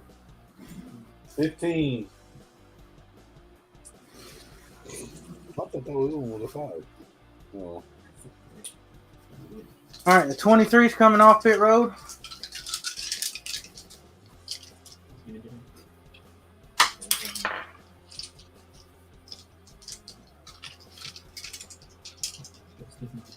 Oh, 9. So you're out. He made it partially you off. You will get to roll 4 next time. The 95 needs 95 4. gotta have 4 to get in his pit. I'm pretty sure you can do that with 2 dice. Yeah, it's 10. All right, so the 95 got his pit.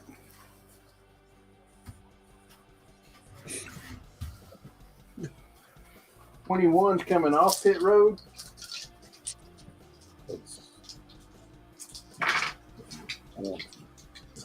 That is me.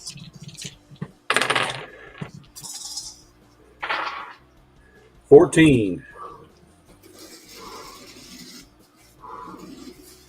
Boy. Good pit. I got 12 for 12. Let me just tell you what I rolled. I needed 6 to get in. I only rolled 6.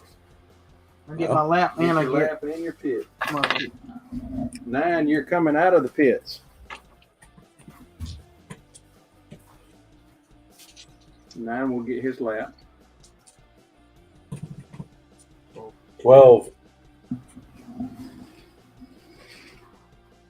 2, 4, 6, 8, 10, 12. Oh, you just made it. Now you get 4 dice. 20, you're coming out. Yeah. 20.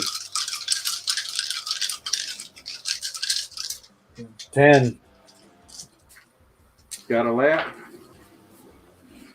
Didn't make it off. 43, you've got to have 10. 11. Got a lap and his pit. That was a 43? 43. Well, I got one more card to pit. 34, you're coming out of the pits. 15. Got a lap. Which one was that? 34? Still, you get 4 next time, 34. Who's coming out? Yep, that's you. You get to roll twice in a row. All right, so Keselowski gets 15. 15. And I got 14 for Kyle Busch. You both get a lap. Okay. But the 18 is still trying to get off pit road. 99, you're coming out. That's you. It says Brad's on the lead lap. Yep. He is straight. Okay. 9. Lap. 99 got his lap. 10 rolled a 15. 2, 4, 6, 8, 10, 12, 14, 15. 10 got his lap.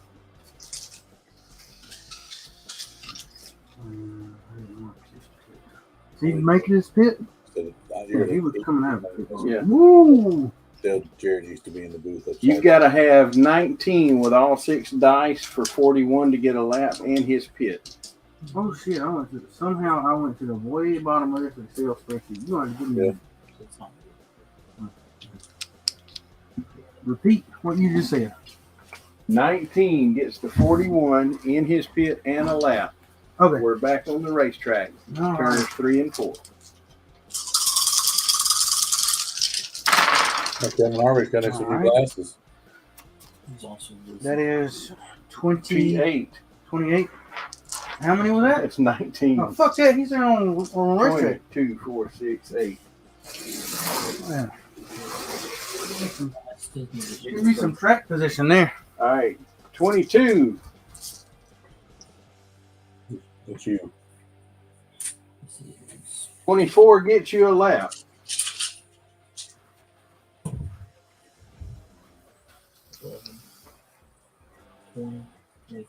24. 34. 24? 24. 24 gets him his lap. Now, do you want to be in the pits or stay on the track? What lap is it? Lap 3, right? You just completed lap 3, so you're Just on completed lap 4. 3. Yeah. Yeah. Stay out. Yep, you are on the lead lap. And now we're back to Carl Edwards, who is your leader at the moment. And basically everybody's on this end of the racetrack. Funny how everything just kind of meanders around. 26. Is the 17 gonna go with that? I'm drafting my lap down car. 26 is right here. There. Lap down. And a lap down with stems. 6, 10, 16, and 12. 28? How far was he in between? I don't know.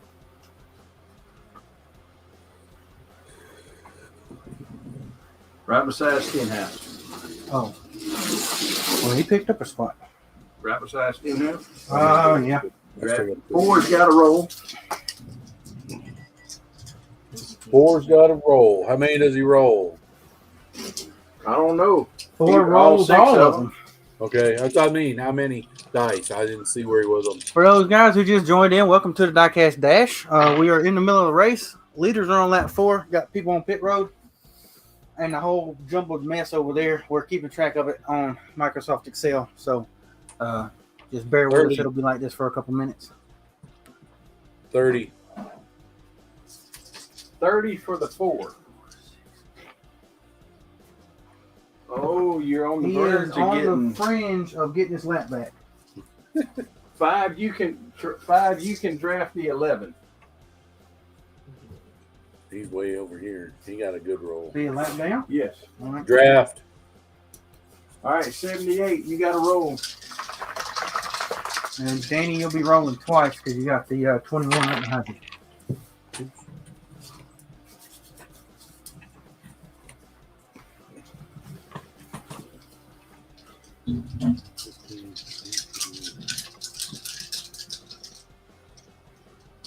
$30. Dang it. Yeah, 18. He's going to be right there. You got another one to go too, so hopefully he don't pass these lead lap cars. 21. I still got 3 folks to pit.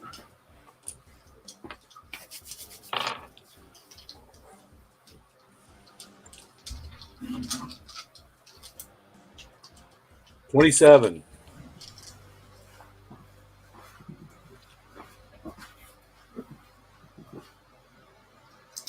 Orange one right by the Emma Monster. All right. He's coming. 26. All right, so the 34 can roll 4 dice.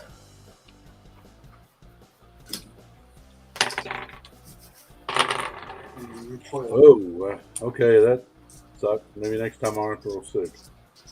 14.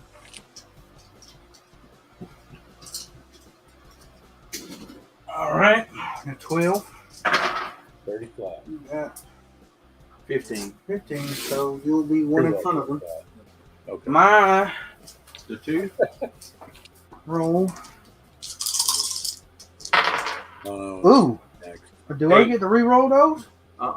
That's some bullshit. But I'm 7. Yeah, that was 7. 23. Yeah, at least 4 he's dice. on the lead right lap.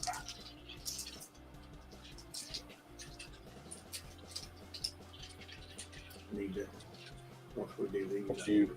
4 dice. 23.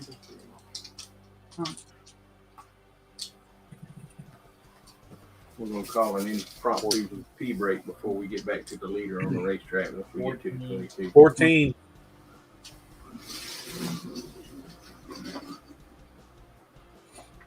And the 9 gets to roll folder 4 as well. 4. Yep. 4 as 41. well. Get ready for 6.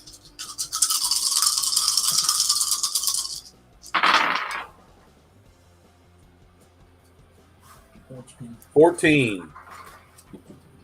That's okay, because I got 15 with 6, so I'll be right beside him. We're blocking the track. 22, you will be next up. 6 dice. 6 dice and you get a track block. So if you roll anything more than 24, you can't go no further. 23. Well, there you go. Couldn't go any further than that anyways. All right, guys, we're going to take a little bit of an intermission, probably about 5 minutes. We are on lap 4. Leader is your number 19, Carl Edwards, right here. He is coming to halfway. When we come back, we will resume with the leader here and the 4-car of Kevin Harvick trying to get on the lead lap again. Ricky Stenhouse Jr. trying to get back on the lead lap. Denny Hamlin trying to gain 2 laps alongside 78 of Martin Truex Jr. And then Tony Stewart's fighting for the lead. And Kyle Larson will be trying to get back on the lead lap. Cars that have not pitted yet are the 22, the 11, the 24, the 41, the 16, the 19, the 78, and the 14. And once we get this pit road clear, everything will come back again, just like it does in real life with green flag pit stops. We will see you in about 5 minutes. Thanks for holding on with us. I know we had a really big cutout for the first part of this race because we were having some technical difficulties, but we got you right on track. I hope you're enjoying the 36-hour stream. I have no idea what time it is, but we've been doing this for a while. So it is 1:22. Well, we started at 10 p.m. last night. So if you can do math, I can't. I don't remember how to do it math. Then that's how long we've been streaming. We got a long time to go. Have some stuff later on. We'll be waiting for the Xfinity Series to get rolling here shortly, and we'll see you in 5 minutes.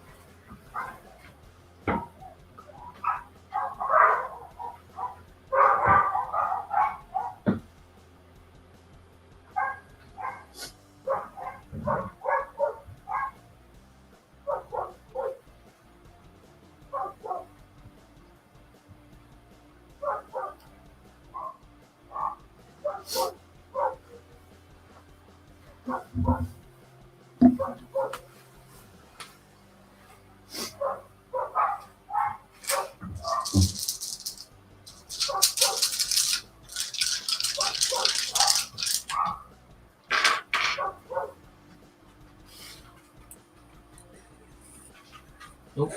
Guess not. I guess Harvick's not pitting that qualifying. Well, Harvick didn't qualify. Truex Jr.'s on the pole.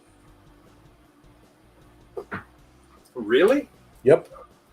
With a 29.96. Chase is second. Kurt Busch is third. Bubba's fourth. Bell's fifth. Byron sixth. Larson seventh. And they cut it off. Well, so how is it? How is this actually for racing since y'all are in Pennsylvania and here we are in Georgia? What do you think about it? It's good, but it's better when you're there. Oh yeah, because you get to cut up more. Yeah, that's good. And have adult beverages. Yeah, which I can't have anymore thanks to my. I don't drink them anymore either. So my adult Very beverages limited. consist of Adult beverage. stuff like Celsius, Fit Aid. Well, I hardly drink sugar drinks anymore. I'm drinking some juice right now. Hey, did I show y'all the cool thing I got at East Bay?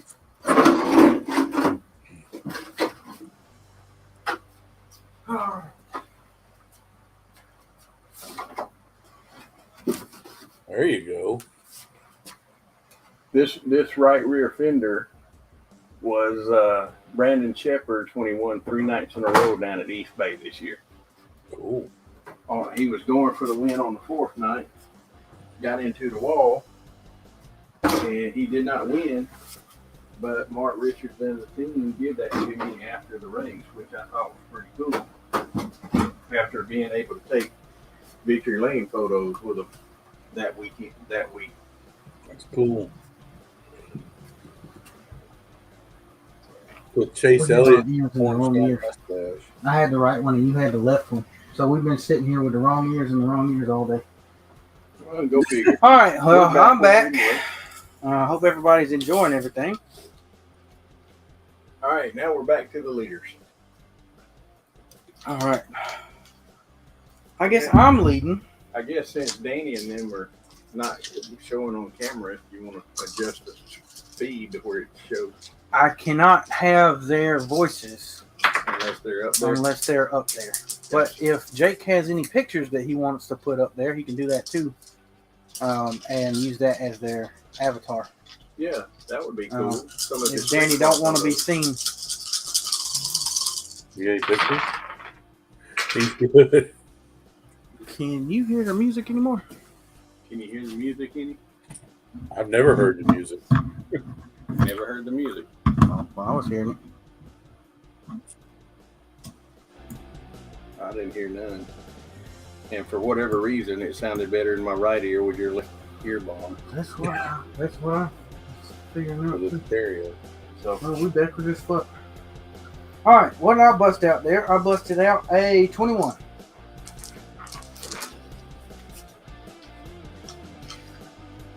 Yeah. I can barely hear anything now. Because somehow it got turned down to 25. All right, so that was a 21. And I would turn the music off so that you can hear everybody else. No, we'll listen to that. All right, so that was 21. Kevin Harvick needs a 22 to get on the lead lap.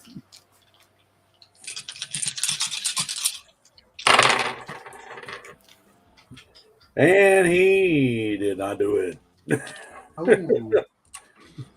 He's still going to be a lap down. Long way back. How many did you get? 12. Ooh, that's 12 right there, but he got a lap. Ricky Stenhouse Jr. looking to get back on the lead lap here, folks. Any car you see backwards is at least 1 lap down. We got a couple 2 laps down, and for that we got I guess everybody on pit road should be turned around now because they just got passed by the 19. Yes, they should, and they'll get turned back around when they pass them. So now let's see if Stenhouse can actually pull off a miracle and pass the 19 and get his lap back. I don't think so. 10, 18. but he did get a lap. And then you're following around with the 14 of Tony Stewart, so you might as well give him a lap. The 11 and the 5 as well. I got a roll for the 14 burgers. 10, 20. And that'll be 27 for the 11.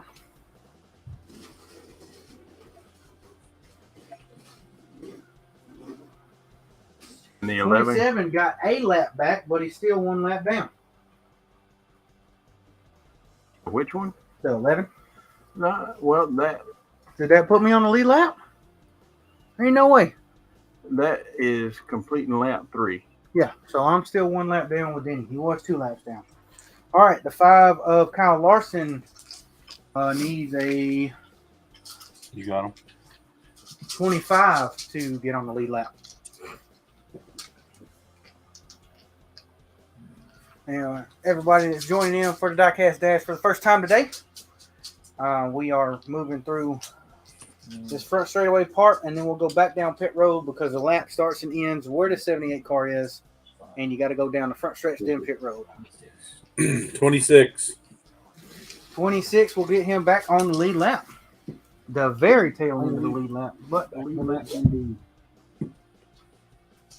I like it. You do a 180 when you pass the leader. You were so happy. All right, so pit road's going to start off with Did you give him his lap? yes, with the 18. 18's coming out. 3 dice. 3 dice is going to be 10, so that will put me back on the lead lap. I was only there for a short little while. The 20 car gets 3 dice. Yep. 43, you're next after the 20. 20. You're on pit road, 3 dice.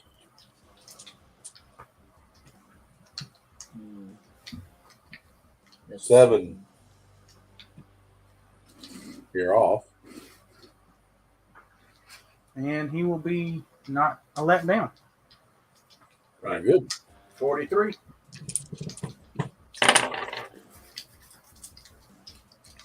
14. He's good as well. All right. Now the 10 goes 8. 8. And the 95 will be ready to roll. 95, then the 48, then the 99. One of those guys may have been on that thing. Who's first? Here in a second. The 95. 95. I got 11 for the 48.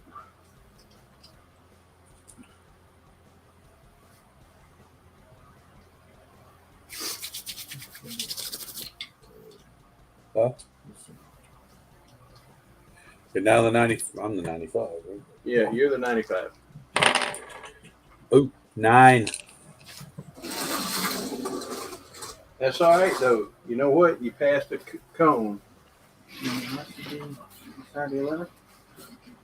And then the 99 will be our last on pit road, and we'll resume racing on track.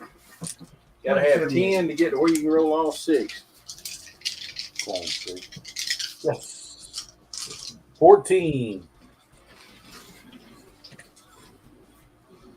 All right. So Now 78 the of Martin 78. Truex Jr. has not been down pit road, but he's pit stall number 2. I'm assuming you're going to stay on the racetrack.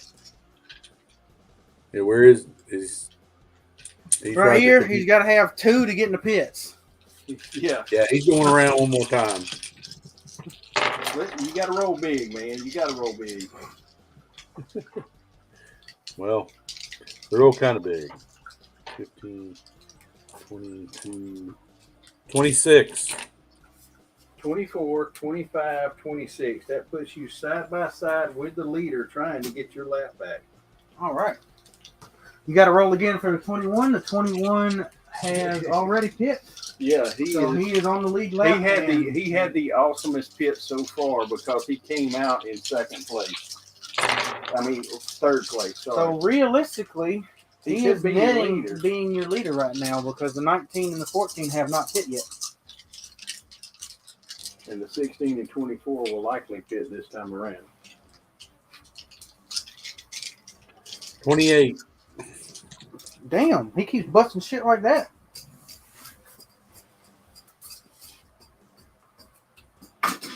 Dadgummit, and he's only.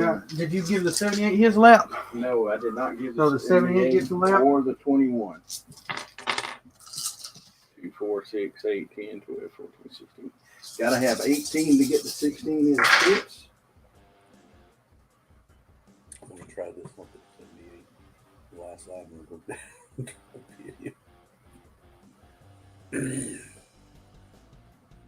Yep, we're going to put the 16 in his pit. Okay. He did not. He would not have made up enough ground to make a hill of beans otherwise. All right. So 24 is going to go quite a little bit farther. Yeah, but check that out, Alex. What? 15 and 15 is 30. Okay.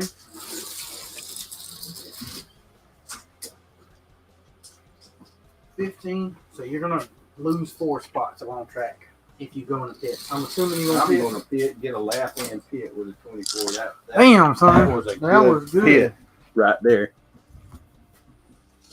Ooh, now we're back. He's to on the lead lead lap. Yeah, he is. He's on the one of lead the lap. cars that has completed 4 laps. Right. Now we're back over to the 12, and he did not roll so hot. He rolled a 13. All right. He's right there by the feature winner sticker on the orange. 34, I would advise you to not draft that 13. Do not go backwards in the draft and try to lead a car. The spoiler is way too fast.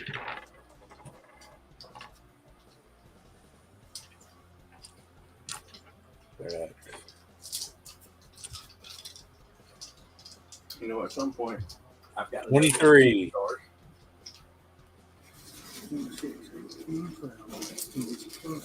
22, 23. We got enough Xfinity cars we could run an Xfinity race too. Maybe. One day. 23. Then the 9. Jake, I like how you keep your cars close together so you can roll and then sit back and watch. Your strategy is pretty out there. Impressive.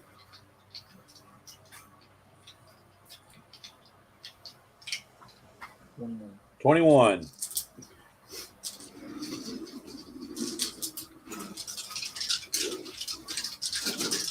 All right. The 9.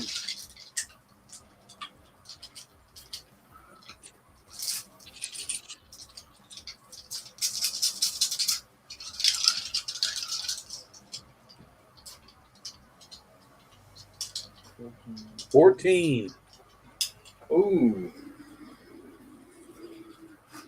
That ain't good. He rolled a Ryan Blaney roll. All right, 41. Show us how it's done over there. Well, that's 24. Well, he did how many? 14? Yes. 16, 18, 22, 24. All right, Joey Logano. You got Eric Jones behind you looking to draft on up the field. I'm pretty sure if you hit 24 or higher, your dad might follow you there. 22. Yeah, drafting.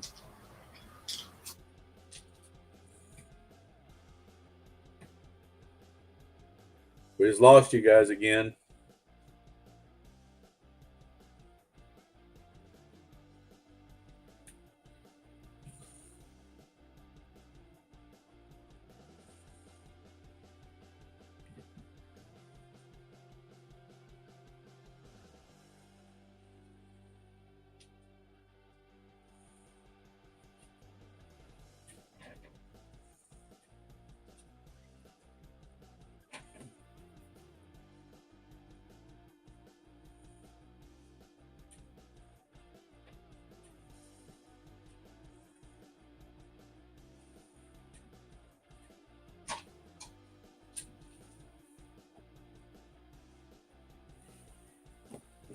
Austin.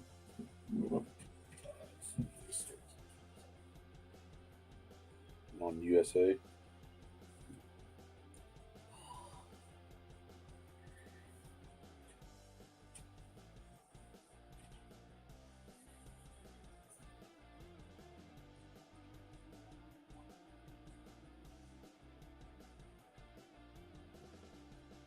There's so many good things. So like, yeah, I'm gonna make 12 dollars. You know. Yep. Yeah. So that means if you're buying like 5 of them, right? You're dropping the same prices for 24 on 5 and 6. Plus the 6% sales tax. Because we're in fucking awful place. Pennsylvania.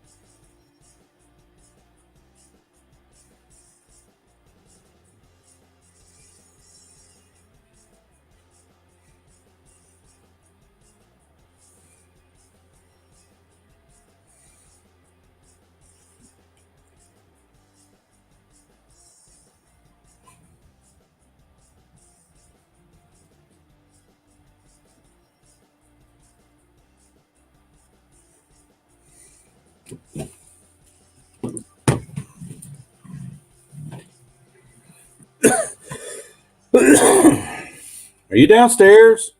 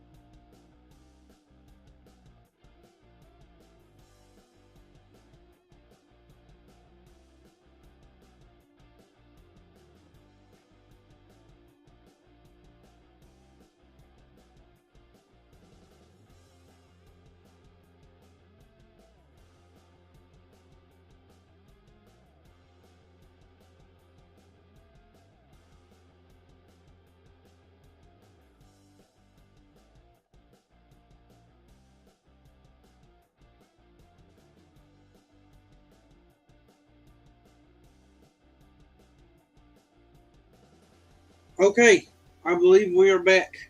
Can everyone hear us? Please say yes. All right. Yes. Yes. What lap is the leader on? I'm not sure quite right now. Give me Lap 1/2 a second. And I believe he is on. The leader is on lap 5. Has completed 4 laps. Yeah. All right. What you guys missed because we didn't realize we went down until like 30 seconds afterwards. We had the 18 car go 26 spots. We're down to Daniel Suarez, so we're about halfway through. And we're already at 2 p.m. So 5 laps since we've had technical difficulties. yeah, we might shorten the race from 8. Let's just shorten it 2 laps to 6. Okay. That way we still got a chance to do everything. Depends on what happens. So Jake, you're up with the Daniel Suarez I-599. We'll call it power issues and technological issues with the 2G Wi-Fi. You can sit here and come up here yesterday and make sure everything It's a threat of weather. Got short happened, and then boom. Don't worry, we have that goofy Thing thing falling around here apart too. today. You guys got weather there today?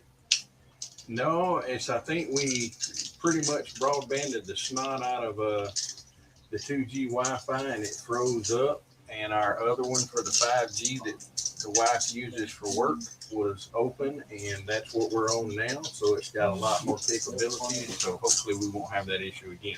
All right, 21. What car was that? That one, Daniel Suarez is 99. The 11 gets 12 plus 8, 19. Oh, he lost some spots. All right, 48. Oh, you get to roll them again. 9 plus 4, 13. 13. All right, 20 can draft 19, and Denny will roll himself. Who's 20? Jake, you go roll, you go draft a 19. No, that's how far he went. 19. Yeah, He went 19 he's going to draft the 11, which was 19. Or draft the 11. 19 spaces. Yeah. Yeah, go ahead and draft him. He's kind of busy with the cat right this second. Oh, okay. Well, the 95 can only draft 13, so I'm pretty sure that McDowell's fixing to roll here. Yes, he is. Pass them all. I hope you roll big, buddy, because the Baconator's right behind you. Oh, let's see. There's 18. Wow, this was huge. 31. 18, 20, 22, 24, 20. 28, 31. All right, Larson, you can draft the 20. That's 19 spaces. 19 spaces or roll. See, I knew what Jake was doing. He wanted to get the 20 out of the way so that when he rolled big, he could roll Larson up around the pack. Here he goes. He's about to roll. Got to pick up a dice. Put him down. We have an hour left, so we can do some spillover if need be. Because we were just kind of going to be free air for the Xfinity race. So okay. So we can go until the Xfinity race. You want to quit it, so 25. 25. I'm assuming the 10's going to come up here. I can't. This joker blocked the racetrack on me. Well, pick a lane then, sir. Jake, I'm going to show you one finger, but I can't show it on screen. You blocked the track. That's all right, because the leader just had his shittiest roll of the day at 17. So 78's trying to get his lap back. If you're just now joining us, we've had some technical difficulties. So does that mean the 48 could be going a lap down here? 48 could be going a lap down. Okay. All right, you got to have 17, 18 to get your lap back, 78. 18 or better, let me say it that way. Right.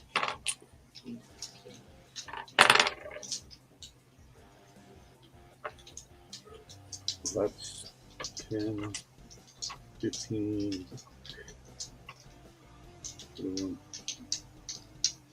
27. What do you have? I lost count. I don't know. What did the 19 have? For some reason, I just went I space don't blank. know. He was right here. The 19 had Right. 20. 4, 6, 20. 8, 10, We 12, have 23? 16, 18, 20, For the 19. 22, 24. You can only go 26 out of that 27, but I'm turning you around. Which one do you want to be behind, the draft of the 12 or the 99? In the middle. 12. High or middle? High. You're on the high side.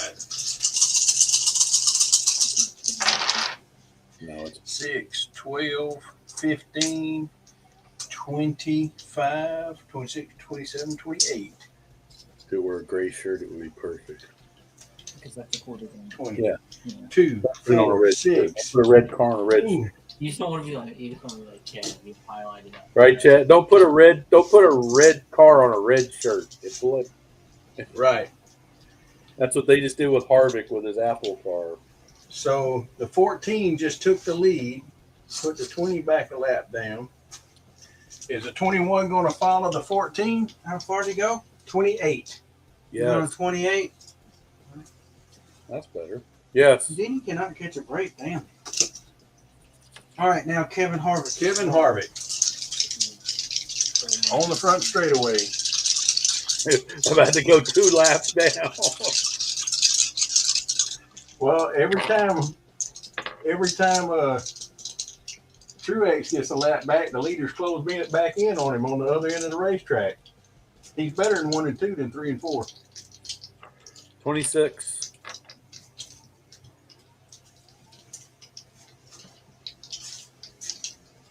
And the track is blocked right there. Probably don't matter. Chris Buescher's up next. Chris Buescher. And you're going to have to give him in the 41 a lap.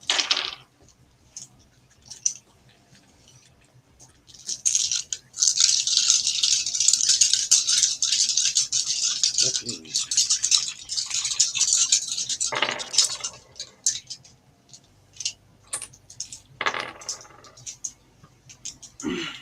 Oh, let's see. I have some 3 ones there. 10, 15, 21, 27. I do believe I will be drafting that. And the 41 will be drafting 27 as well. All right. The 24 is coming off pit road with 3. And he got 14.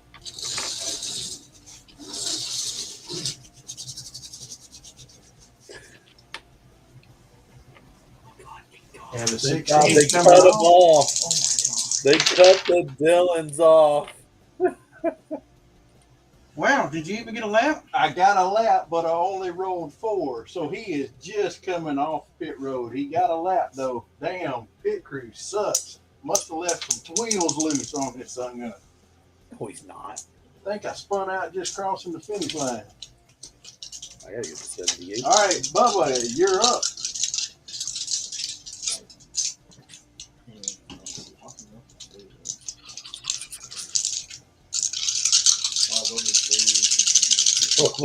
Bubba's woes continue. 18, 20. 20. You got a lap, though. 95, you roll. That's me, right?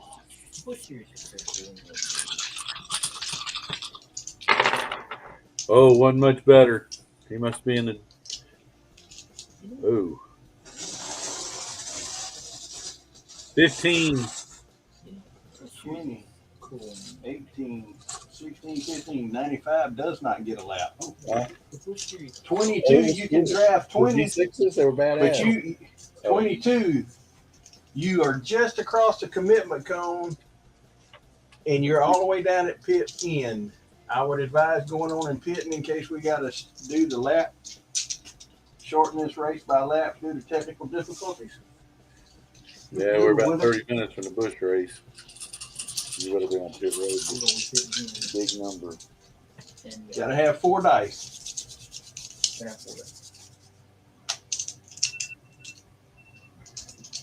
We got 19. 19. 4 dice. Right? When it roll 4 dice, you on pit road? Yep. Yeah. All right. Well, Got a lap though. And he passed Almendinger. I didn't Spinning out know of his that. 18. You're rolling 6. Hold on. What? I'm rolling shit. What? 18 and 4 is 22.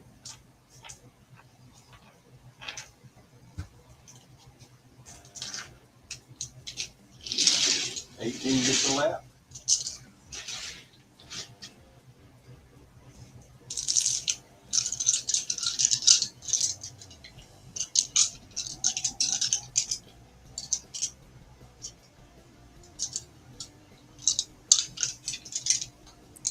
Who is up? Sorry, Shelly.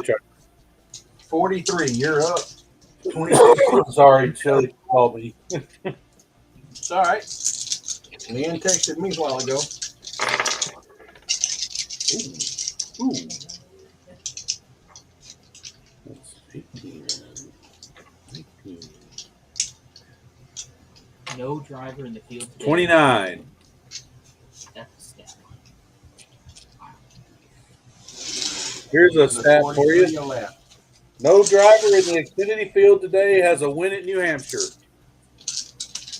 Well, I guess we're going to have a first-time New Hampshire winner.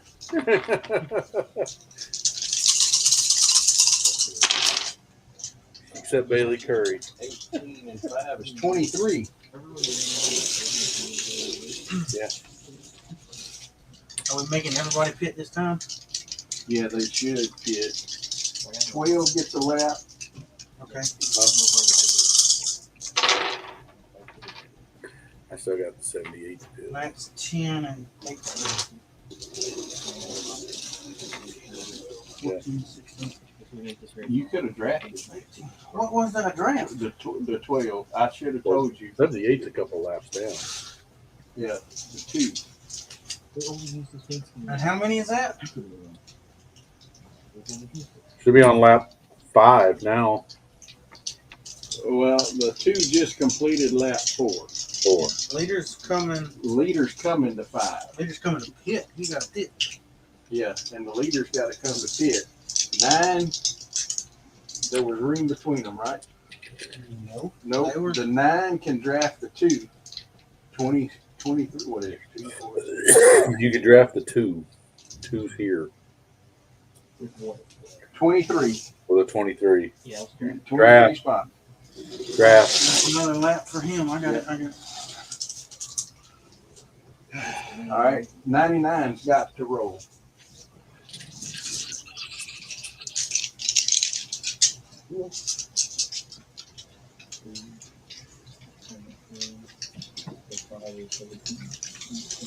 $20. 5's got to roll. Baconator's behind you, 5. Let's roll. Got to roll big. We're about to go a lap down. The 21 will take the lead when the 14 pits right here. 78 needs to pit as well. So does the 9. 22.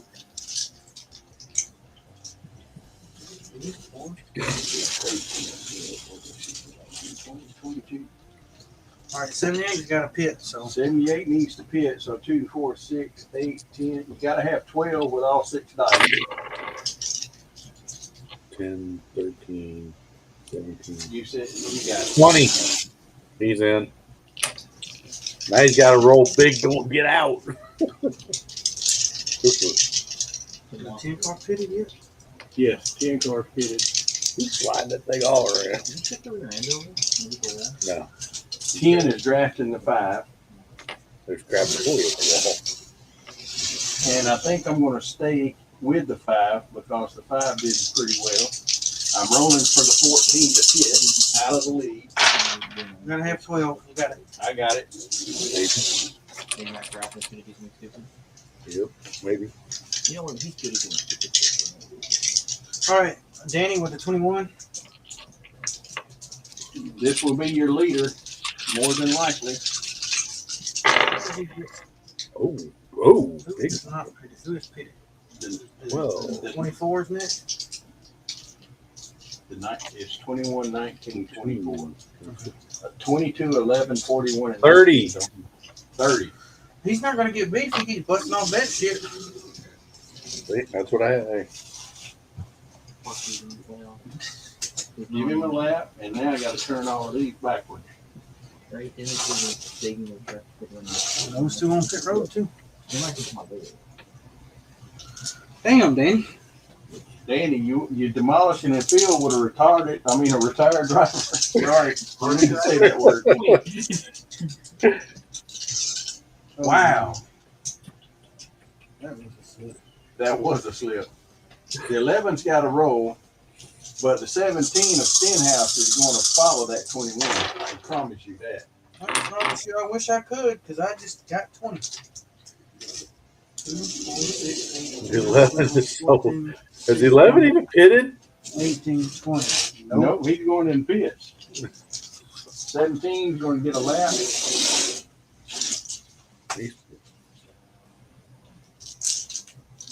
He's been right there at the lead or in the lead all day long, the 17.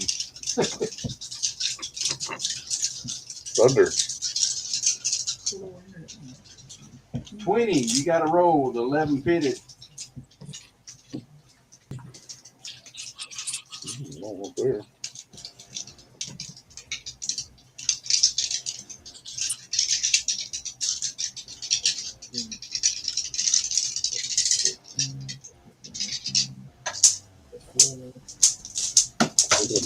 $23.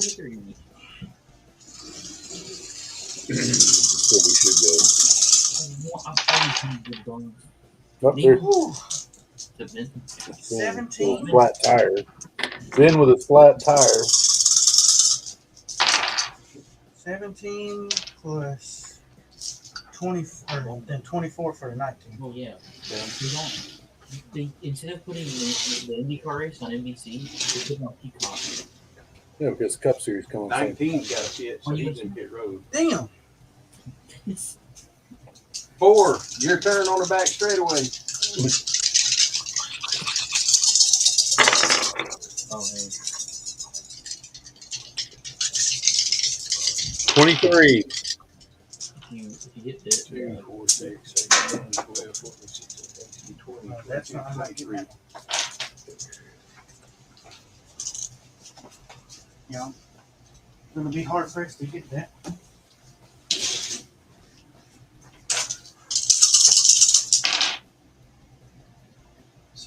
$10, 27.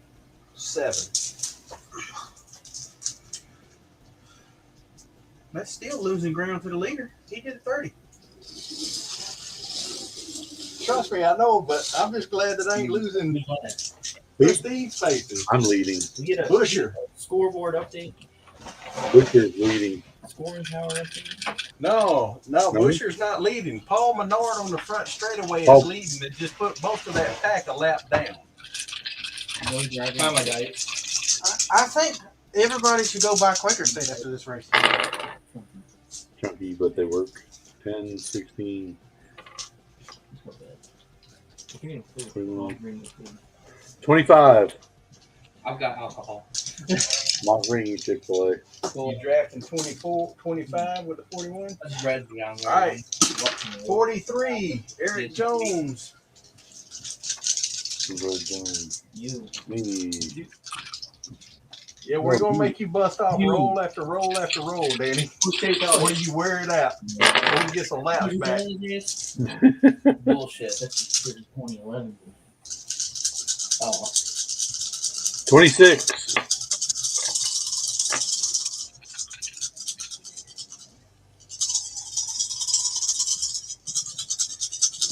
I think they're watching that.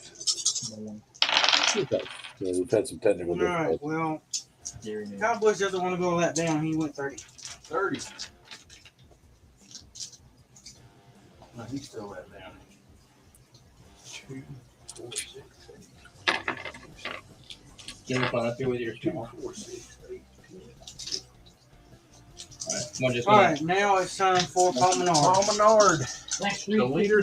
I'm going to NASCAR. I'm calling Menard. You want to go and start marking? Yeah, let's start with the back three and put to the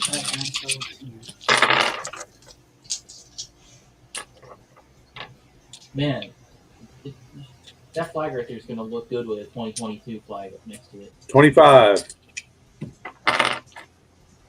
World Series champs. And the 17 did draft it. Now I got to roll for the 12. We got to keep these guys a lap down. Theory's going back. All right. This is impressive. I got 24 plus 7, so 31. You just doing a straight race? You qualify? No, they did, but they're all set up. It's the Intimigator. All right. So these guys get to turn their lap back around. Maybe. There might be a one on that. All right, check 12. Is he still a lap down? 23s would still be a lap down. The 48 would still be a lap down. The 12 and the 5 would still be a lap down. Okay, you're going to 2. And 11 and 78 would still be a lap down. 2, 9, and 95 are on the lead lap, right? So the 12 is still a lap down as he passed the leader. The 2, the 9, and 95 are back on the tail end of the lead lap. Yep. Now 5 needs to roll. The 5, you got to roll big. Say 5. Yes, 5. So if he passes, he'll still be a lap down. Oh.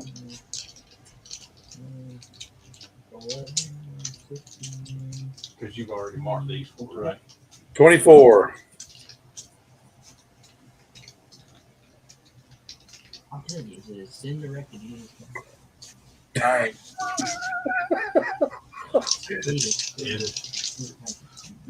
99, you got to roll. I'm drafting the 5 with my 10 card. Yeah, it's about to rain here. Colton, did you get any sleep yet, buddy? Because I know you're sitting there watching. 27 for the 99. 27.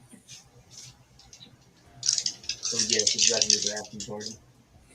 No, it's strung out. All right. There's a 20 going to follow the 10. 10? No, 20's going to roll. You're the 20, right? Yeah, 20's going to roll. No, he's following the. He just followed the 10. What? You want? I don't care. Yeah, it's fine. You just keep them in the draft. All right. What about the 4? You got a roll coming off of turn 4, and then we start with pit road.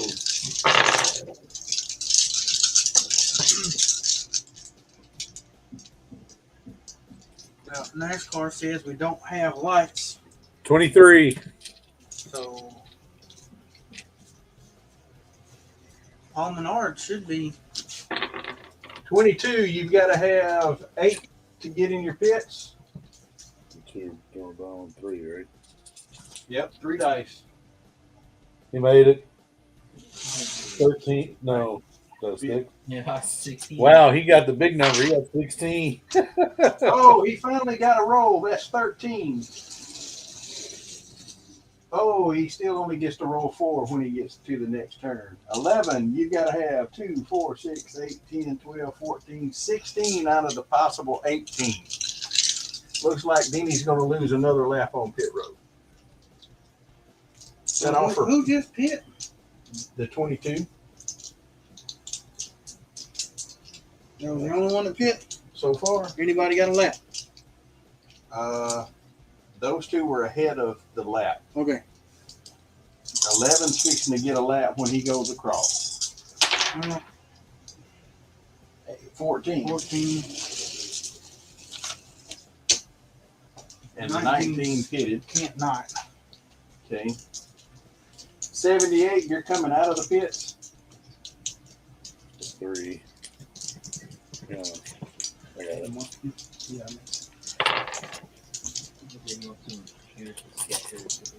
14.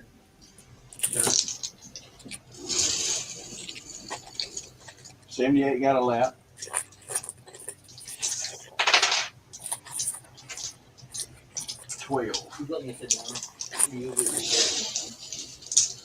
I feel like the 21 may have gotten an extra lap.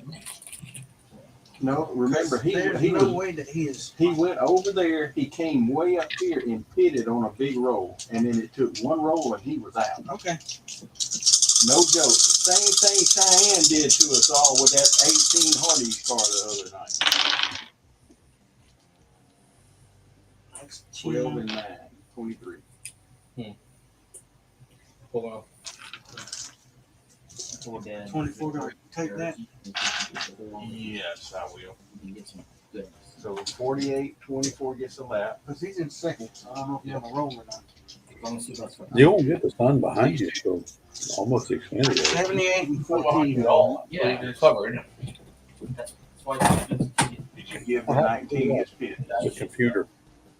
But ice just fell. Put up the dice on the computer. Give the 19 fit. All right. Where the fuck is the 14?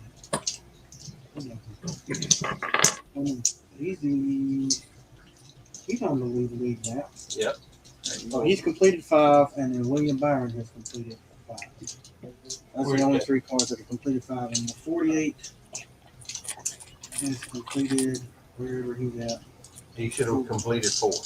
So leader update 21 is first. 5 laps complete. Second place is He's on the 24. white flag lap.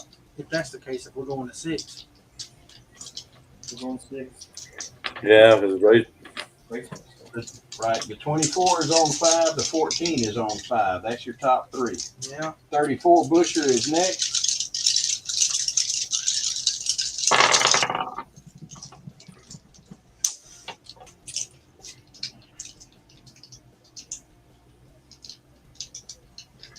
Twenty-five. How many is that? 24, 25. You've got to have 24 to hit your pit. And you got to hit. Damn, Kurt Busch. I thought you were good, buddy. Sorry.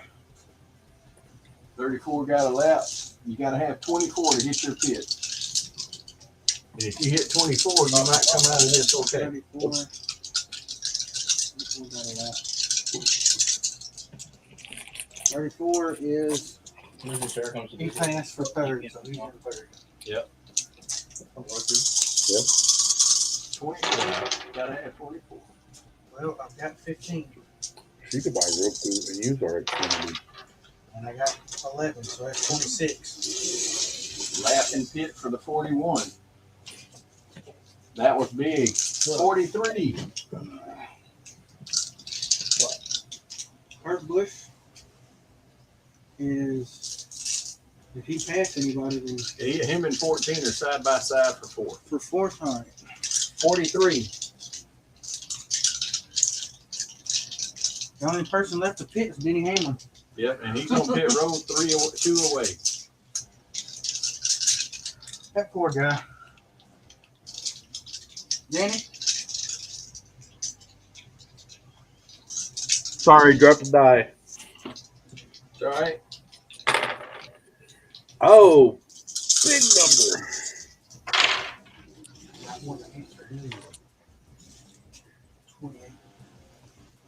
29.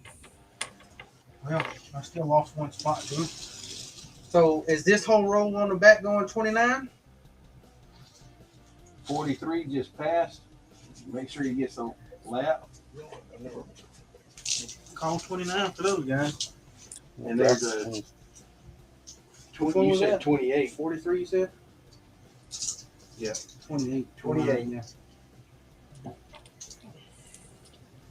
Eric Jones took the white. All right. So the 18 will be the orange one past the start finish line. All right. So he'll get a lap. 23 will get a lap.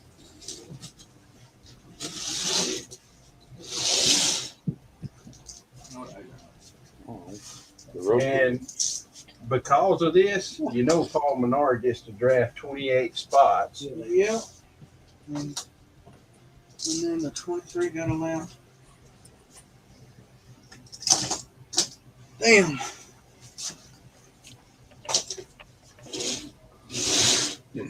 So Paul Menard sees the checkered flag and is a whopping 5 spots away from his win 99 in the diecast dash.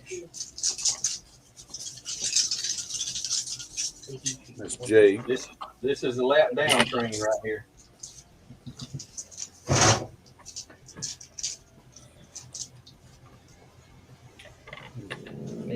We could have completed all 8 laps if we didn't have any technical issues. 25. Turning on the track. You say 35 or 25? 25. 25. I was about to say, damn. Right there by the Valvoline, just across the white line. Is he lap? Yeah, all of these are backwards. Kevin Harvick.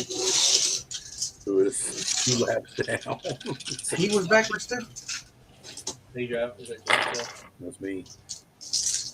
10, 15, 17. 22. That's just who did it. They just picked 16 is next. I got to roll 4 dice with the 16. And I got 14.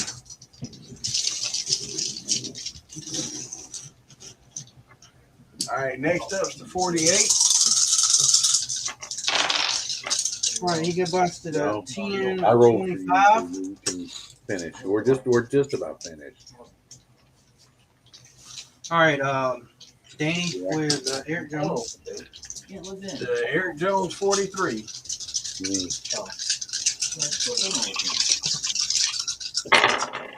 We'll stop at the 95. Everybody else can draft. You're 25? Yeah. 25. I got and then after that, I assume Busher wanted to draft that 25. And I assume nobody's going to draft that anyway. Because that was 19. Jake, you want to draft a 19 with a 23? You want to draft? Jake, you drafting the 23 drafts of 18 Yes. with 19 spots. Yeah. We'll do the same with the 12 just because he's a lap down.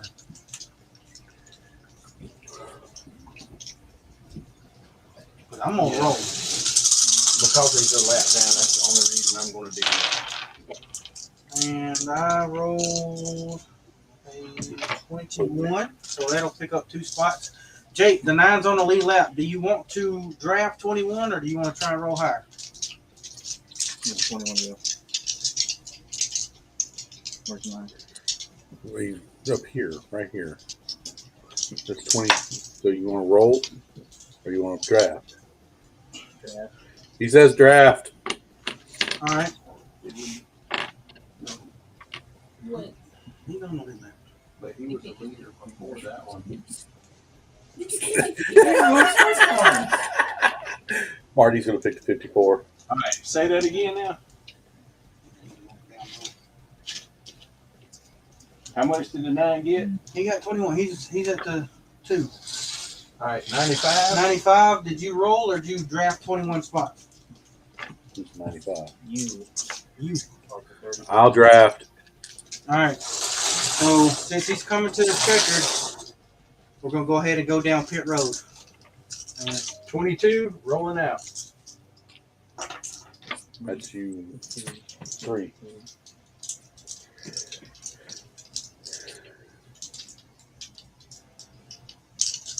Eight. Put Denny in fucking pit box. Denny's in his pit. Finally. It took him 6 laps to get He's on like 6 cylinders, isn't he? Dude has only completed 3 laps. Alongside 78. Junior. I'll finish it up. Wait, all those guys that got laps, who were they? The 5, the 12, the 9, and the 95? And maybe the 2? The 2, the 12, the 9, and the 95.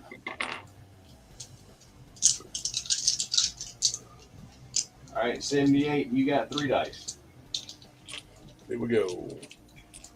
Big number, no whammies.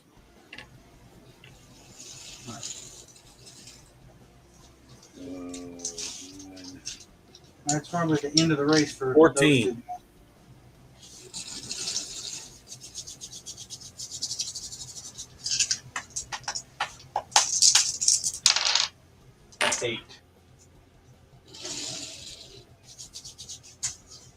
Didn't make it off pit road with Nope. Stewart. 41. 10. 3. You rolled 3 ones on pit road? Yeah. That's the Wow. only time you get to roll again. Okay. 12. That's not enough though. I No, doubt. but you get you do get to cross and get your lap. Oh, so they'll put me. All right. I don't know if you can see it, but there's a green dot on the back straightaway. It is right here. On the final lap, if you're ahead of that green dot, you have to roll for your car no matter if you're on the lead lap or off. The only one that can draft anyone is the first car behind this green dot, which if the 48 rolls a great roll, the 24 can draft it or choose.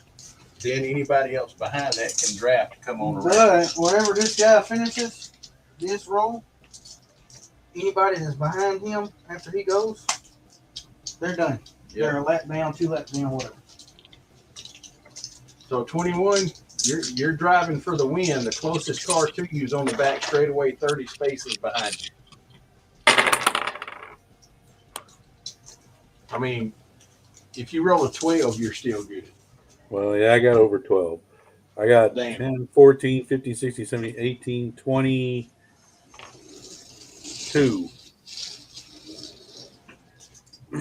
So the only one that may be a possibility is right here that gets to go again. Yeah. Just turn him sideways. That way we know. Oh, Just turn him. What? okay, whichever one. Give me the. And I gotta have a. You rolled a 22, right? Yes. 25. I need a 22, 23. I need at least a 24 to get a hit. The track block?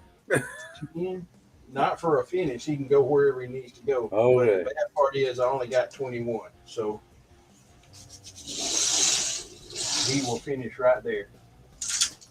99, your roll.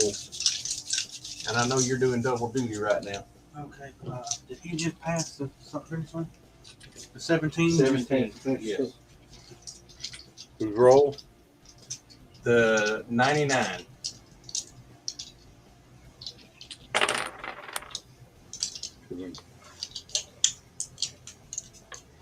Yeah. 25. He still didn't pass the leader. 5's got a roll.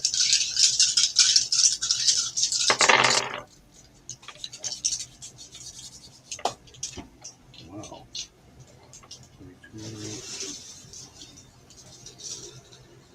32.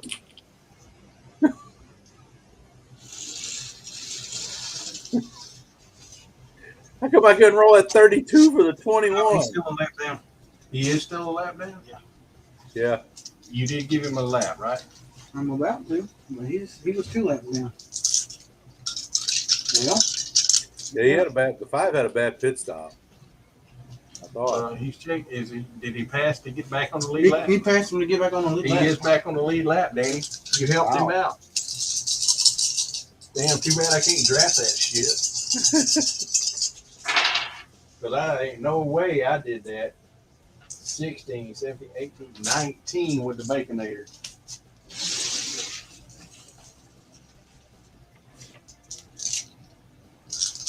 $20? Not close enough.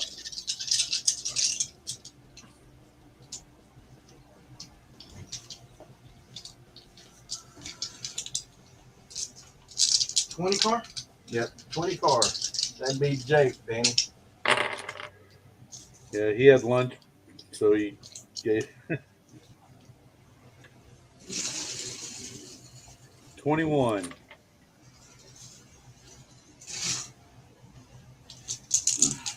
All right, next up is you and the 4. Which really doesn't matter because he's 2 laps back. He's a lap down, coming to finish though.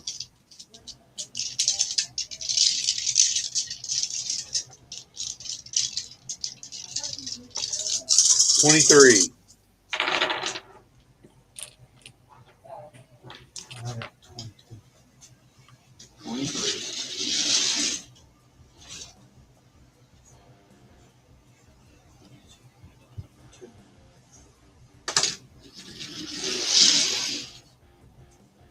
You going with 22? You want to roll?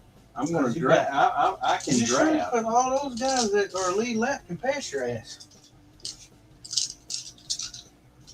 I know that, but I get to roll again. I don't think they're going to roll that far. All right. 43. I could be wrong right here because Danny gets to roll for the 43. I just drafted you 22, and he was 2 spots behind. So he's got to have 24 to be beside me, 25 to pass.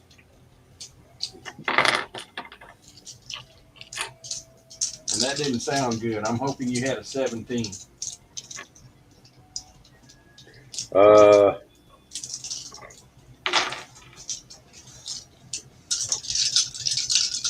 At 18.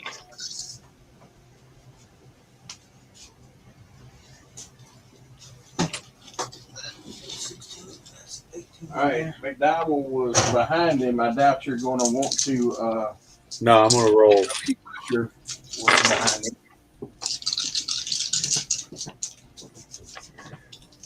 No. So 12, 18. Oh, they were done. 22. I don't put them out. 26.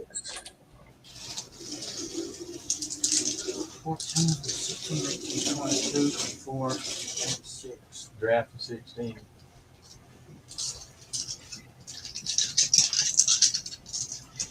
See, it's raining. If I ask you if it's raining there, it's raining here. You're saying it's raining in New Hampshire at y'all's house? My house. It's sunny in New Hampshire. Okay, 20. We're actually going to go to Pocono next week. I'm going to die. What's that? All right, Kyle Larson. The 18 just rolled a 20, so. Well, he didn't get a good rolls last time.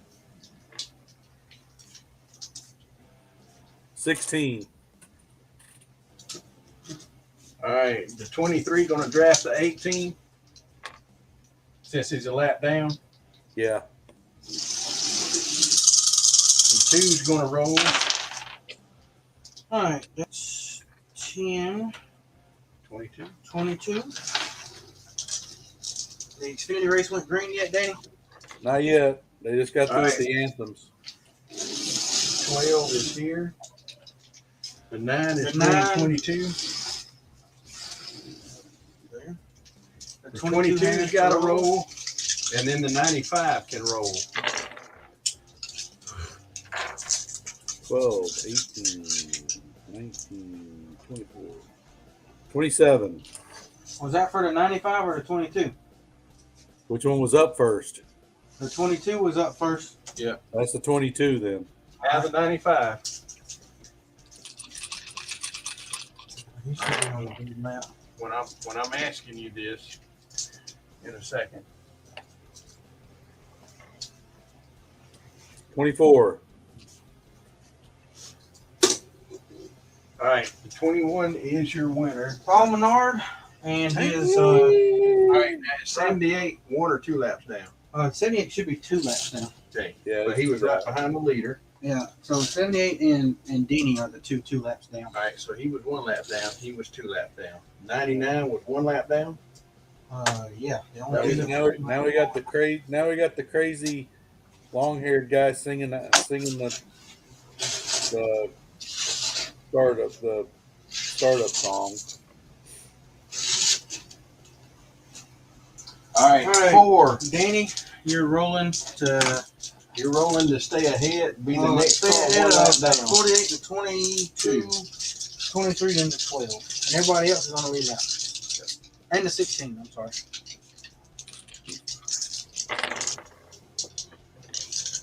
So these two are the only two laps down, right?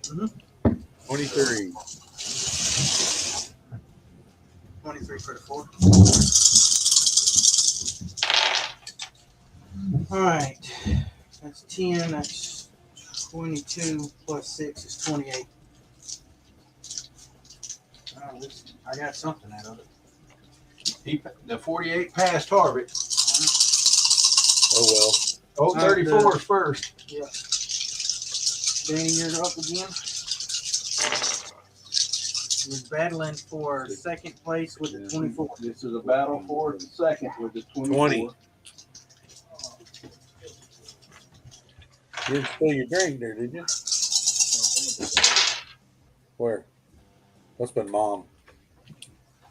All right, 6, 6, and 6 is 18. 20, 22, 27.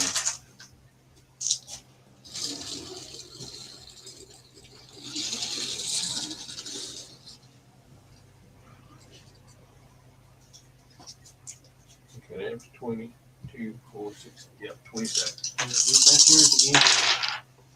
Danny, you'll be up with Eric Jones 43. 19 for the Dinger.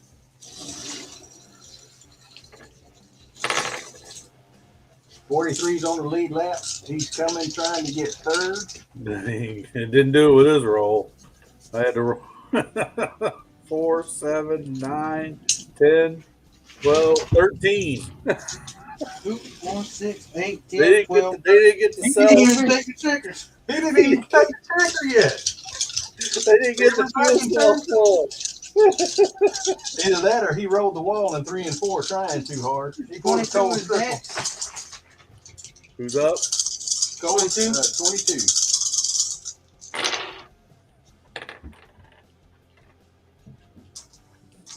24.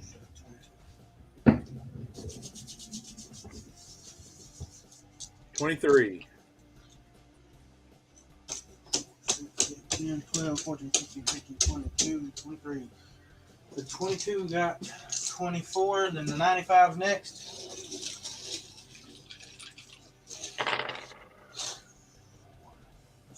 22 and 2 gets a lap. 22. 22 for the 95. Gets a lap for the 95.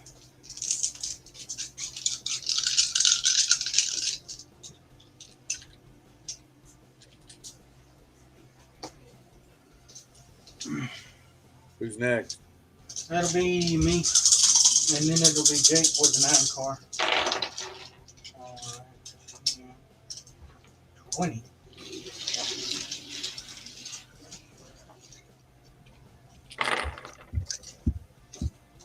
Wow.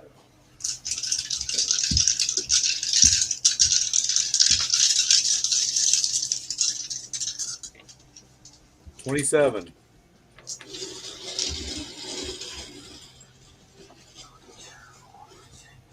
7. So he made 3 passes right there. Yeah. Damn Hendrick tower and all that. All right, 23.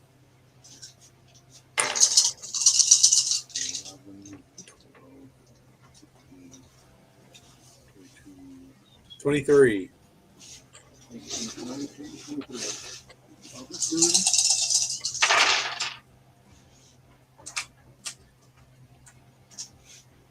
18 and 6 is 24. So he's going to be right beside him.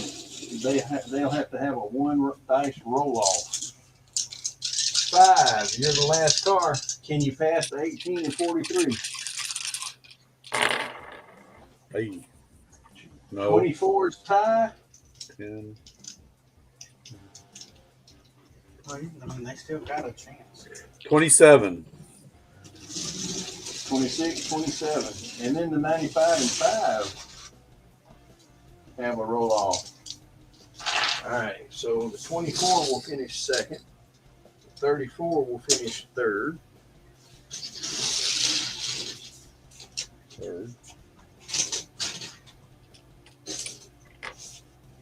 That's really raining. All right, 1 dice for the 95. 5. 1 die. 1 dice. 1 die That's for the 5. For 5. And 1 for the 5. 2. All right, 95 finished ahead of the 5. 23 needs 1 die. 3. 4 for the 12. All right, the 43 needs 1 die. 6. 4. I think Danny probably kicked everybody's ass. Overall standing.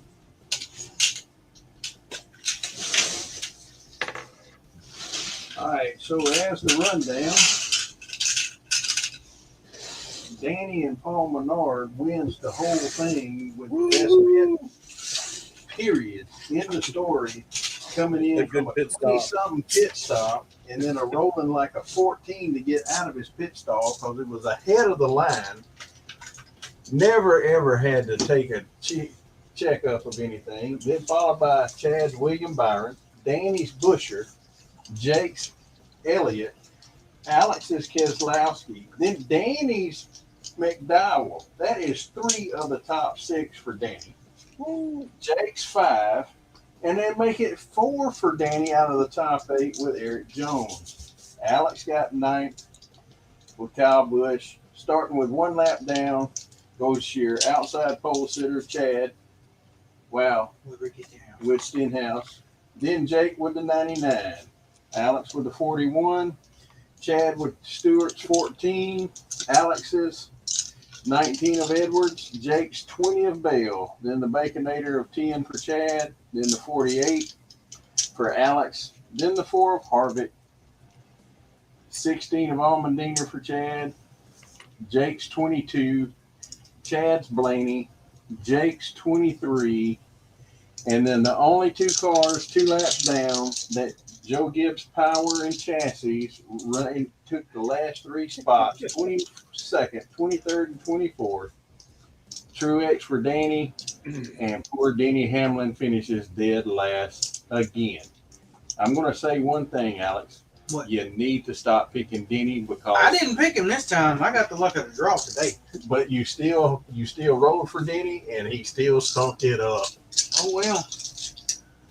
Well, I hope you guys enjoyed the Diecast Dash. We're getting ready to go green flag racing with the Xfinity Series. I'm going to go ahead and bring in Colton so we can get started with that. Yeah, let's have Colton do that. I mean, how do you think Danny did? Did he kick everybody's butt or what? Yeah, definitely. Sort of like Cheyenne's pit the other night, right? Yeah. With that 18. I mean, all it takes is 1 good roll, 1 pit, 1 exit, and you're gone. Yeah, exactly. Well, we could have got our extra 2 laps in, but we had not 1 but 2 times where we technology kicked our ass worse than the dice did, or Danny, for that matter. we got screwed over a couple times with just internet and power issues. So we're going to be better prepared. We're going to get a couple of. I think we'll do it next time. We're going to get a couple more actual webcams, and we're going to set them up on the ends where you can see a lot more of the actual track itself. Yeah, and you might actually be able to tell who's who on the racetrack and zoom in. So we've seen this, and it'll allow us to play the game a little more frequently with our friends in Pennsylvania that used to live here in Georgia. And me and Danny actually grew up with the game when it actually happened, and we got it as a really, really small one. He bought it with the Micro Machine NASCAR cars way back when in 93, I think it was, Danny? Yeah, 93. And then we overall adapted it to making 4x8 racetracks. On the other side of mine, if I unscrew it and flip it over, I actually have a Richmond trial on the back side. But I'm about to buy a 5 foot by, or get a 5 foot by 10 foot table so I can make it a little bit bigger, a little bit better, a little wider racetrack so that we don't have just 3 lanes. We've got 4. That'll help out a bunch, and hopefully one day we can do this again soon, and maybe we have a Busch Series cars and everything, because we definitely got some old school Busch Series car like the one auto. If you guys are interested in this, just give us a shout out on Twitter or Facebook. Let us know that, yeah, I'd like to do something with Chad's racetrack, and we'll figure something out from there. Otherwise, Colton, how has your hopefully long nap been? I think you're muted, bud, so let me unmute you. Yeah, no, I muted myself. I cranked up the TV. I was trying to hear what Latart was saying. But no, that wasn't too bad. Got a little bit of shut eye. Ate some breakfast. Took a shower. I think I'm ready to go. Just cracked a beer. So. All right. We'll basically, we are totally not ripping off Rowdy Red, being kind of wide open fan fuel for the next couple hours with the Xfinity race. I will be driving back home, so I'll be back on when I get back on. I'm actually going to restart this stream probably at the end of the first stage or something. Because we're closing in on 6 hours. I said it was going to be 7 hours for this one, so that'll get us back on, because I stopped it at 5 hours on the last one. Yeah, I'll shoot it got 2 hours. So that'll be all right. Well, I hope everybody has fun watching us. Thanks for coming, Danny and Jake. I guess they already logged off. Damn. They were quick. They said, fuck you guys, we want to watch the race. So, Colton? Yeah, something to watch while I eat breakfast. Was pretty cool. Oh, I said that was something cool to watch while I was eating breakfast. Okay, well, we'll make it a little bit tighter packed next time. We'll figure something out. Before you hop off, can you hear my TV at all? Just a wee bit. Is it distracting at all? Not to me. And I'm gonna turn that music off for you. We just had it as background noise, so it was kind of quiet especially when we had the technical difficulties. Right. I think I'm gonna leave it right about there. Where the hell does this guy go? All right, 1 to go at the line. Get a roll here. I think Dalton Good was supposed to hop on. See here.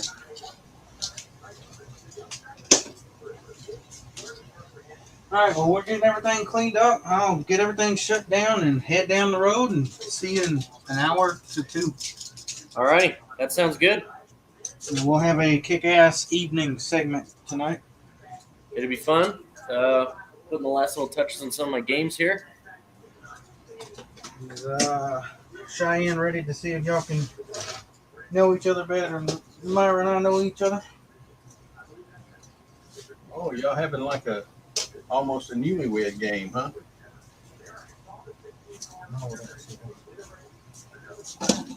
So when is the trivia coming on? And did you remember to grab that? Trivia is coming on at 7 p.m.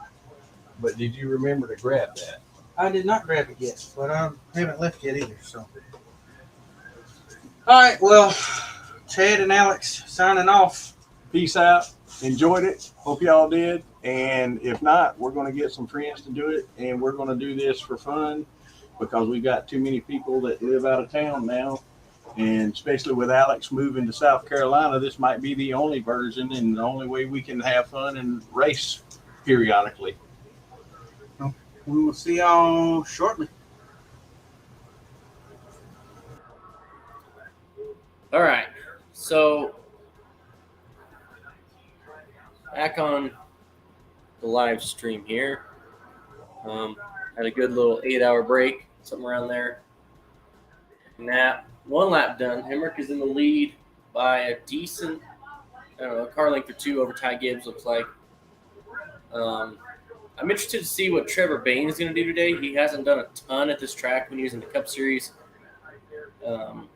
but he does have that Gibbs equipment. He was really praising it in pre-race. The fact that we learned from Danny in that last little segment there was that there is no driver in the field who has ever won an Xfinity race in New Hampshire. So everyone here looking for their first New Hampshire win.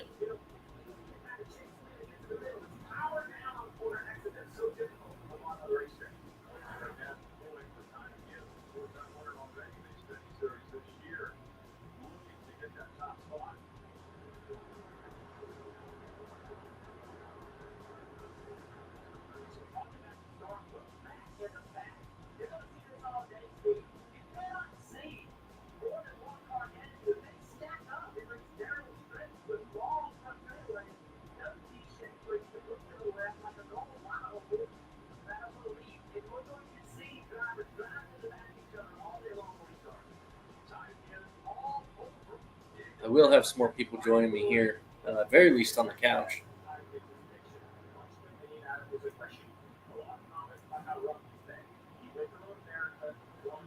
Here's where we're going to see if Ty is actually going to have some patience and work on Hemrick for a little bit, or if he's going to get sick of him after 3 or 4 laps and just give him the bumper.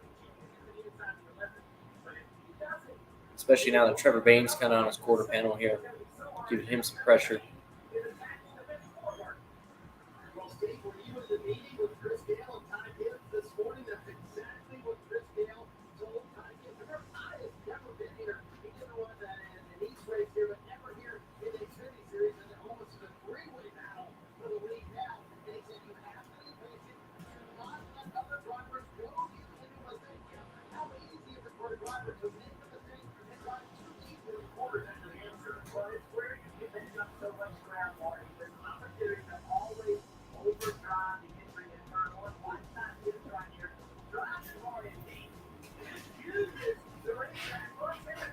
Yeah, runs him way wide there. Kind of a dumb move by Ty, because now instead of getting the lead, he's back in 4th, and Hemrick's going to take that lead right back from Trevor Bain.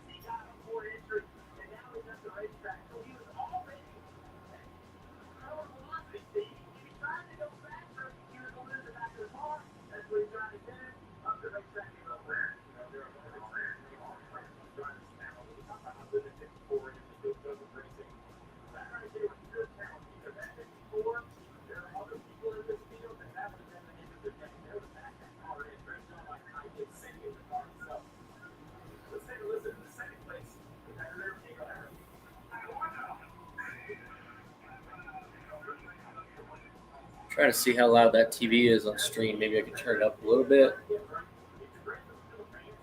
don't know how the hell I'm going to do that.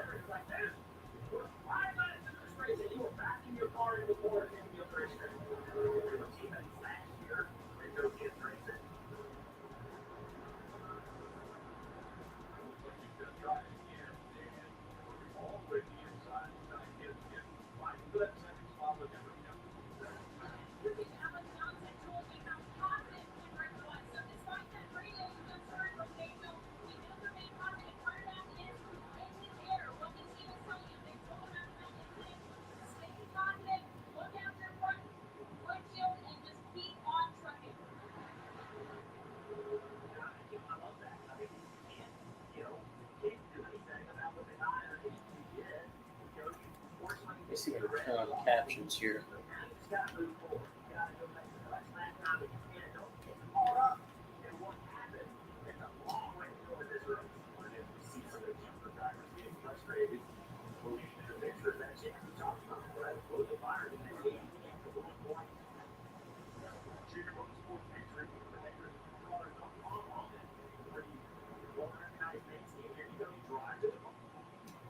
Yeah, that's not going to work. Yeah, captions for YouTube suck.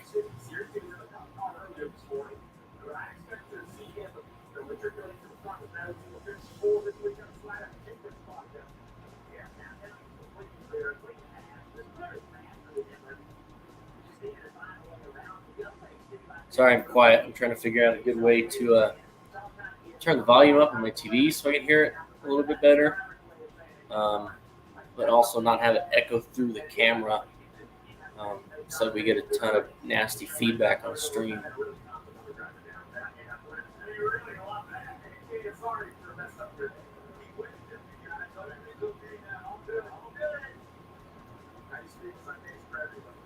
You know, I got a couple pairs of headphones. I might plug those headphones in, connect to Bluetooth, and run the race on my fucking phone. And then just, yeah, you want to hop out? This is my Doge Blaney for all 4 of you watching. I'm such a big Blaney fan that I named my dog Blaney.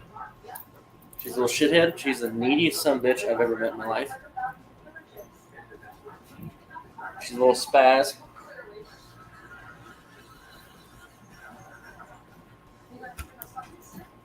Yep, right back up. See?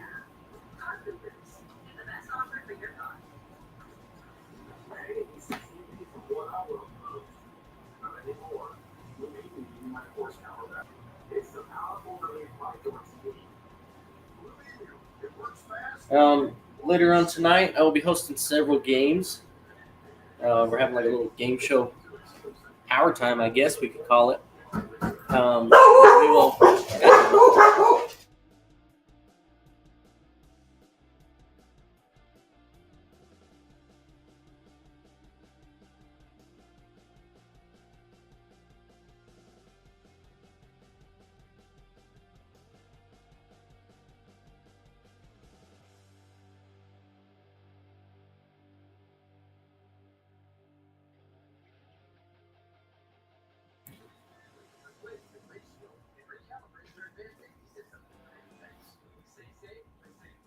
Trying to get some headphones or something so we can listen to the race a little bit better. Are you tired? Yeah. What the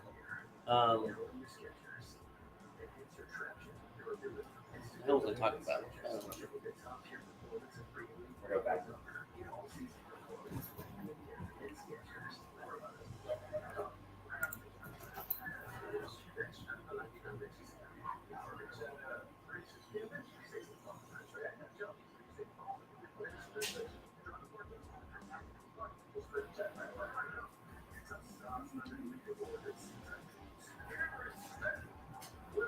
Did that plug into your phone? Into my phone? Oh no. I have Bluetooth earbuds. But if you need this like to plug into your computer. Possibly. I'd have to sit pretty close. I guess it's a pretty decent sized cord. That's what she said. Yes. Because it'll still pick up that feedback on there, like the mic from my computer. It'll still pick up the race feedback. Yeah. Even if you have one plugged in? I'm pretty sure. That's good. Well, it's right here. We could definitely try that. I'd like to find where the hell my Bluetooth headphones went. Guess get a hold of Cheyenne. Figure that out. I'm gonna keep you right here. Wow, you're mean.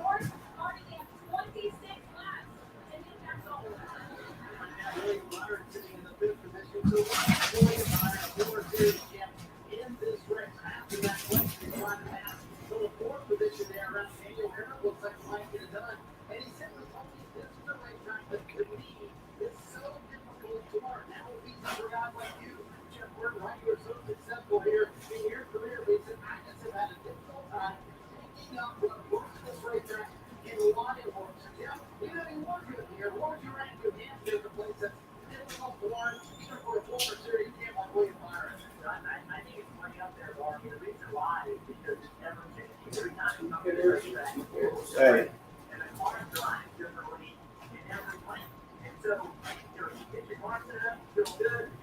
All right, let's see if we can figure this out. Yeah, go. Go.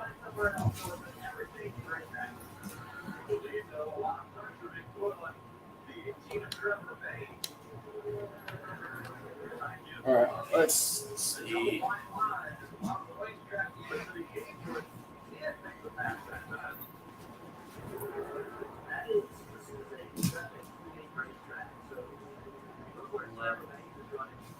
YouTube on the phone.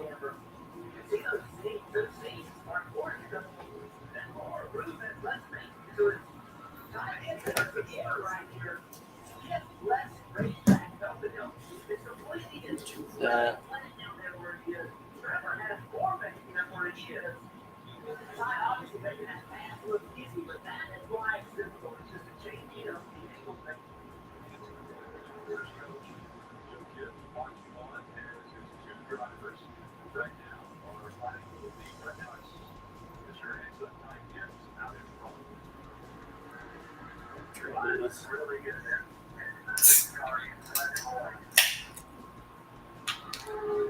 There we go.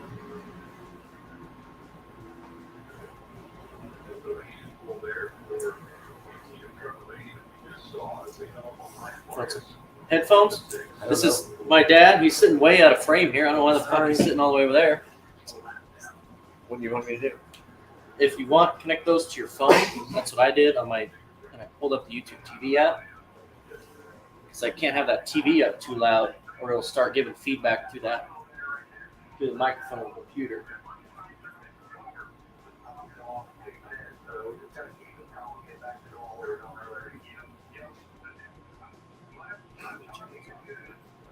So go to your settings. Oh, just on your phone.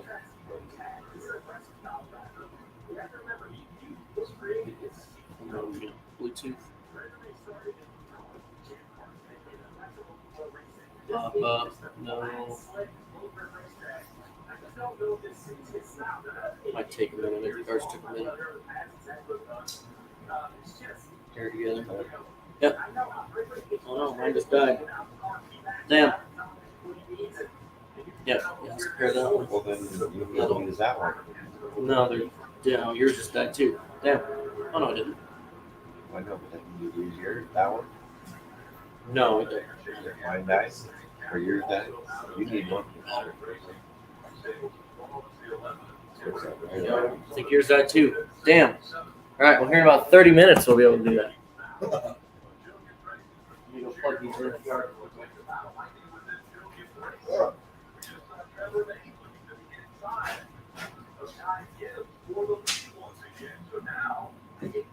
All right.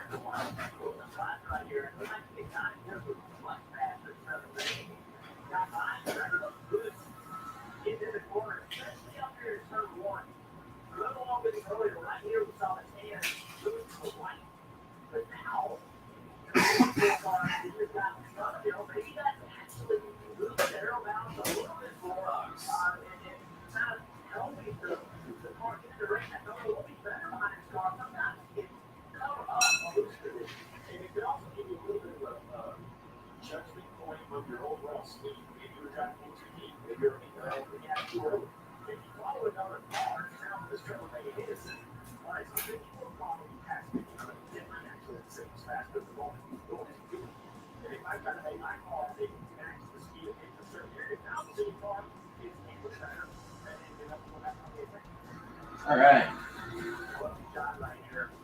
Jeremy Clements running. That's who you're rooting for? Yeah.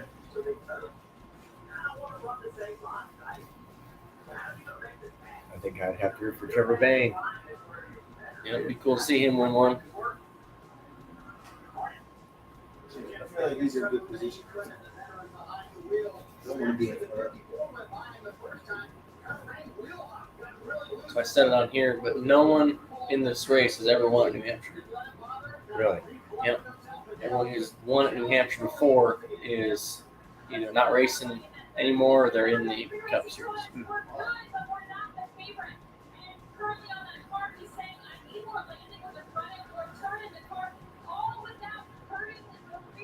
I like Trevor Bain for the MS reason. Yeah, makes sense.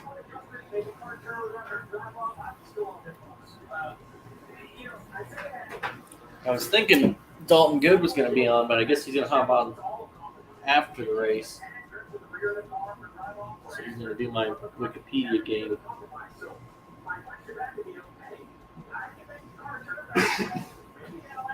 Alex will be on here in about an hour.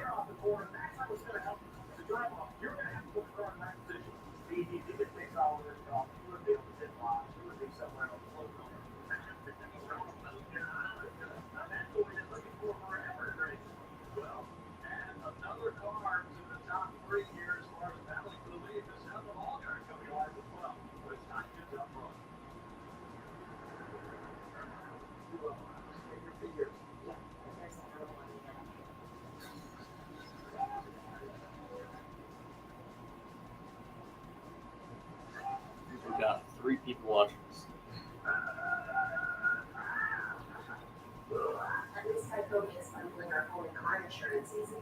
I watched for a while yesterday, and then shut it off. Yeah, we were on until almost 5 in the morning.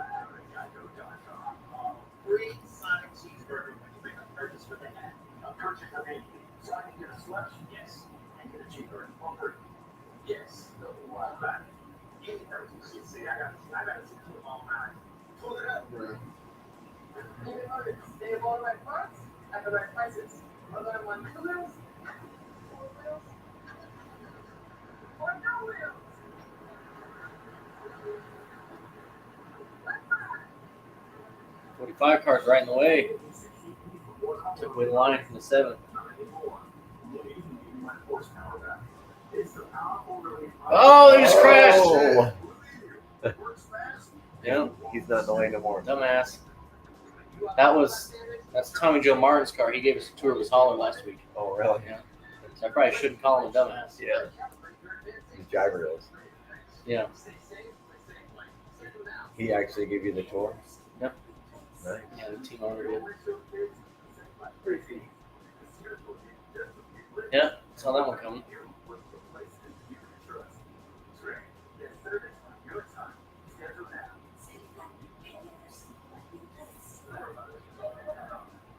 Yep. Remember when there used to be a wreck under caution, and they used to cut away from the commercials to come back and show the caution? Yeah.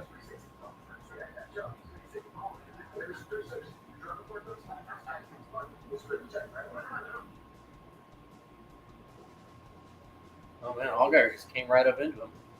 Yeah. 45 didn't come down hardly at all. Yeah, just turned into him.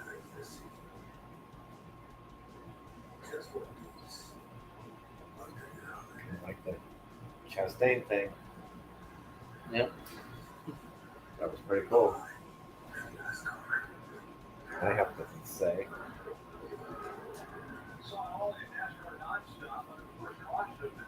Oh, that's the girl.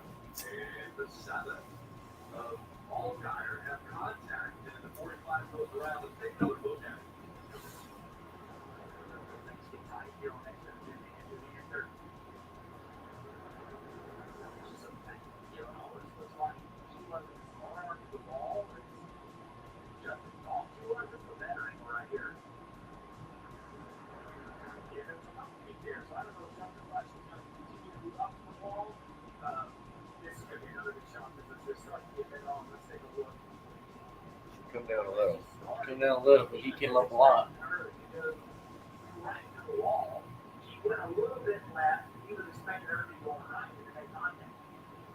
That's so cool.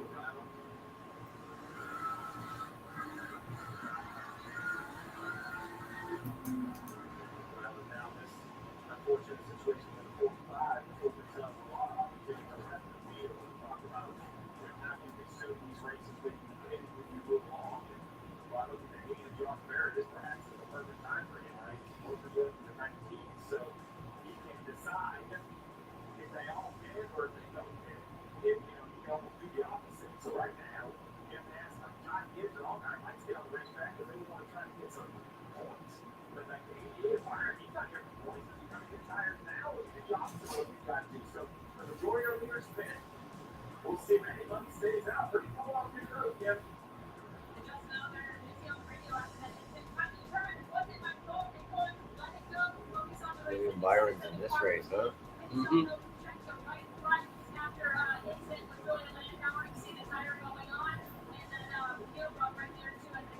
The only Cup guy? I think so. I don't think Tyler Reddick's in it.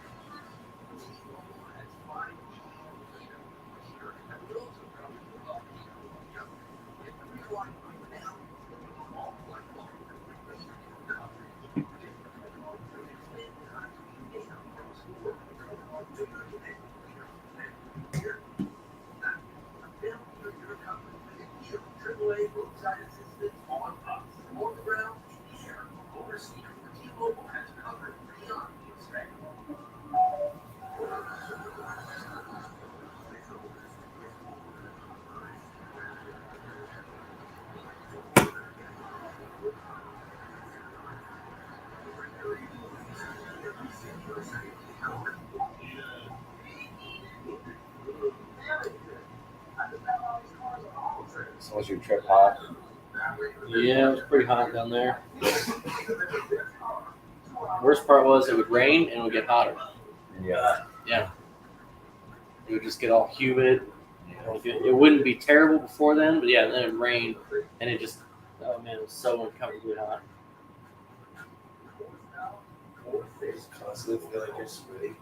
Well, you are. Well, that's like one good thing about down there is like you get like a good layer like sweat like on your arms and stuff, and it keeps you cooler. Up here, it just evaporates off. Yeah. And so you're just like frying the whole time.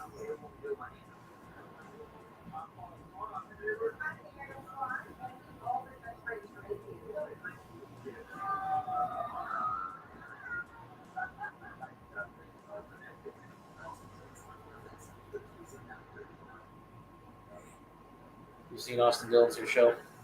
Just saw part of it. I didn't. Kind of stupid, not my thing. No, definitely not. I didn't know he had another brother. Looks like he's older.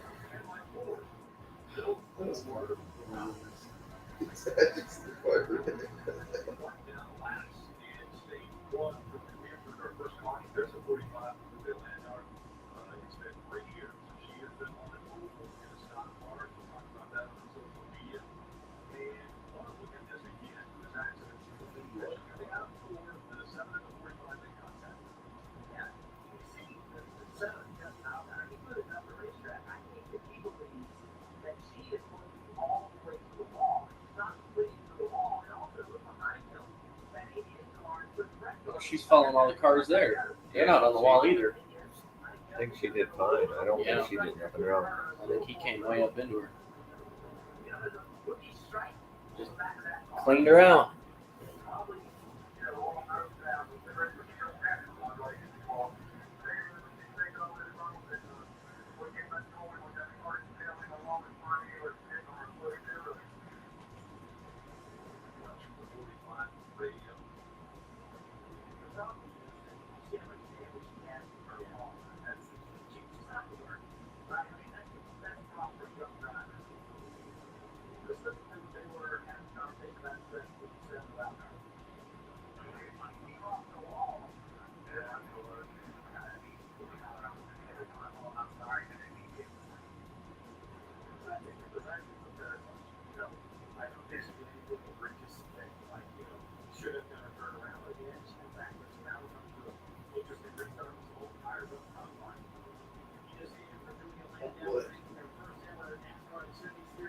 Made it all of 40 laps.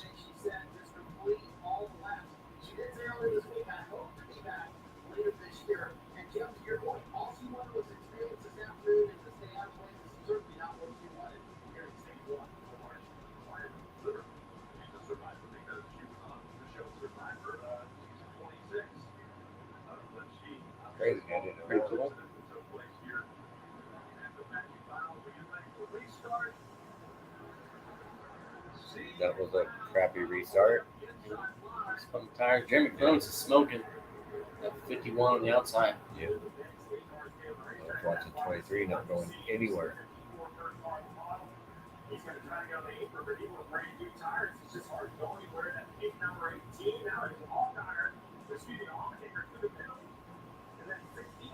They're gonna wreck right here. There's no way.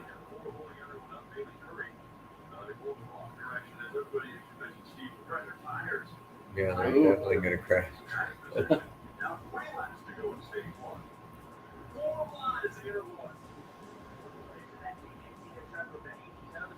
Jeremy's in kind of a shit spot. Maybe on the outside of a flat track like this.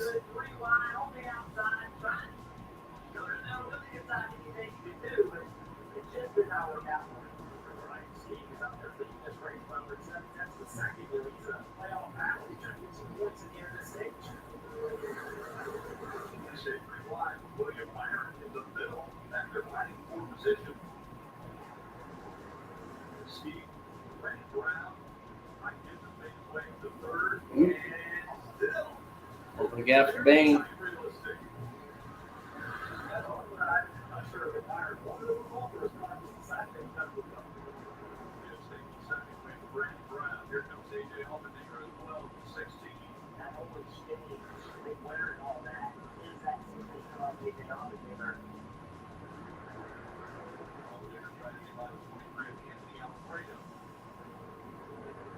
Did you watch this race in Atlanta?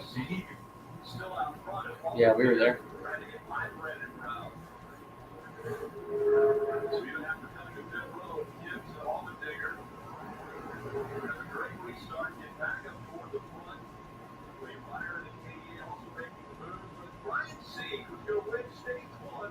Damn, Ryan Sieg.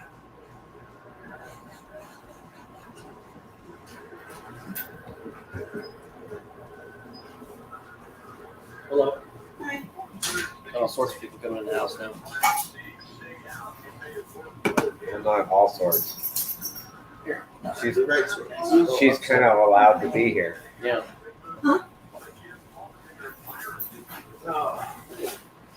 Did I leave you room for parking? Yeah, no, I put something on my Oh.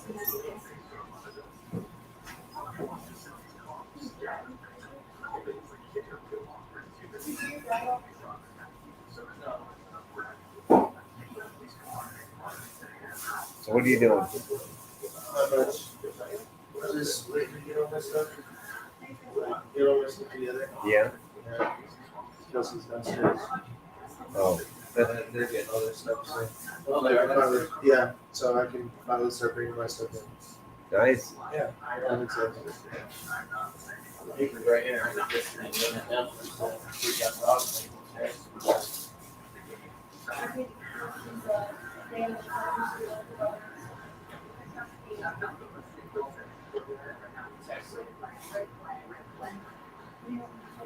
Text Kelsey and say, hey, if you guys come upstairs, to let me know first, so I can mute the mic, so the dogs don't freak out live on stream. Yeah, I'm sorry about that. Sorry. Well, it is both you guys, so I guess they might as well.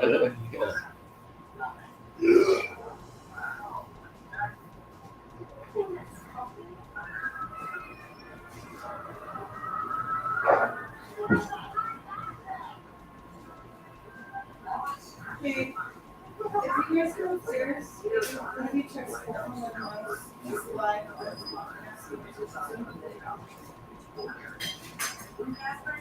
Right, we gotta get some shit from Atlanta. Oh, that one's cool. Dave Blaney autograph. Oh, that's really cool. Man, that's super cool. Huh? Yep. So that to the stream there, yeah. I was supposed to do that. Might as well. Killer.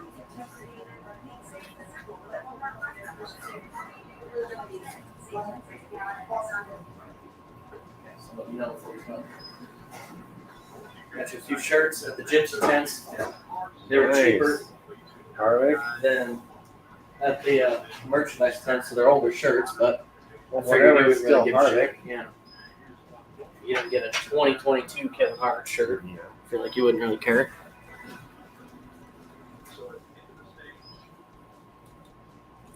So we got all 3 of those for like $45 instead of one for 30. Yeah.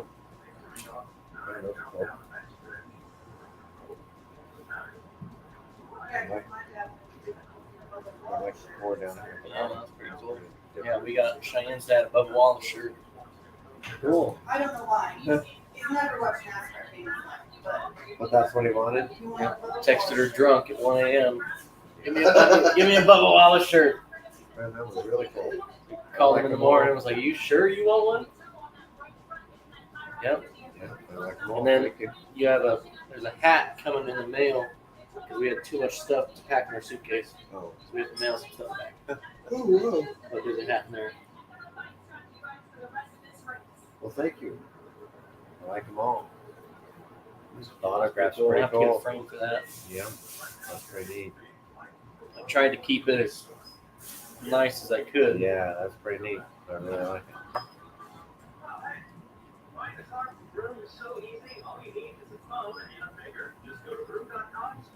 Where'd you get the picture? There's one guy in one of those tents out there who just had stacks of them, like 1,500 of them, and they were all autographed. Yeah. And Oh, so I dug nice. through them all. There had Jeff Green, Yeah. Johnny Benson, all sorts of ones. that's That was the pretty only one I cool. picked out. It was like the 10th one I looked at. Yeah, that one's pretty I was like, all right, that's badass. Got to take that. Yeah, that was pretty cool. There was a couple like Brian Vickers ones, and a bunch of cool ones. But that's the only one that we got from those tents that's autographed. We got a ton from the drivers at the track.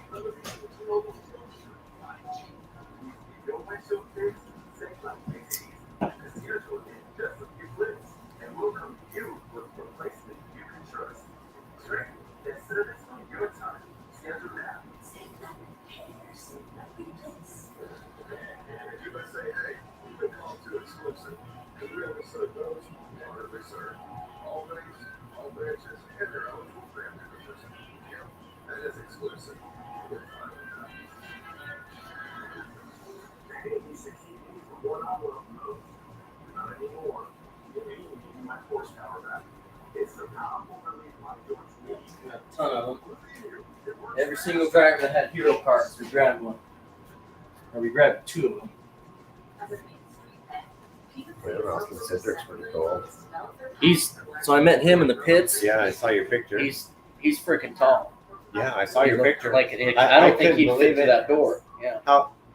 And who was it? Rusty Wallace was a tall guy before. Logano's tall. Logano. Yeah, and then there was one that drives now that's really, really tall. That's a really neat picture there. Nah, it's Chase Elliott. I don't know. That's still a really cool picture. Yeah. You have to look at the picture itself. You don't have to look at the driver. Holy crap.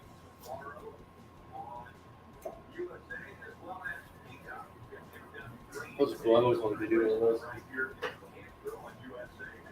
Yeah, pretty cool. Ryan Blaney one even. Yeah. Didn't get any of those autographed. Did you see him? We only saw a couple Cup drivers. Cindric. We talked to Tyler Reddick for a while. Chris Buescher.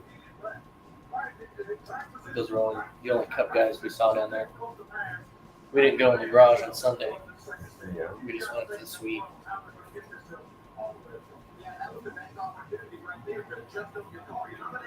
Think you'd have got to meet him or something.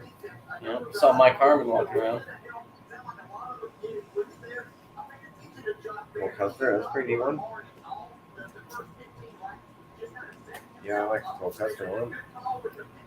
Harvick didn't have any out. I think he's the only Stewart guy that didn't have any out. Gee, Frisco, though. There you go,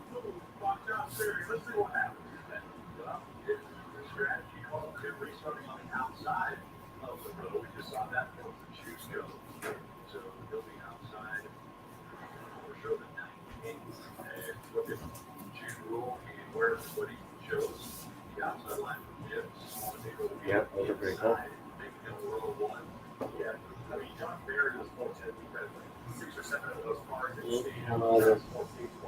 The dumb stickers we got, we paid $5 a sheet for.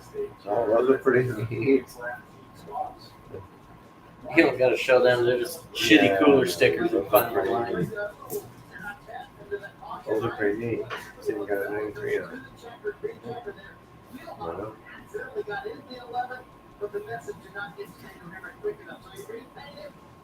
I like the Wrangler hat or the GM Good Ranch. It says Born Beer Racing. They're a cooler company.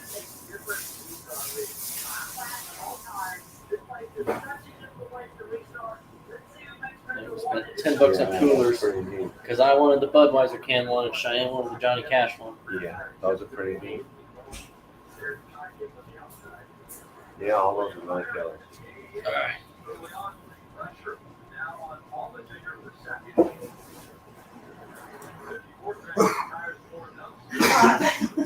Huh? In here or out there?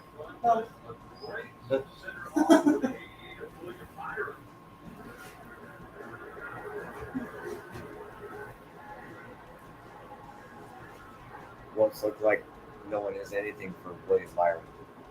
The farther it gets. I don't know. Ty Gibbs is beating him. Well, driving away from him. I know, but still. It's like he's just playing with him at this point. That's what it seems like to me. Ty Dillon's in, so there is another Cup guy. I want Gregson or Hemrick or someone to go up there and just dump Ty. Put them all.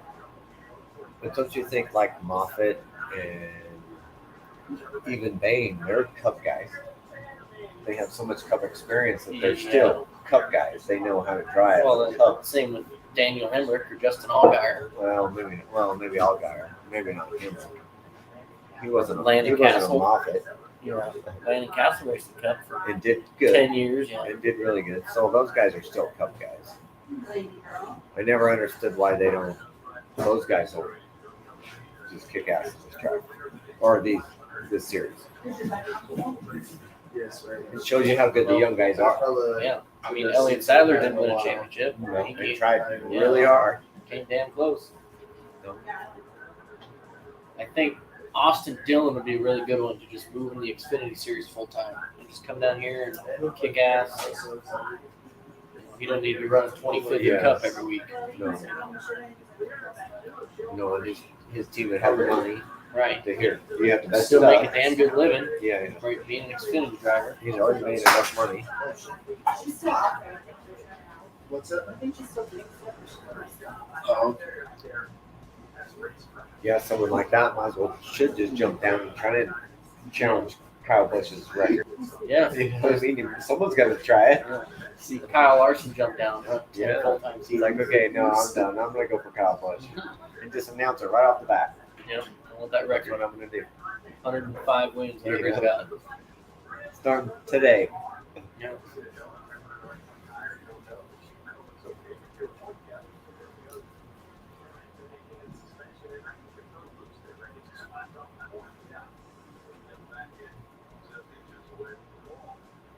So I don't know what race we'll go to next year. I've been telling people Bristol, but that's kind of a long flight. Cheyenne and I were talking about it. Vegas will have a fall race next year, playoff race. We might drive out to that. It's not quite as far as Phoenix. It's only a little longer than Kansas. Phoenix is cool, though. Yeah, Las Vegas is cool. No, they are, but I think Las Vegas is more expensive than Phoenix. Vegas is cheap. Well, no, but Vegas, everything else No, you have Vegas- to do when you go there. No, Makes Vegas it is more cheap. expensive. You can play penny slots and gamble in Vegas. Yeah. Yeah. Stay at like the Sunset Station or something. Have Zach chauffeur us around. I honestly think it's been hilarious. They got like slots in the gas stations and shit down there. Like in the airport. Like Yeah. you can literally like get off the plane and just start. Yeah. I think that's so funny. At the 7-Eleven that was by my house when I lived there, there was 2 slot machines in there. And there was always the same 2 old people in there. Every time I go to the gas station, They're just always there. always there. Yeah. Ooh.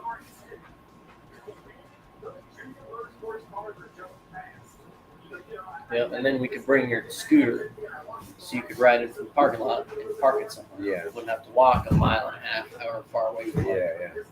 Yeah.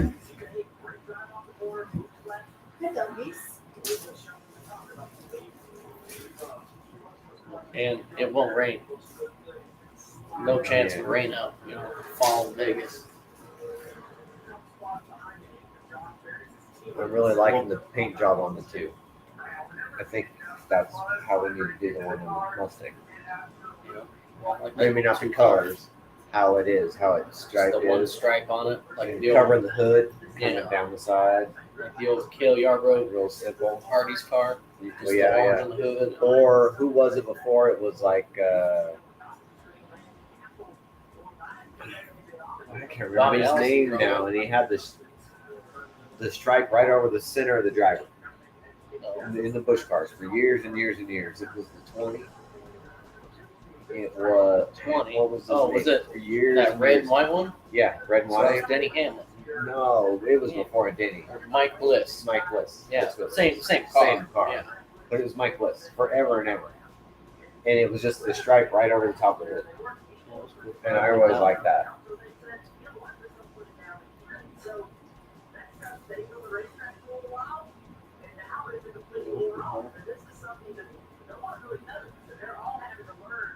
Across the hood and then the one. Well, yeah, I always liked how it goes sideways like that. Yeah. It's a little different than a lot of them.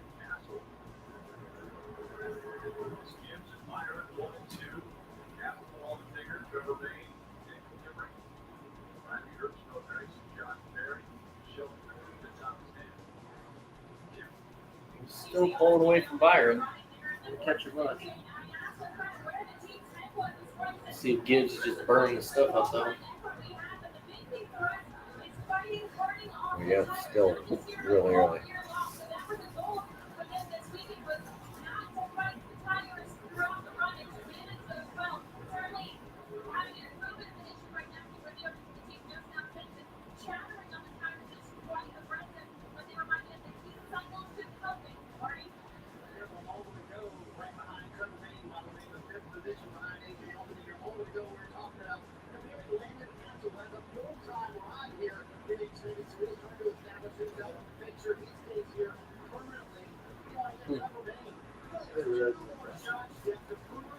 You know what?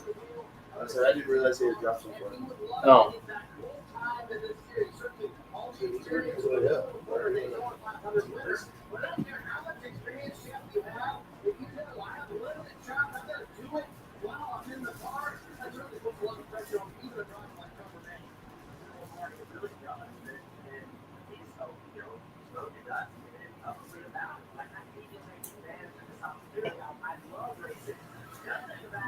So I always put the stripe on my go-kart steering wheel. And there says, what's the stripe for? It says, I don't know. The Cup guys do it. Yeah. No idea. Trevor Banks catching on the leader. His car looks tight. It looks like he's plowing into the corner. Yeah, he's turning a lot. Yeah, watch how far he runs up with it. We'll see how far it turns. But if he's plowing tight and catching the leader. Yeah.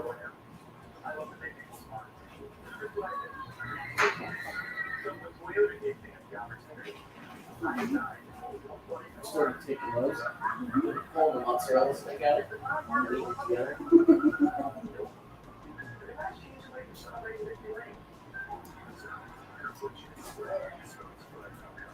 That racing suit is awesome. Huh? I love that suit. Oh, great. Front clothes. No, sure. Do you want a koozie, baby? No, it's great. They're all up the top of the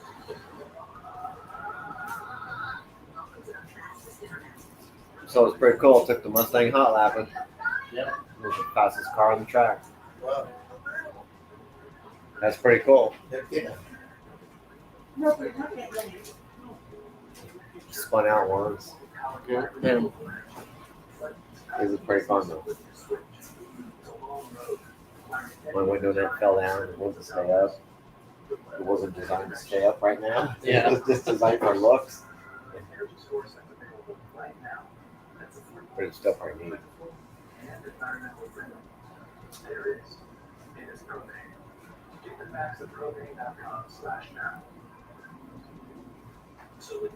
The quick time in that class, the last time they run was a 15.7. I was a 16.5. Yeah. And drove it there. Yeah. I told Dylan, I said it would only take me like a half hour. Yeah, to dial it in a little better. Yeah, I didn't even check the air pressures. I just showed up. Yeah. When I checked them, they were all 15 pounds because I haven't checked them in like a year and a half since Chase put the tires on the wheels. Yeah. They were all so low. That was pretty cool.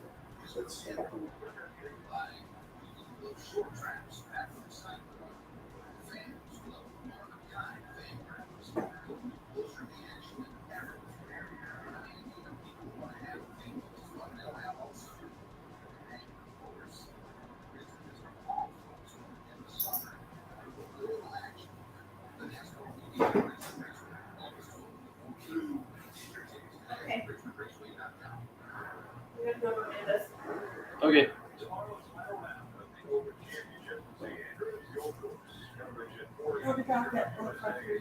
Okay.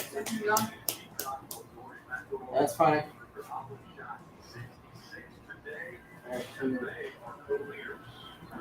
Right out.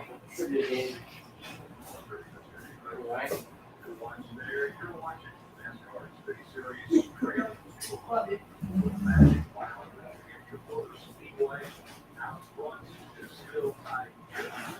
Bye, guys. Later.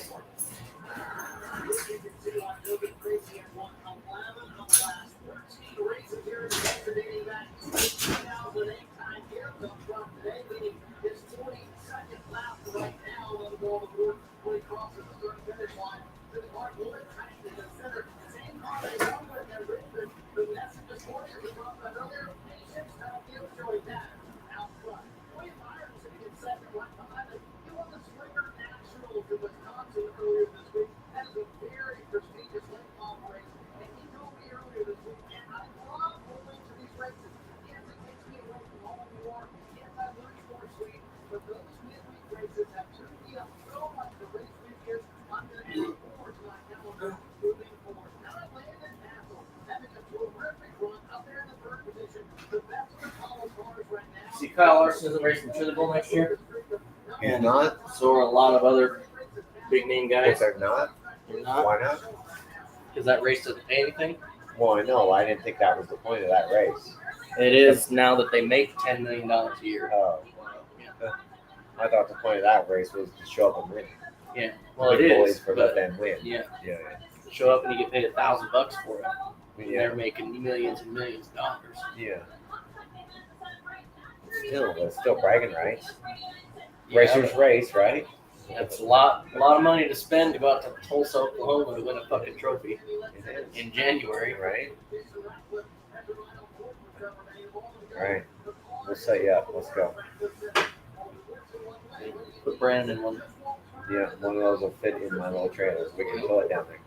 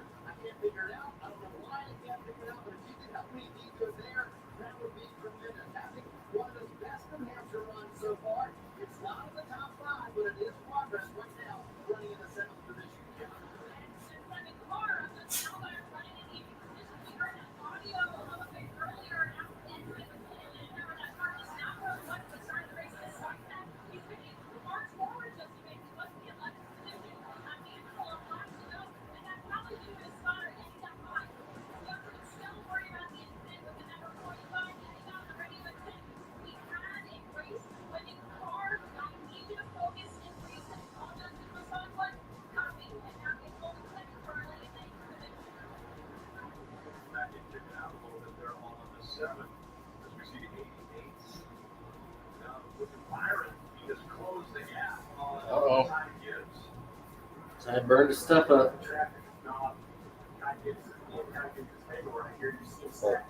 I told you what was going to happen. I mean, Bane's catching. Oh, Bane fell back a little bit. Yeah. Another second. Byron just he looked fast. He looked in control. Yeah. You Well, know, he's smart enough not to know or to turn take it his easy. stuff up. To, yeah, keep it and easy on the tires. pass when you need to pass, and don't pass when it takes stuff off of you. Right. Yeah. And he's not even clear by a lot. Yeah. Not even close. And he's behind the lap car.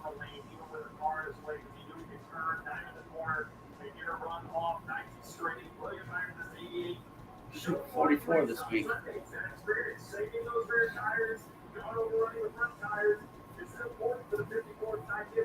I don't know. I really haven't watched enough of these Xfinity races to know who's in what car now. And they switch all the time. Yeah.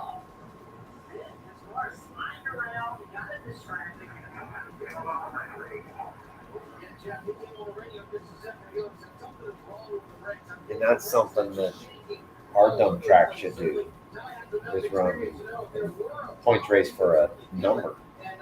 You just put the car in, put the driver in it, and let the car win the championship, not the driver. Yeah. But what an owner's championship, more or less. Yeah.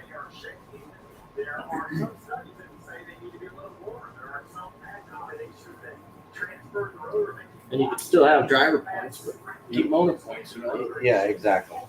You know, hey, this guy was the leader in driver points, but this car won the most. This car has been doing the most consistent.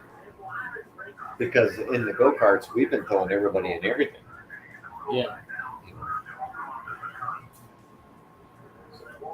And they really don't like that because they want to see us all in the same car all the time. But that's not how it works. Right.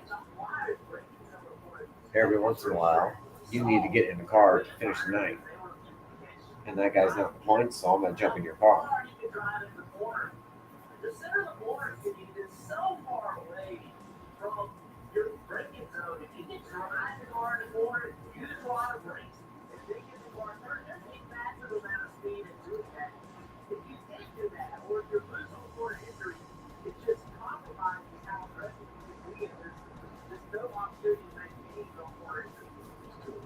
So when's the playoff start? I don't know when these ones start after Daytona. So after the end of, I think they actually start after Bristol. I think truck starts here in another 2 races. They have like Pocono and one other race, Watkins Glen maybe. And then, I think the Xfinity was through Bristol. And then the playoffs start.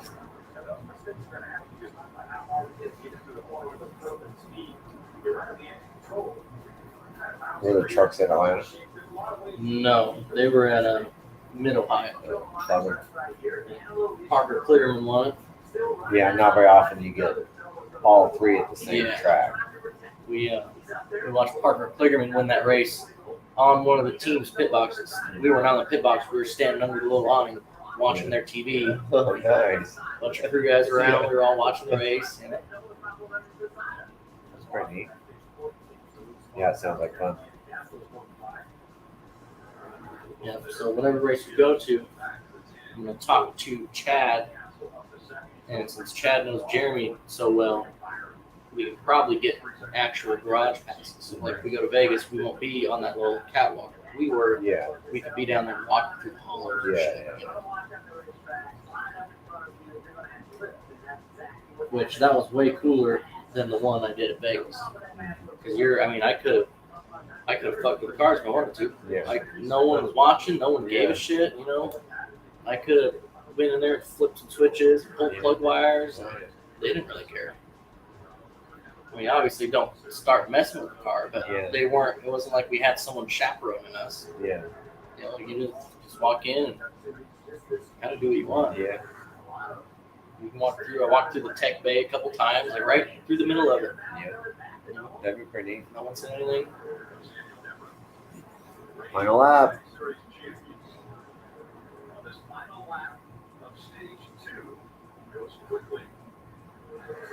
I told you he was going to win that one. He just looks strong.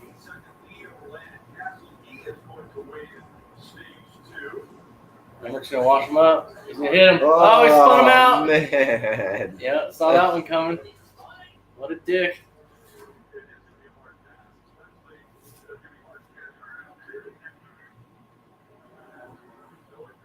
Spun around for 6th in the stage. Yeah. 3 points.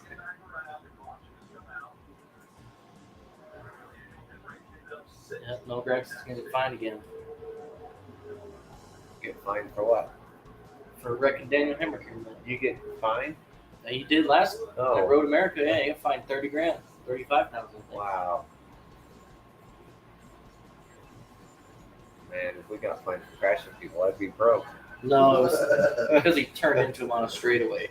Yeah, I know, You could whatever. see the car hook, and he took out about 15 other cars with him.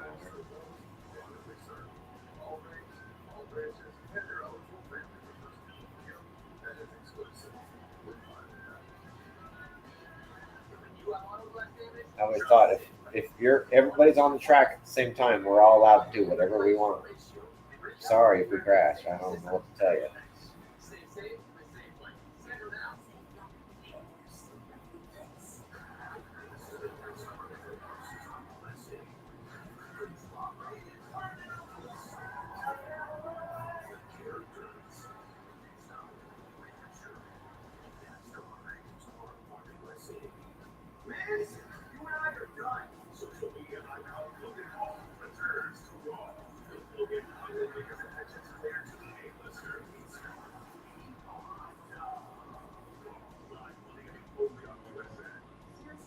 Logan Paul's in WWE now.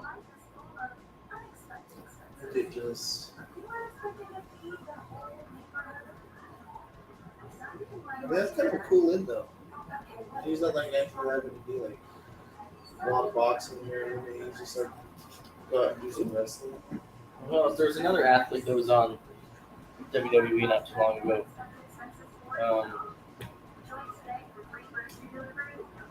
Who was? It was like a fucking football player or something. Oh, Pat McAfee. Really? Yeah, he's been on WWE a couple times now. That's kind of cool.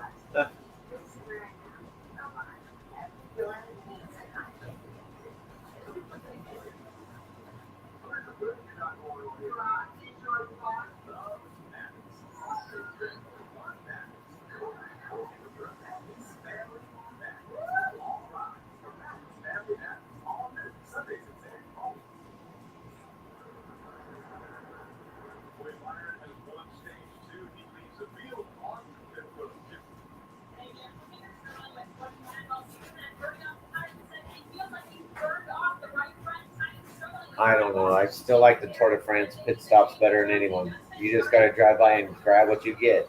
Yeah. Oh crap! I didn't get my food. I have to wait till the end of the race. Hey. Been watching a lot of Tour de France lately. What stage are they on now? They should be on like 10 or 11. Yeah, now. I think they're 12. Yeah. I'm so far behind now that I'm like at 8. Best race on TV, I've always said. There's nothing like it. So built on a Kai's car. Rogue One. Yeah,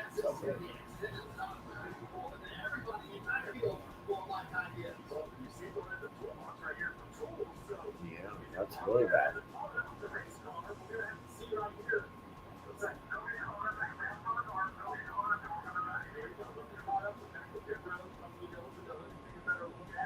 It is a good little car, though.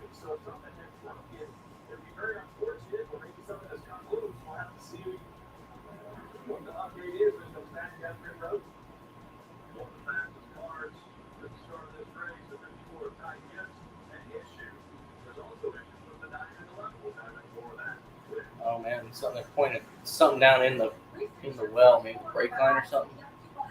Yeah. Pulled the tire off and they all started pointing at it, waving for tools.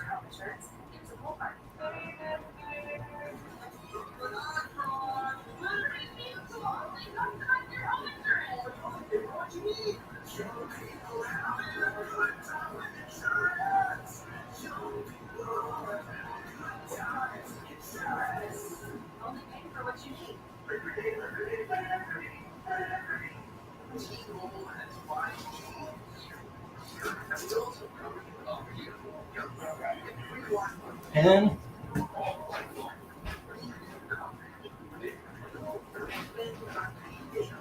Start writing down my trivia questions.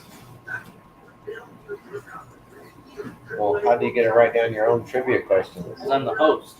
I'm Alex Trebek. I see. You need to know the answers. And that's why we were talking. I don't think you can play. Yeah. Because I can't sit here and off screen. Yeah. I'd win. Come on, let me win.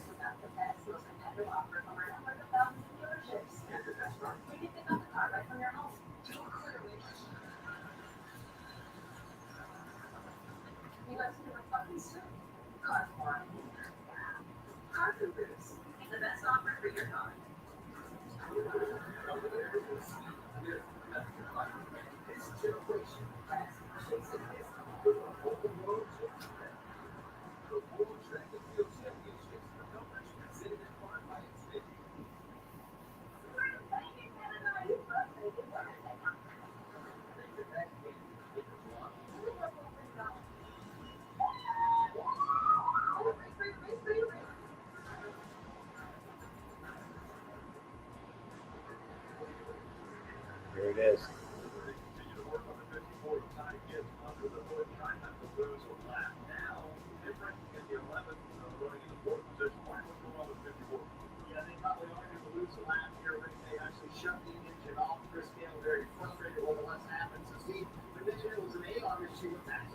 Oh, an AR issue.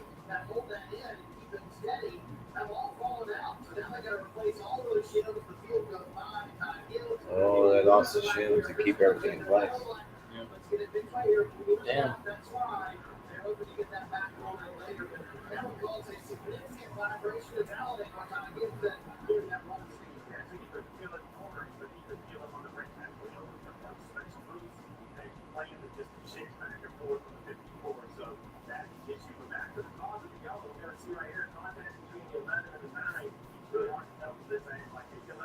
Yeah, really hard to tell that he just let off the brake a little bit. Yeah.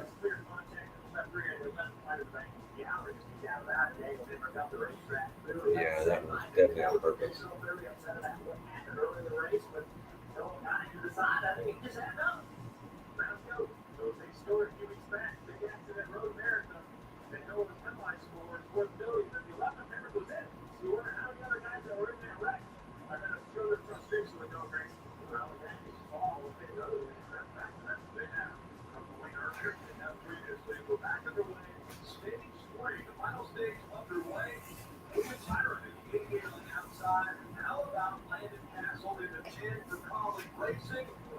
Talk about all the cup drivers. Look at that. Oh, big crash.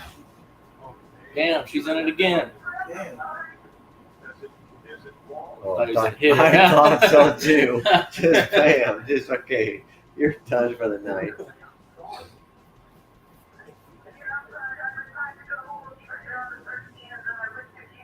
She totally admitted to crashing there. Yeah.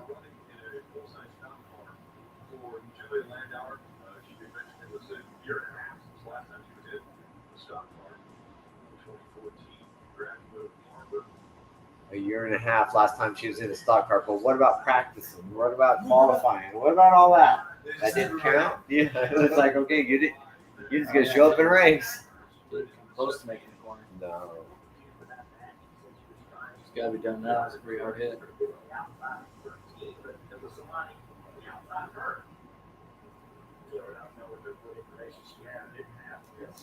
Yeah, she looked pretty good.